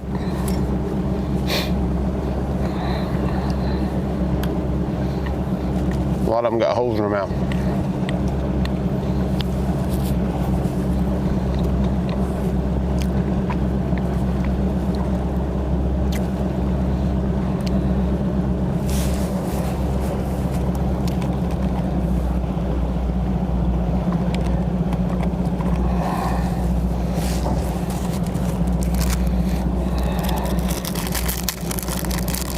how you do it when you lead a bass fishing tournament, Davey. You ought to know. Electrolytes and cake first, electrolytes second, then back to the cake. And never offer one to your cameraman. Never, but glare at him for filming you doing this. That's what we got going on here, and I love it. Think about looking at one. All right, already with it in the boat. We were late getting to Justin Atkins. Yes. Good one.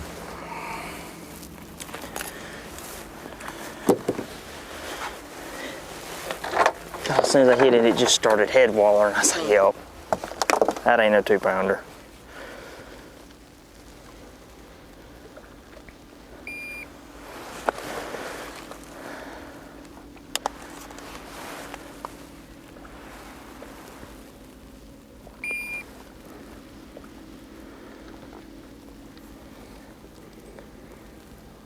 Justin's got a 2-pounder to get rid of for sure. Should do it.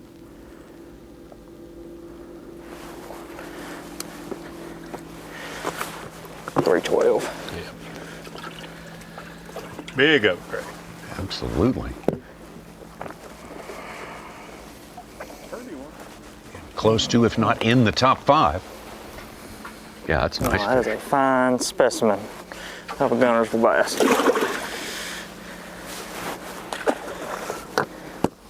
I'll take 3 more to his liking. Got that dime. I mean, knocked the piss out of it.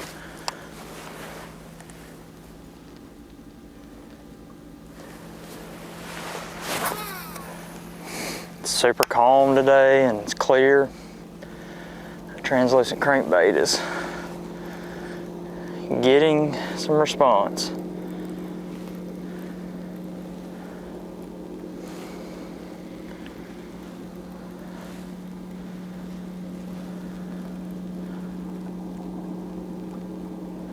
When the water slicks off like this, Davey, what's your, you change color, you change size in order to deal with that? Both probably. Both? Okay. And even sometimes just a total different presentation. You scale down if I change size typically, and then maybe not as loud, maybe go from using a vibrating jig to a swim jig.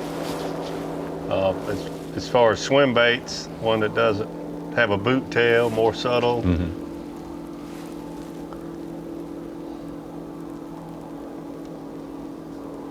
But it's just, in fishing, it's just, that's the rule of thumb. It certainly is, but then you see a guy throwing bright chartreuse or chrome when it gets calm, and you know, they have success too. So you can't leave anything out. That's why we have so many tackle boxes and compartments full of lures and options. But yes, I think the best advice would be subtle colors and downsize. Yeah.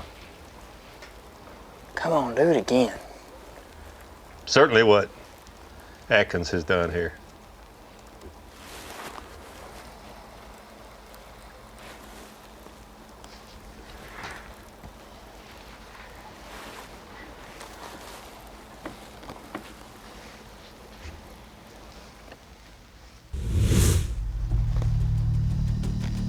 Justin hanging there.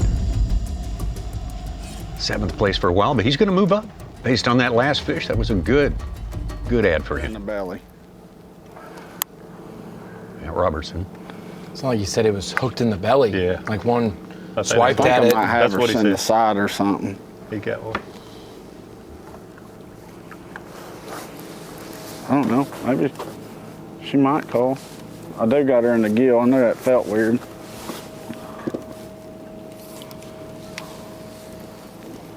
Come here. I ain't pulling the hook out of you, sucker.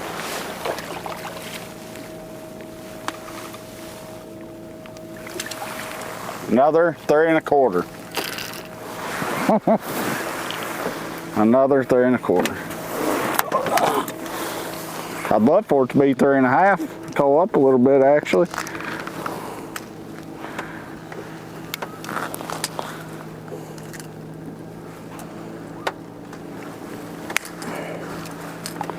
Love for it to be, but I don't think it's gonna be. It just feels light.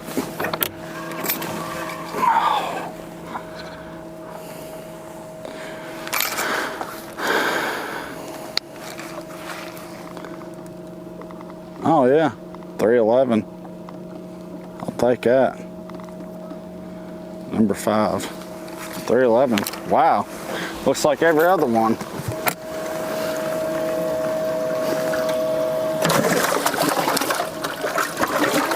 That looks about right.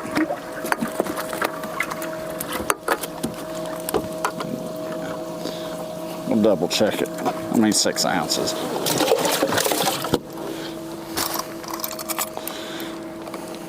Well, that's 3 bites I got right there.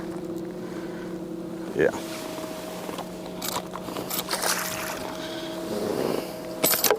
All right. Catch a few here, slide back over yonder, catch another big one. And I'll be tickled pink. Got rid of one of his 3-pound 7-ouncers there. He's got 2 more probably need to take care of before we get to weigh-in time for Matt Robertson. Weigh-in time is coming for all of our 10 anglers here, and we got counting travel time right at about 2 hours fishing time left. We're into the 4th quarter of this football game. Now, why would I use a football analogy on a day like today? On a day like That's today. from out of nowhere. Absolutely. It'd be super if there was a game later. It would be super. It really would. Thank you, Ronnie. Hank Sherry Jr. sitting on top, looking great at this point right now, but certainly not home free. Not at all. Not yet.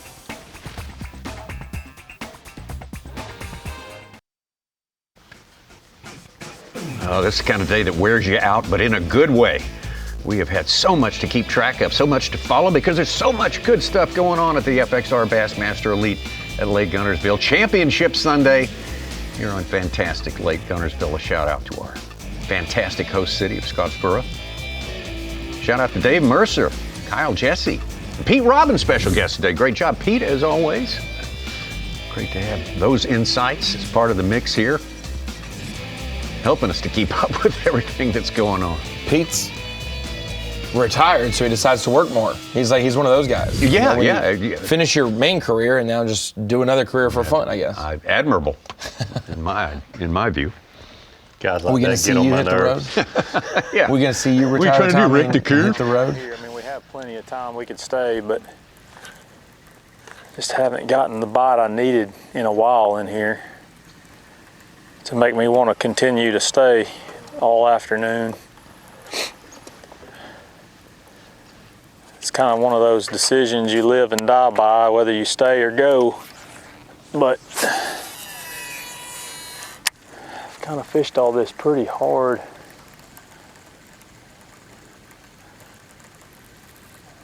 Here we go. Cooked up again. Water's warmed up a whole degree. It's 46 now.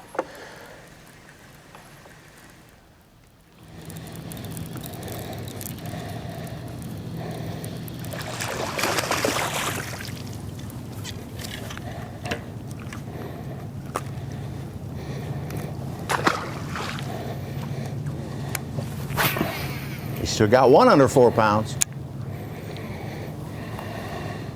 3 5 pluses, and then a 6.5 on his bass track, and a 312. The bite is really slowed down. I think the clouds pushes them down, maybe pushes them up in the grass. It's not as ferocious as it was, but it's not tournament fishing. It's not about how long they bite, it's just catching them when they bite. I was fortunate enough to catch them pretty fast, and I've made some culls since that died down. I'm just staying out a little bit deeper now. Just seeing if maybe they moved out. Chances are they moved up.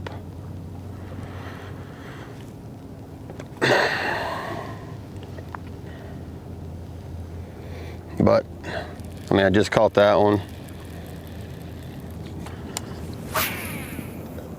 They'll still bite if I get it around them. I just don't think they're as in big a groups as they were this morning.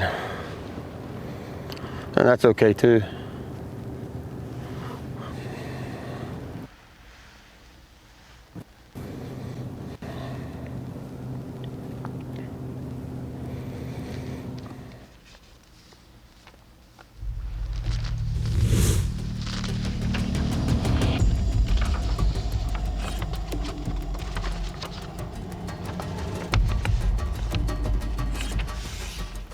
Stetson Blaylock currently just under 1.5 pounds. Water's warmed up a whole degree. It's 46 now. This guy right here in front of me, he's caught 3 or 4 in the last few minutes on back in there, which I haven't seen any of them be any good ones, but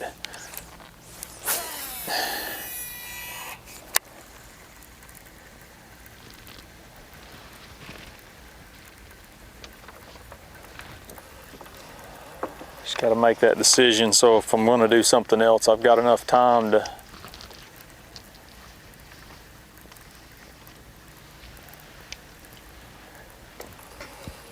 give it a good effort. He's catching little ones about every other cast.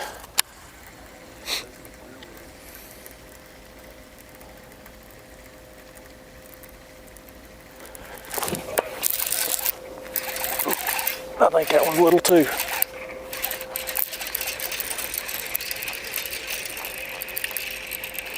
Yeah. Fat though, good night, it's fat. Wow. See what it looks like on the scale. I think it's not gonna help, but God, the way he bit it, man, it made me think maybe.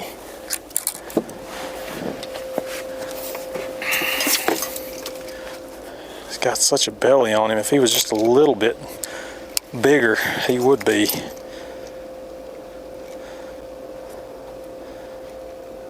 Nope.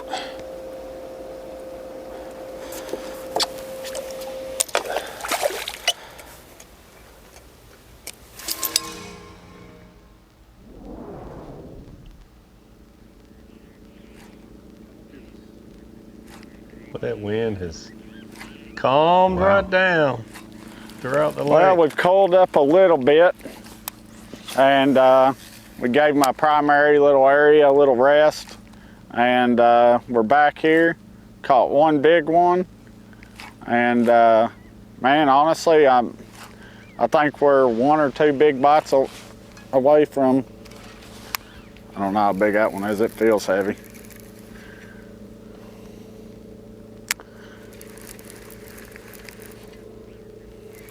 Felt heavy, I don't know.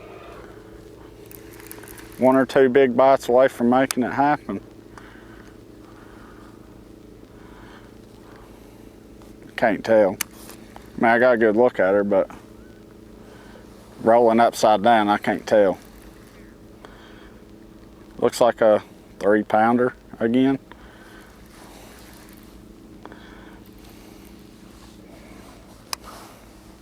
But just in case it's a 4, we need the 4s too, baby. Now it looks like another 3. Not even gonna weigh it. But yeah, we're just out here fishing shallow with the jerk bait over eelgrass and a little stunner action. Need some bigger ones than that. I've been catching, I caught about 40 or 50 of those yesterday, and then you just luck into a 5-pounder.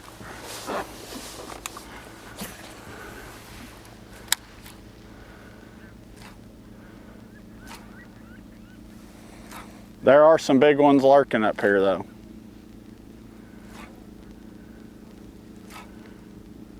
Literally, I mean, I know it's Guntersville, 2 6-pounders, and we're in it.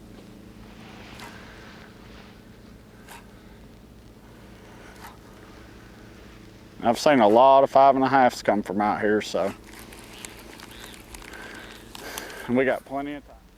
2 biggest fish of the tournament bit late in the day. Day 1, Wesley Gore, 8-1. He said it was near 3 o'clock. And Cooper Gallant's 8-4. He said it was in his last 3 minutes of fishing, I think. Boy, would that turn this thing on its head. Someone catches an 8. Someone in the top 5, 4 or 5. Yeah, they win the tournament. Yeah. Likely. Jamie Hartman. What's the deal here this afternoon? Yeah, bite's terrible. Bite's absolutely terrible for me. I can't seem to get anything going. I thought I had a couple backup deals, and is fishing a jerk bait, and I did it instantly, and they just wanted to bump it. That's all they wanted to do, and it happened quick. So I know the fish are there, but all they wanted to do was bump it on me, and that kind of ruins that whole pattern, so I'm not going to run it. I'm going to come back in here and try to grind out, been catching them, but it is absolutely loaded with locals right now. Everything that I was fishing there, I see boats all over it, and it's making it tough for me to even stay here for very long. But I'm going to check this stuff right here and see what happens. I got a couple nice ones off of this the other day, so but it's just not going right for me. We just had the clouds coming in. I thought the clouds were going to come in and it might change the bite up, but it definitely has not gotten cloudy enough. The sun came right back out, so we are grinding, and at this point, I'm no idiot. I know I'm way behind, and it's going to need 2 giant bites for me to make it up, because I don't even have 4-pounders in that box. And we're sitting just under 17 pounds, and I got no big fish. Nothing. What a difference today. Big difference. But we're gonna keep grinding, because it could be 2 casts. Back-to-back sevens. Never know. 5 fish with a 3-pound average. That's where he's sitting right now. Yeah, we talked about it a little bit yesterday off air. Tommy, about 2010, 2011, I was leading a tournament going into the final day here on Guntersville, and just caught fish after fish after fish for 3 days before that, all the way up to the afternoon of day 3, and then day 4 was 100%. 180 degrees different, 100% different than the previous 3 days. So I feel for Jamie Hartman. I've been there, done that. I don't know.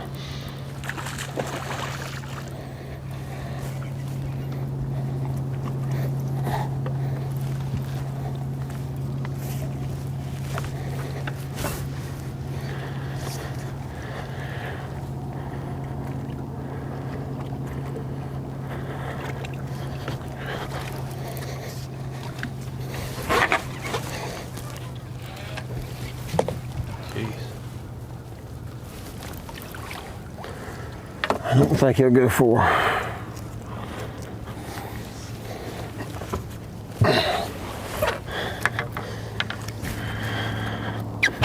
It's possible, but I don't think he'll go 4. I think it's just a high 3.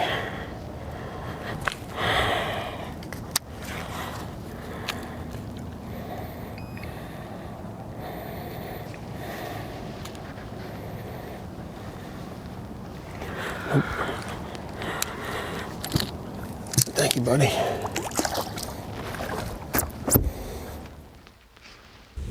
He started the event 64th on day 1, move up to 18th, and then started today in 6th place, 6 pounds out of the lead. Let's get back to Brandon Carr.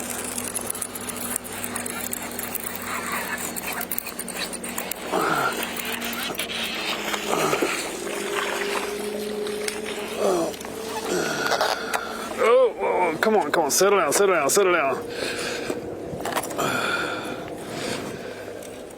Oh man, I don't know if he'll help. Got the power poles. I mean, that's a decent fish. Let's see if he'll help.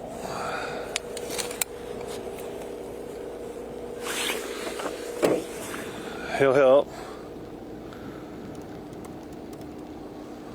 3.5. Nice.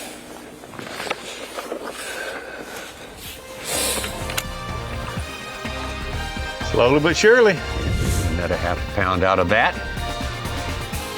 Meaningful, for sure. I love how every inch of Guntersville's in play. Like you could win it wherever you want to win it.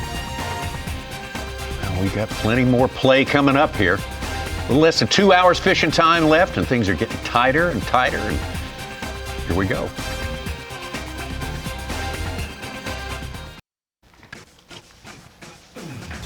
Championship Sunday continues on FXR Bassmaster Elite at Lake Guntersville. Less than 2 hours fishing time for our top 10 who have survived 3 days of fishing. Excelled over those 3 days in order to get here. I tell you what, back before the tournament started, I was pretending to be a pundit and making my fantasy picks. I had more confidence in predicting a winner than I did to start this day because all our expectations were changed. And right now, Bass on the line, we want to welcome our colleague, Kyle Jesse. And Kyle, great, I guess it's our last chance to visit with you. And I guess he can hear us. I don't see Kyle anywhere. There he is, yeah. You know, it's our last chance to chat with you. Great job, by the way, you and Pete and Dave at the halftime show, and enjoyed that a lot. It was really good stuff. But, I mean, talk to us. We want to get your impressions of this tournament. What has impressed you the most? What has surprised you the most? Well, Tommy, I'd say for sure it's just the fact that they're catching them as good as they are. We knew coming into this tournament, no forward-facing sonar, that would throw a little bit of a wrench in this tournament. You know, the weights at Guntersville the last few years have just been unbelievably good, especially in the pre-spawn, the wintertime periods.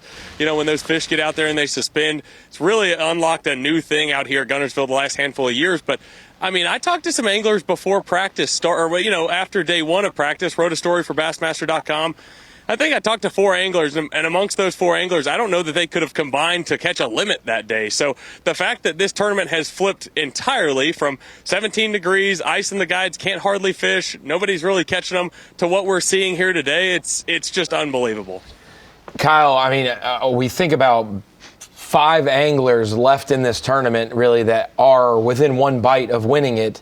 How do you bracket these last 3 hours? Is there anybody out of those 5 that's had a better afternoon than others, in your opinion, the last couple of days that we would maybe expect to win this event?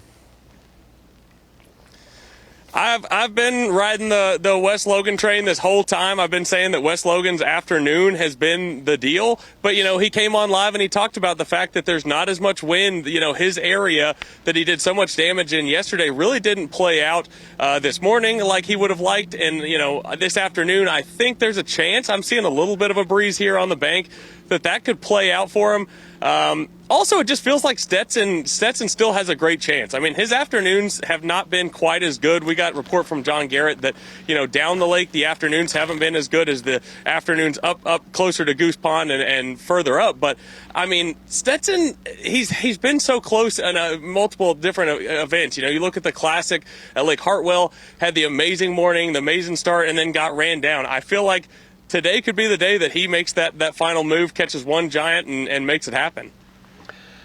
So, Kyle, I got to ask you, 2026 Elite Series rules, we have basically half the tournaments with forward-facing, half without. Now that we're almost done with this tournament, what's your opinion about your thoughts, really, the amount of fish that have been caught this week without that technology, the people that caught them? Do you think that really factored in who caught them and who didn't? And even looking forward to next week at Lake Martin, do you think it'll affect that tournament? Yeah. You know, Davey, I think that you look at this tournament, there are certainly some guys that did well, made a check, top 50, that, you know, I think the pundits and people, fans watching, wouldn't have expected to do as well in this tournament. But, I mean, you look at the entire top 10, with the exclusion of Trey McKinney, maybe Dakota Ebear, a lot of these guys have struggled the last few years. And I'm not saying forward-facing sonar is the exclusive reason for that, but it's good to see a lot of those guys have success here. It's been impressive just how many, you know, fish we've seen get caught, even despite no forward-facing sonar here. And then at Lake Martin, I think it's certainly going to be a factor.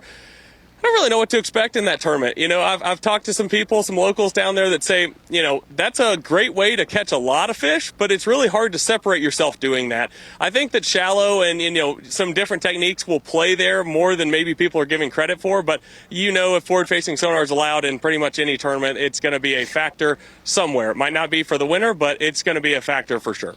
Kyle, I got one more question for you. It's weird to say this for an angler that's won 2 Bassmaster Classics, but what would this win do for Hank Cherry's legacy as being a guy who's won an Open, who's won the All-Star event, Rookie of the Year, and 2 Classics, but really has never been a super consistent or had a ton of shots to win elite events? It's been top 10s, but not those top 2 or 3s. What does this do for Hank Cherry's legacy if he can win a 4-day elite to kick off the season, especially with a grub?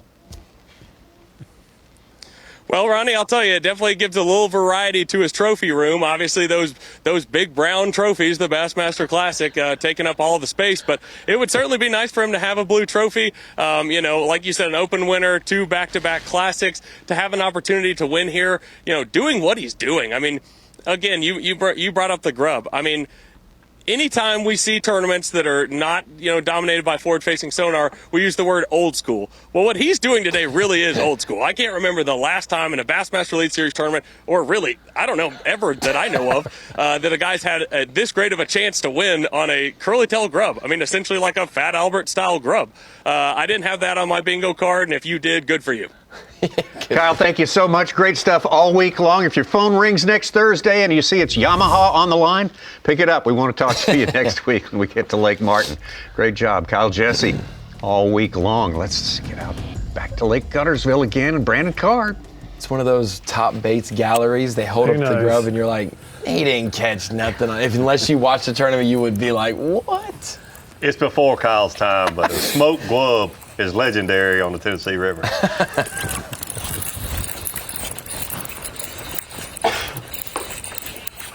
Another good one. These fish have moved up shallow.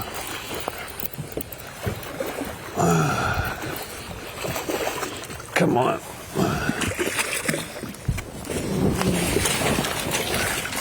Yes. Yeah, baby. They're starting to fire. Starting to bite. They've moved up shallow. I mean, they're out there shallow. Come on, be 4 pounds.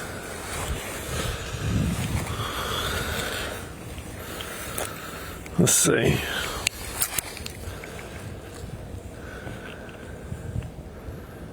Yeah, 4 pounds. Heck yeah! Let's go, baby! Man, we've had some serious culls here the last, 30 minutes? We've been calling for it. That's number 4. Brandon Card's been doing it every day about this time. Yeah. Big upgrades. Today's no different. Put him over 20 pounds today. One last thing on the grub, he's saying it's legendary on the rid of. Tennessee River. When I saw Hank Cherry pull it out this morning throwing a grub, I was like, what is he doing? I really did. He knew what he was doing. These are Davey did. Yeah. Brandon Card said a few minutes ago, I think they may have moved up shallow, and I think got a little confirmation there. Got a second good one, solid one. A little bit closer.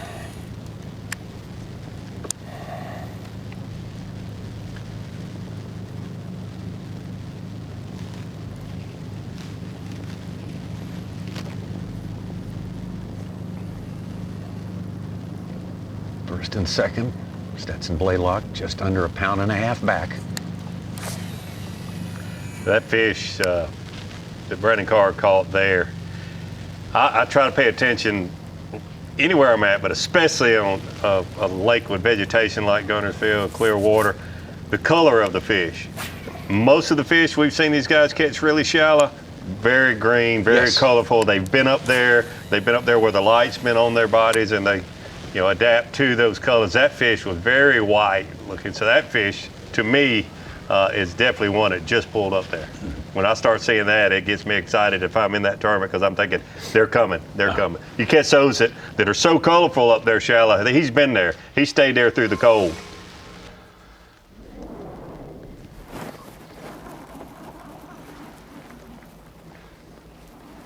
Trey McKinney has limit for a good while now.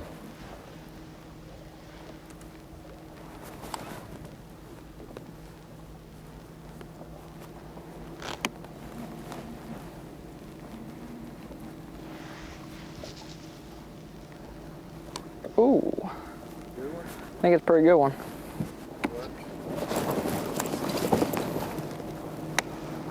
I can't tell. Feels pretty nice. Yeah, pretty nice one.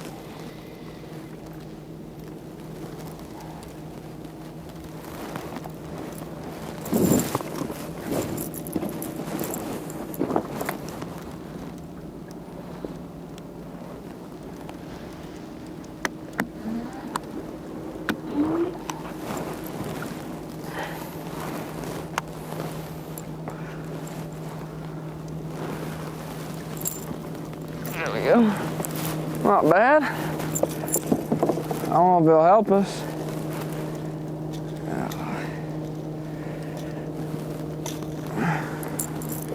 All his fish today are between 3 pounds and Not a bad one though. 315.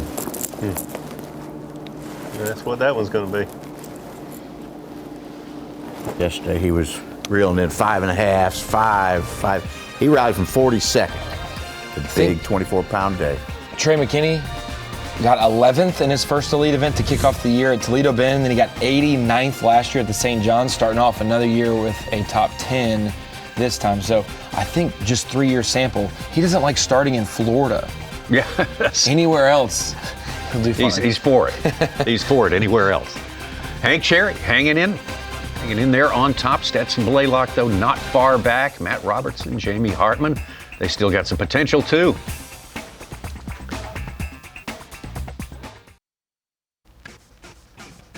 Less than an hour and a half fishing time left. Progressive Bassmaster Elite Series FXR Pro Fish Elite.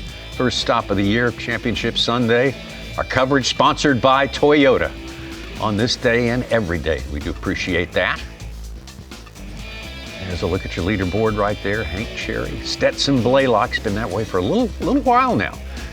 That part hasn't moved so much in the past hour. Matt Robertson, Jamie Hartman, Brandon Card, and on down the list. Atkins, Logan McKinney, Welcher, and Dakota Ebear.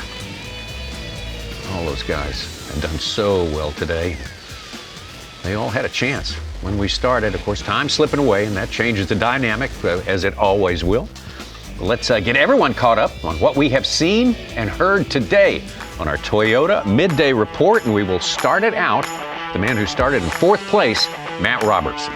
Well, Matt Robertson has had a good tournament, some ups and downs early on in the week, but today has been a big day for him, and man, did he get excited when he made a push about mid-morning, took the lead in a big way, almost a 7-pound lead at some point, using a stunner jerk bait, holding his rod up high, twitching it slowly across shallow grass. Kind of figured something out yesterday afternoon and today, and it has been working well for him. Matt Robertson catching a lot of fish, a lot of 3 to 4 pound fish, unfortunately. A couple of better ones, no doubt about it. Currently unofficially in 3rd place with 83 pounds and 1 ounce. He needs a big one. He's going to have to catch a big one, about a 6-pounder or so, in my opinion, or several 5s. But the easiest way to get there would be like Suits mentioned. 2 times we've had big 8-pound plus fish weighed in this week, and they've both been late in the day. Matt Robertson needs that to happen, and boy, he will really talk some smack. All right, let's talk about 2nd place. Stetson Blaylock. Started the day in 3rd place and didn't take long to move up into the 1st and 2nd place. He was 1st for a long time this morning. He absolutely was 1st for a long time, but yesterday is when he really put on the show and moved up and gave himself a chance to win this event. Yesterday morning, it's incredible how quick he caught 20-plus pounds. Went back to the same area. Was slower for him this morning, but like you mentioned, Tommy, he was able to take the lead, especially when he picked up spinning rods, started shaking the minnow. The second person that we've seen pick that up, and it took him day 4 to do it when we had cameras with him. Maybe he did a little more work with him. But the thing that I'm concerned about with Stetson's chances, he has put most of the weight in his live well that he took to the scales early in the day. We've not seen him catch a big fish later in the day, like some of the people like Wes Logan, Brandon Card, and others. He's going to have a tall task, but just like Matt Robertson needs 1 big fish to be able to have more weight than Hank Cherry. Birthday boy Hank Cherry, 87 pounds, 6 ounces. Someone's going to have to catch one of those big Lake Guntersville bass to be able to squeeze out and get more than Hank Cherry. 87 pounds, 6 ounces, Davey, is what he currently has. And on day 1, he was 64th with 16.3. Hank Cherry's came from 64th all the way up to our unofficial lead with 2 hours left in the day. Stetson Blaylock was 34th starting the tournament. Matt Robertson was 4th. So those two For them to be top of the leaderboard right now, they have gained a lot of traction in the last 3 days. I distinctly remember we talk about a lot of things because we have a lot of time to talk here. I'll say. But on day 2 that morning, we talked about some people that needed to make some moves. Even if they couldn't put themselves in contention to win, they needed to make up some points, potentially make day 3. Hank Cherry has done more than that. He is not just giving himself a chance to win. He's the favorite to win at this point. This late in the day with the lead that he has, gosh, you can't bet against Hank Cherry, especially when it's his birthday. Oh, yeah. Was 80th in year points last year. Talk about leveling up. Wow. Man, he has done it this week. I did not realize that. Special week in Alabama for him. And not his first special week in Alabama. He went from 64th to 18th to 6th and possibly 1st. So you think about a person who's below the cut, man, you just punt. No, not at a place like this that you can get back in the game so quick. I remember a BFA from Such on day 2, a big one for Cherry that really early in the day, we were like, we just saw him yesterday. Where was this? Yeah. You had him on camera, yeah. Fish were camera shy on day 1, Ronnie. Yeah, I mean, you can't say it was such a big surprise. They chose to put a camera with him on day 1. So, yeah. But it's just a surprise after he started the tournament in 64th place. Yeah.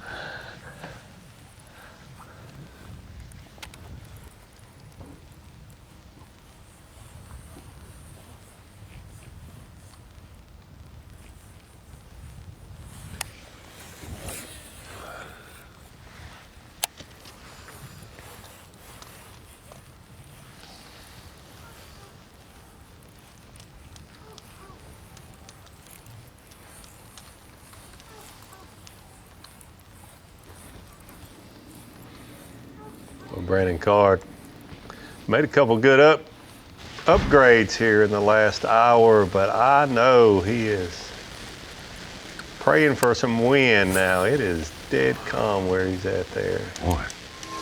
That's not been his friend. No wind has not been his friend. Jamie Hartman been struggling today. Body language says it's a good one. He's going to have several good ones. Yes, he will. That's for sure.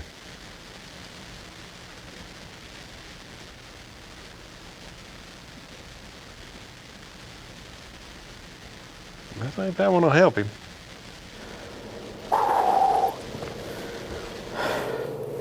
I was worried about it getting off. I done pinned it all the way through. Okay, now we're getting somewhere.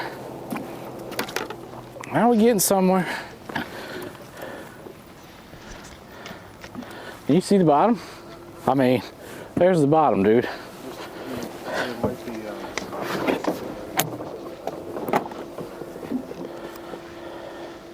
Anything over 3 will help? Yeah, there might be, I don't know. Oh, I got 2 at 3.5, number 1 and number 3. Huh? No. Nope. I don't even know what it is, but I'm not weighing it because I know. But I got a 1 and 5. I got a beam. Looks like a 4-pounder. Yeah. So I put the 6 So on 2 there. 3 5s.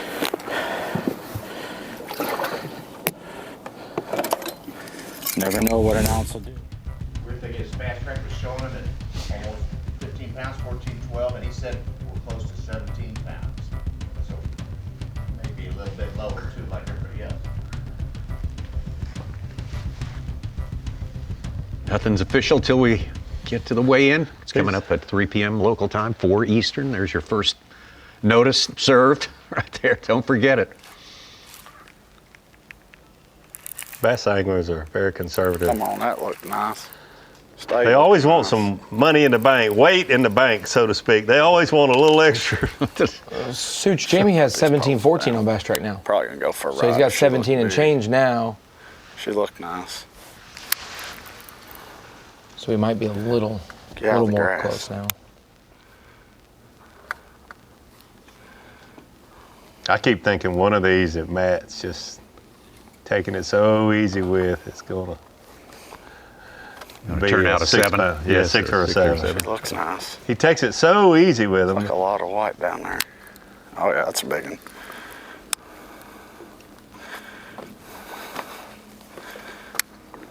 Come here.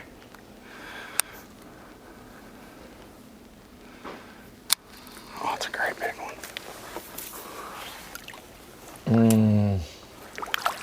Not great big, but that'll do. I mean, that's what, gotta be 4.5, 5. Yeah, baby, Sago.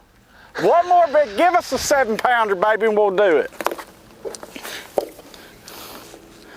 Give me a 7. Lucky number 7. We're rolling it at the casino.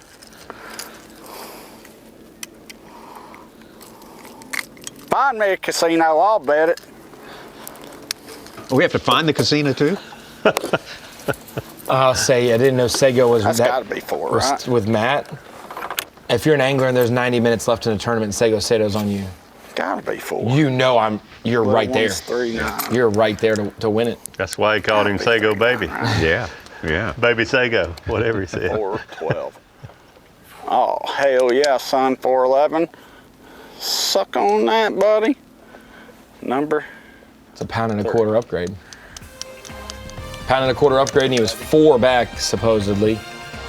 So he'll be 2 and change. One of those like we talked about, Tommy. That 6-pounder. No kidding.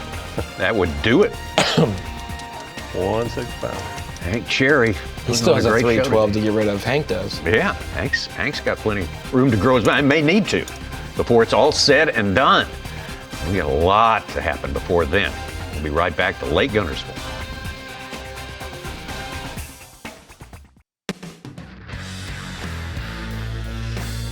I immediately caught 2 on a jerkbait, but they started just nipping at it. So I switched to a little deal we do at home. It's a 3-ounce chartreuse scrub with an 1/8-ounce head, little darter head, 10-pound line, and they just started annihilating it. And I just called them and called them and called them. And I was like, oh crap, they're all over the place. And then I kind of searched the whole area, and it seemed to get bit everywhere I go. And basically the key to this whole thing is old school fishing. I got down scan up front. Anytime I see the bait, I go across the bait, or I go across a fish and I see him in, say, 8 foot of water or 10 foot of water or 5 foot of water. I try to imagine my grub and keeping it at that depth on the cast until I quit getting bite or I see a different fish or whatever. But today was awesome. Yesterday was great. Looking forward to tomorrow. Hank Cherry laid it out for us. It's what works, and it's what has worked today, taking it from 6th place all the way to the top where he has been sitting for a long, long time. What did he say? Today was great. Yesterday was awesome. And he didn't say tomorrow's going to be my best day yet. That's what the rest of that sentence should have said. But now he's officially scary because he laid it out. no doubt. The way the weights were going to define him today. He's got 4 over 5 pounds with a 312 to Cole, 26.5 pounds right now. Got a question for you, Roddy. Uh-oh. Old school grub fishing question. Uh-oh. When you're fishing a grub like he's fishing, do you put curl up or curl down? Ooh.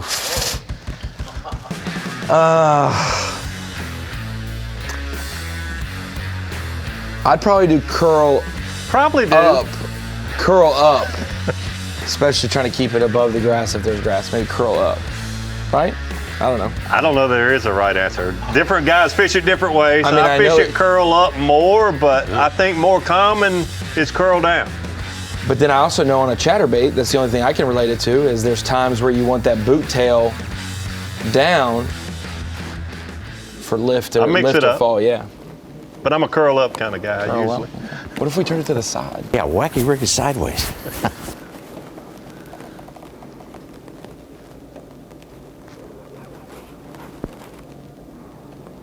Might be a pretty big one.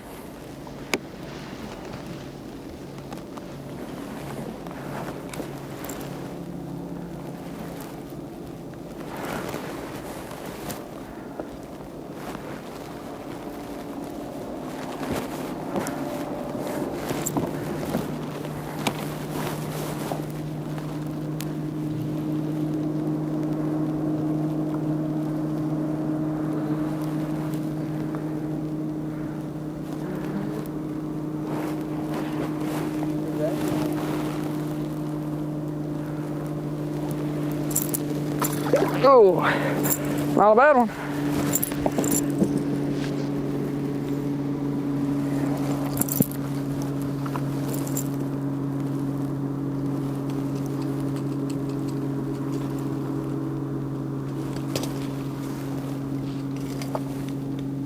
A nice one.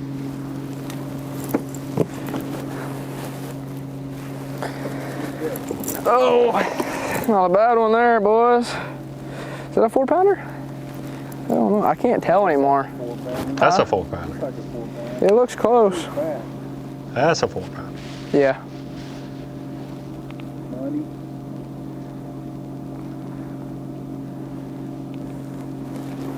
Yellow. It's called 3 3/4. Ooh. Let's call it 3 3/4. Okay. Yeah. Yeah. I got you. Code, huh? Yep. Ixnay.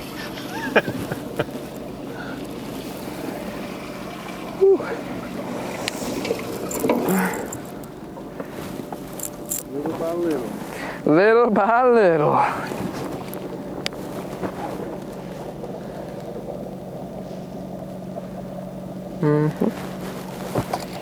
Not a bad one to throw back. Got 19.5. Yes, sir. Matt Truck says 1712. Let's call it 1712. Well, it was 1712 Welfare in the dirt. before that fish catch. Yeah. I did too. I was like, oh.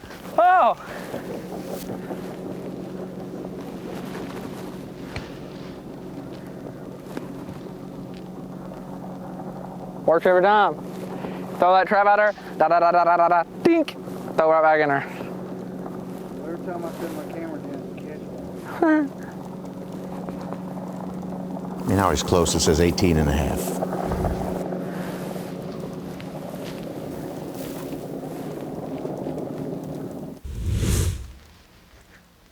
So I did some ciphering. Blaylock is 1 pound, 6 ounces back of cherry. He needs a 5-pounder. Hartman is 2.8 back. He needs a 5.8. Robertson needs a 6.4. And Logan, Wes Logan, who still has 4 fish, is 8.2 back. So he could catch an 8.2 or 6 and a 4, 7 and a 3. No, that won't work. You know, Anyone in the Whatever top it takes. 5, honestly, anyone in the top 5 could win this tournament still at this point. Yeah. Realistically, not a miracle kind of. Brandon fish. Carr needs a 10 and a half, though. 10 and a half pounder. Yeah, that's more. But Logan, who started in the top 5, yeah. That's possible here, but Unlikely today. Yeah.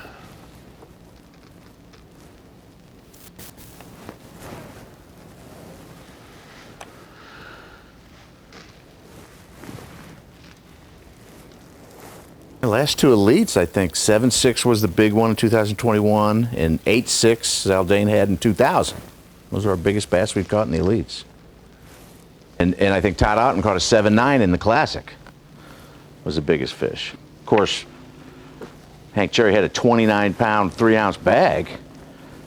Matt roll Robson in the Classic. hooked up. Don't know that I've ever seen.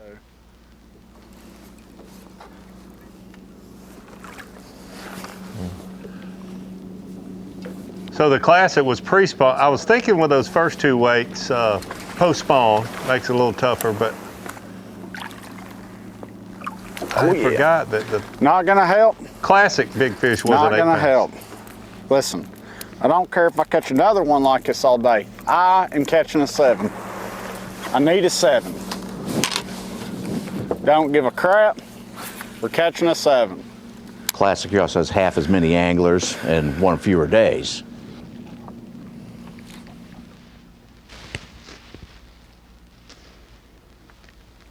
Matt is pretty close to being right on. Mm-hmm. I mean, scarily close. A 7 would be do what it. it takes. Yeah, yeah.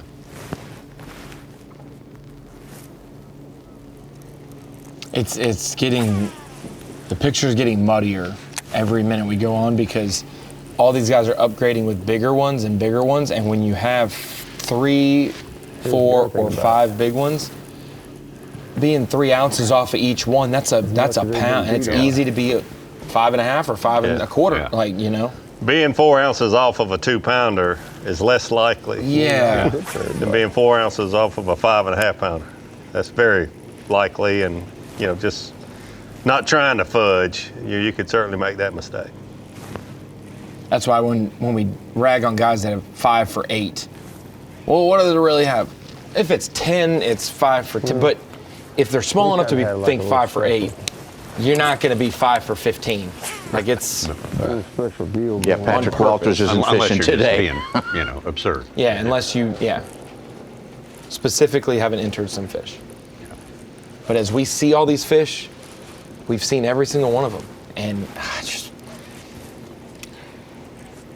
it's Hank, but I feel like Matt's low. Hank's a little low too. 5'5", 6'8", 5'8", 5'5". He's weighing them and he's talking to us about it. Okay. Making any noise. I think he's got a little bit more. We were just creeping it along.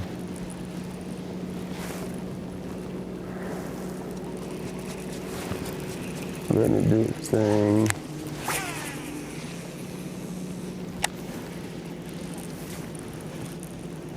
This is a whole different story. Like, he's got to be hungry to want to eat this with no wind. I think Stetson's a little low on a couple of his too. For sure. Ronnie, this was probably before you were born. It's been a few years back. I can remember it, but vaguely. There was a time frame there when Guntersville didn't have hardly any vegetation. Yeah. They had wiped it out, and the fishery was not very good at all for about a 4 or 5 year stretch there. And the only thing different than today and all the other days it has been so great is just the vegetation right there. Yeah. Same Tennessee River, the same big. Well, when it came back, it was way more eelgrass than it ever had been. Like when it came back, that's what came back strong, was the eelgrass and everything else. And hydrilla. Yeah, and everything else returned. Every tick of the clock seems seemingly more and more important as we get closer and closer to weigh-in time. Hank Cherry Jr. trying to hang on for his second Guntersville victory. Stetson Blaylock, Jamie Hartman, Matt Robertson, all easily within reach. The FXR Progressive Bassmaster Elite at Lake Guntersville. Sponsored by Toyota. By Nitro Boats. And by Humminbird. Effectively, the last hour of fishing for the majority of our 10 anglers is underway right now. 1 hour left, the clock is ticking, and Hank Cherry Jr. trying to hang on to this thing. Started in 6th place today. Wasn't too long before he was right up on top, and back and forth between him and Stetson Blaylock for a while, and for the last couple of hours, it's been all Hank Cherry. Get back out to Trey McKinney, who's actually had maybe the hot hand of the last hour. Definitely has had one yesterday afternoon about this time.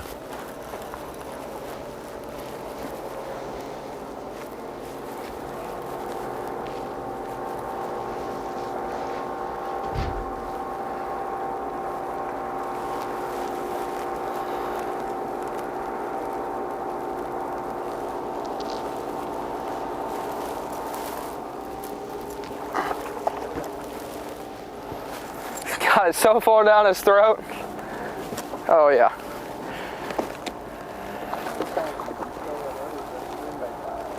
Yeah.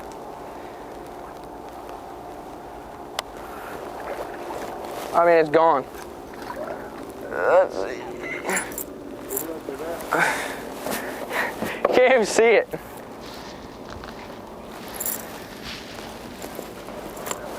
Yeah. No, it's through my trap one time, and it went tink.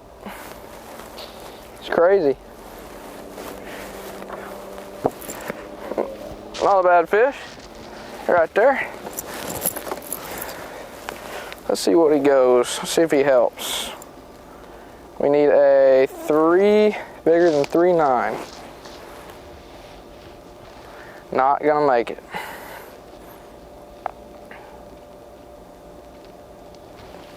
3.7 though. Still a good one.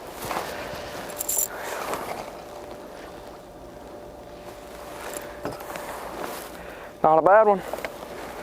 Yep. Oh, I thought you were gonna jump for us.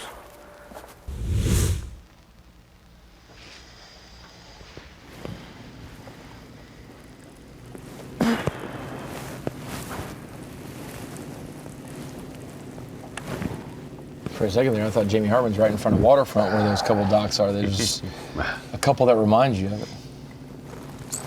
Oh, it's so tough for him this Well, we got out of our primary area.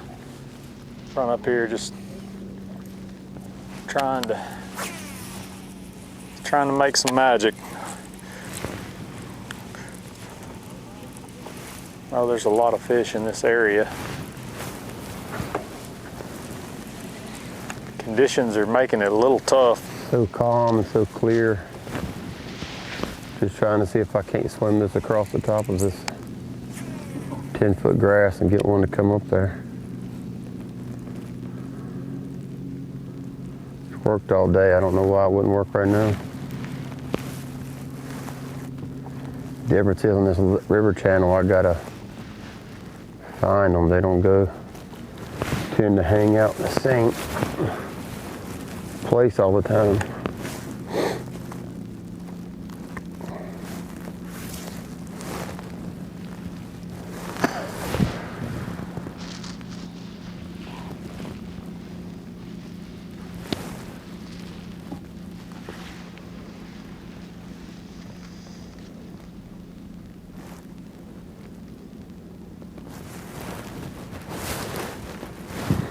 You kind of know it's your day when it's 40-degree water temperature and you look up there and they're bowling in the grass chasing shad.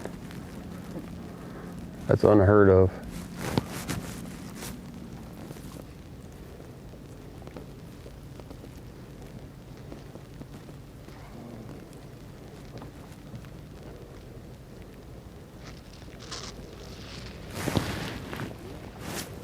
What a start to the Elite Series season.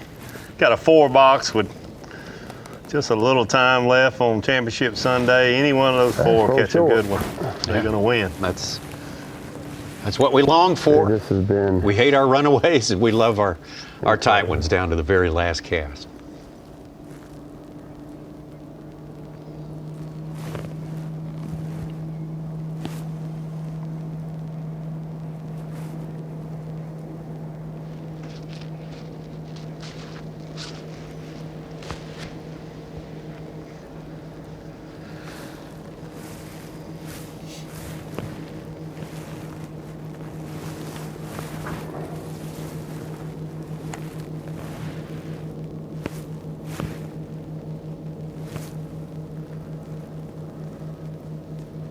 It's a big tree right there where I'm going somewhere.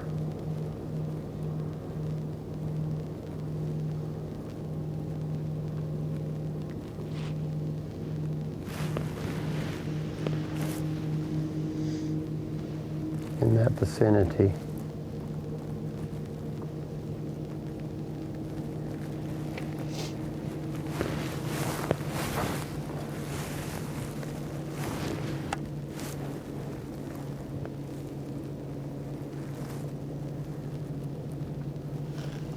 Fellas, out of our top 10, if we had to predict who will be the AOY leader after Martin, so obviously these will be top 10 in points, somebody's going to be leading out of this group, but after next week's event, if someone was leading AOY from the top 10, who would you say? Do we think Welcher does well down from where he's from, or Trey, Dakota Ebert, Sure. you know?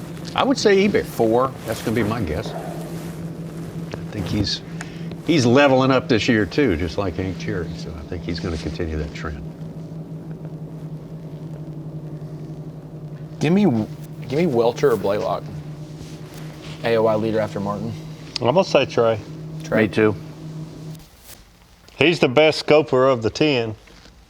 And I think scoping is going to be, I'm not saying it's going to win, because I think you're going to have to catch a largemouth or 3 to win at Martin. Man, if we had. But I just think, I feel very confident Trey's going to catch him at Martin. I feel like if we had this weather that we had for Guntersville, for Martin, like if they were flip-flopped, we did Martin and then Guntersville, boy, you might not have needed a largemouth, right? Like you could have probably caught all offshore fish in 35-degree water, right? But we give it a couple 50-degree days. Martin could be totally different than what we even thought doing the live well a week and a half ago. And you could go by someone with a record for winning right after a classic the next year, be Hank Cherry.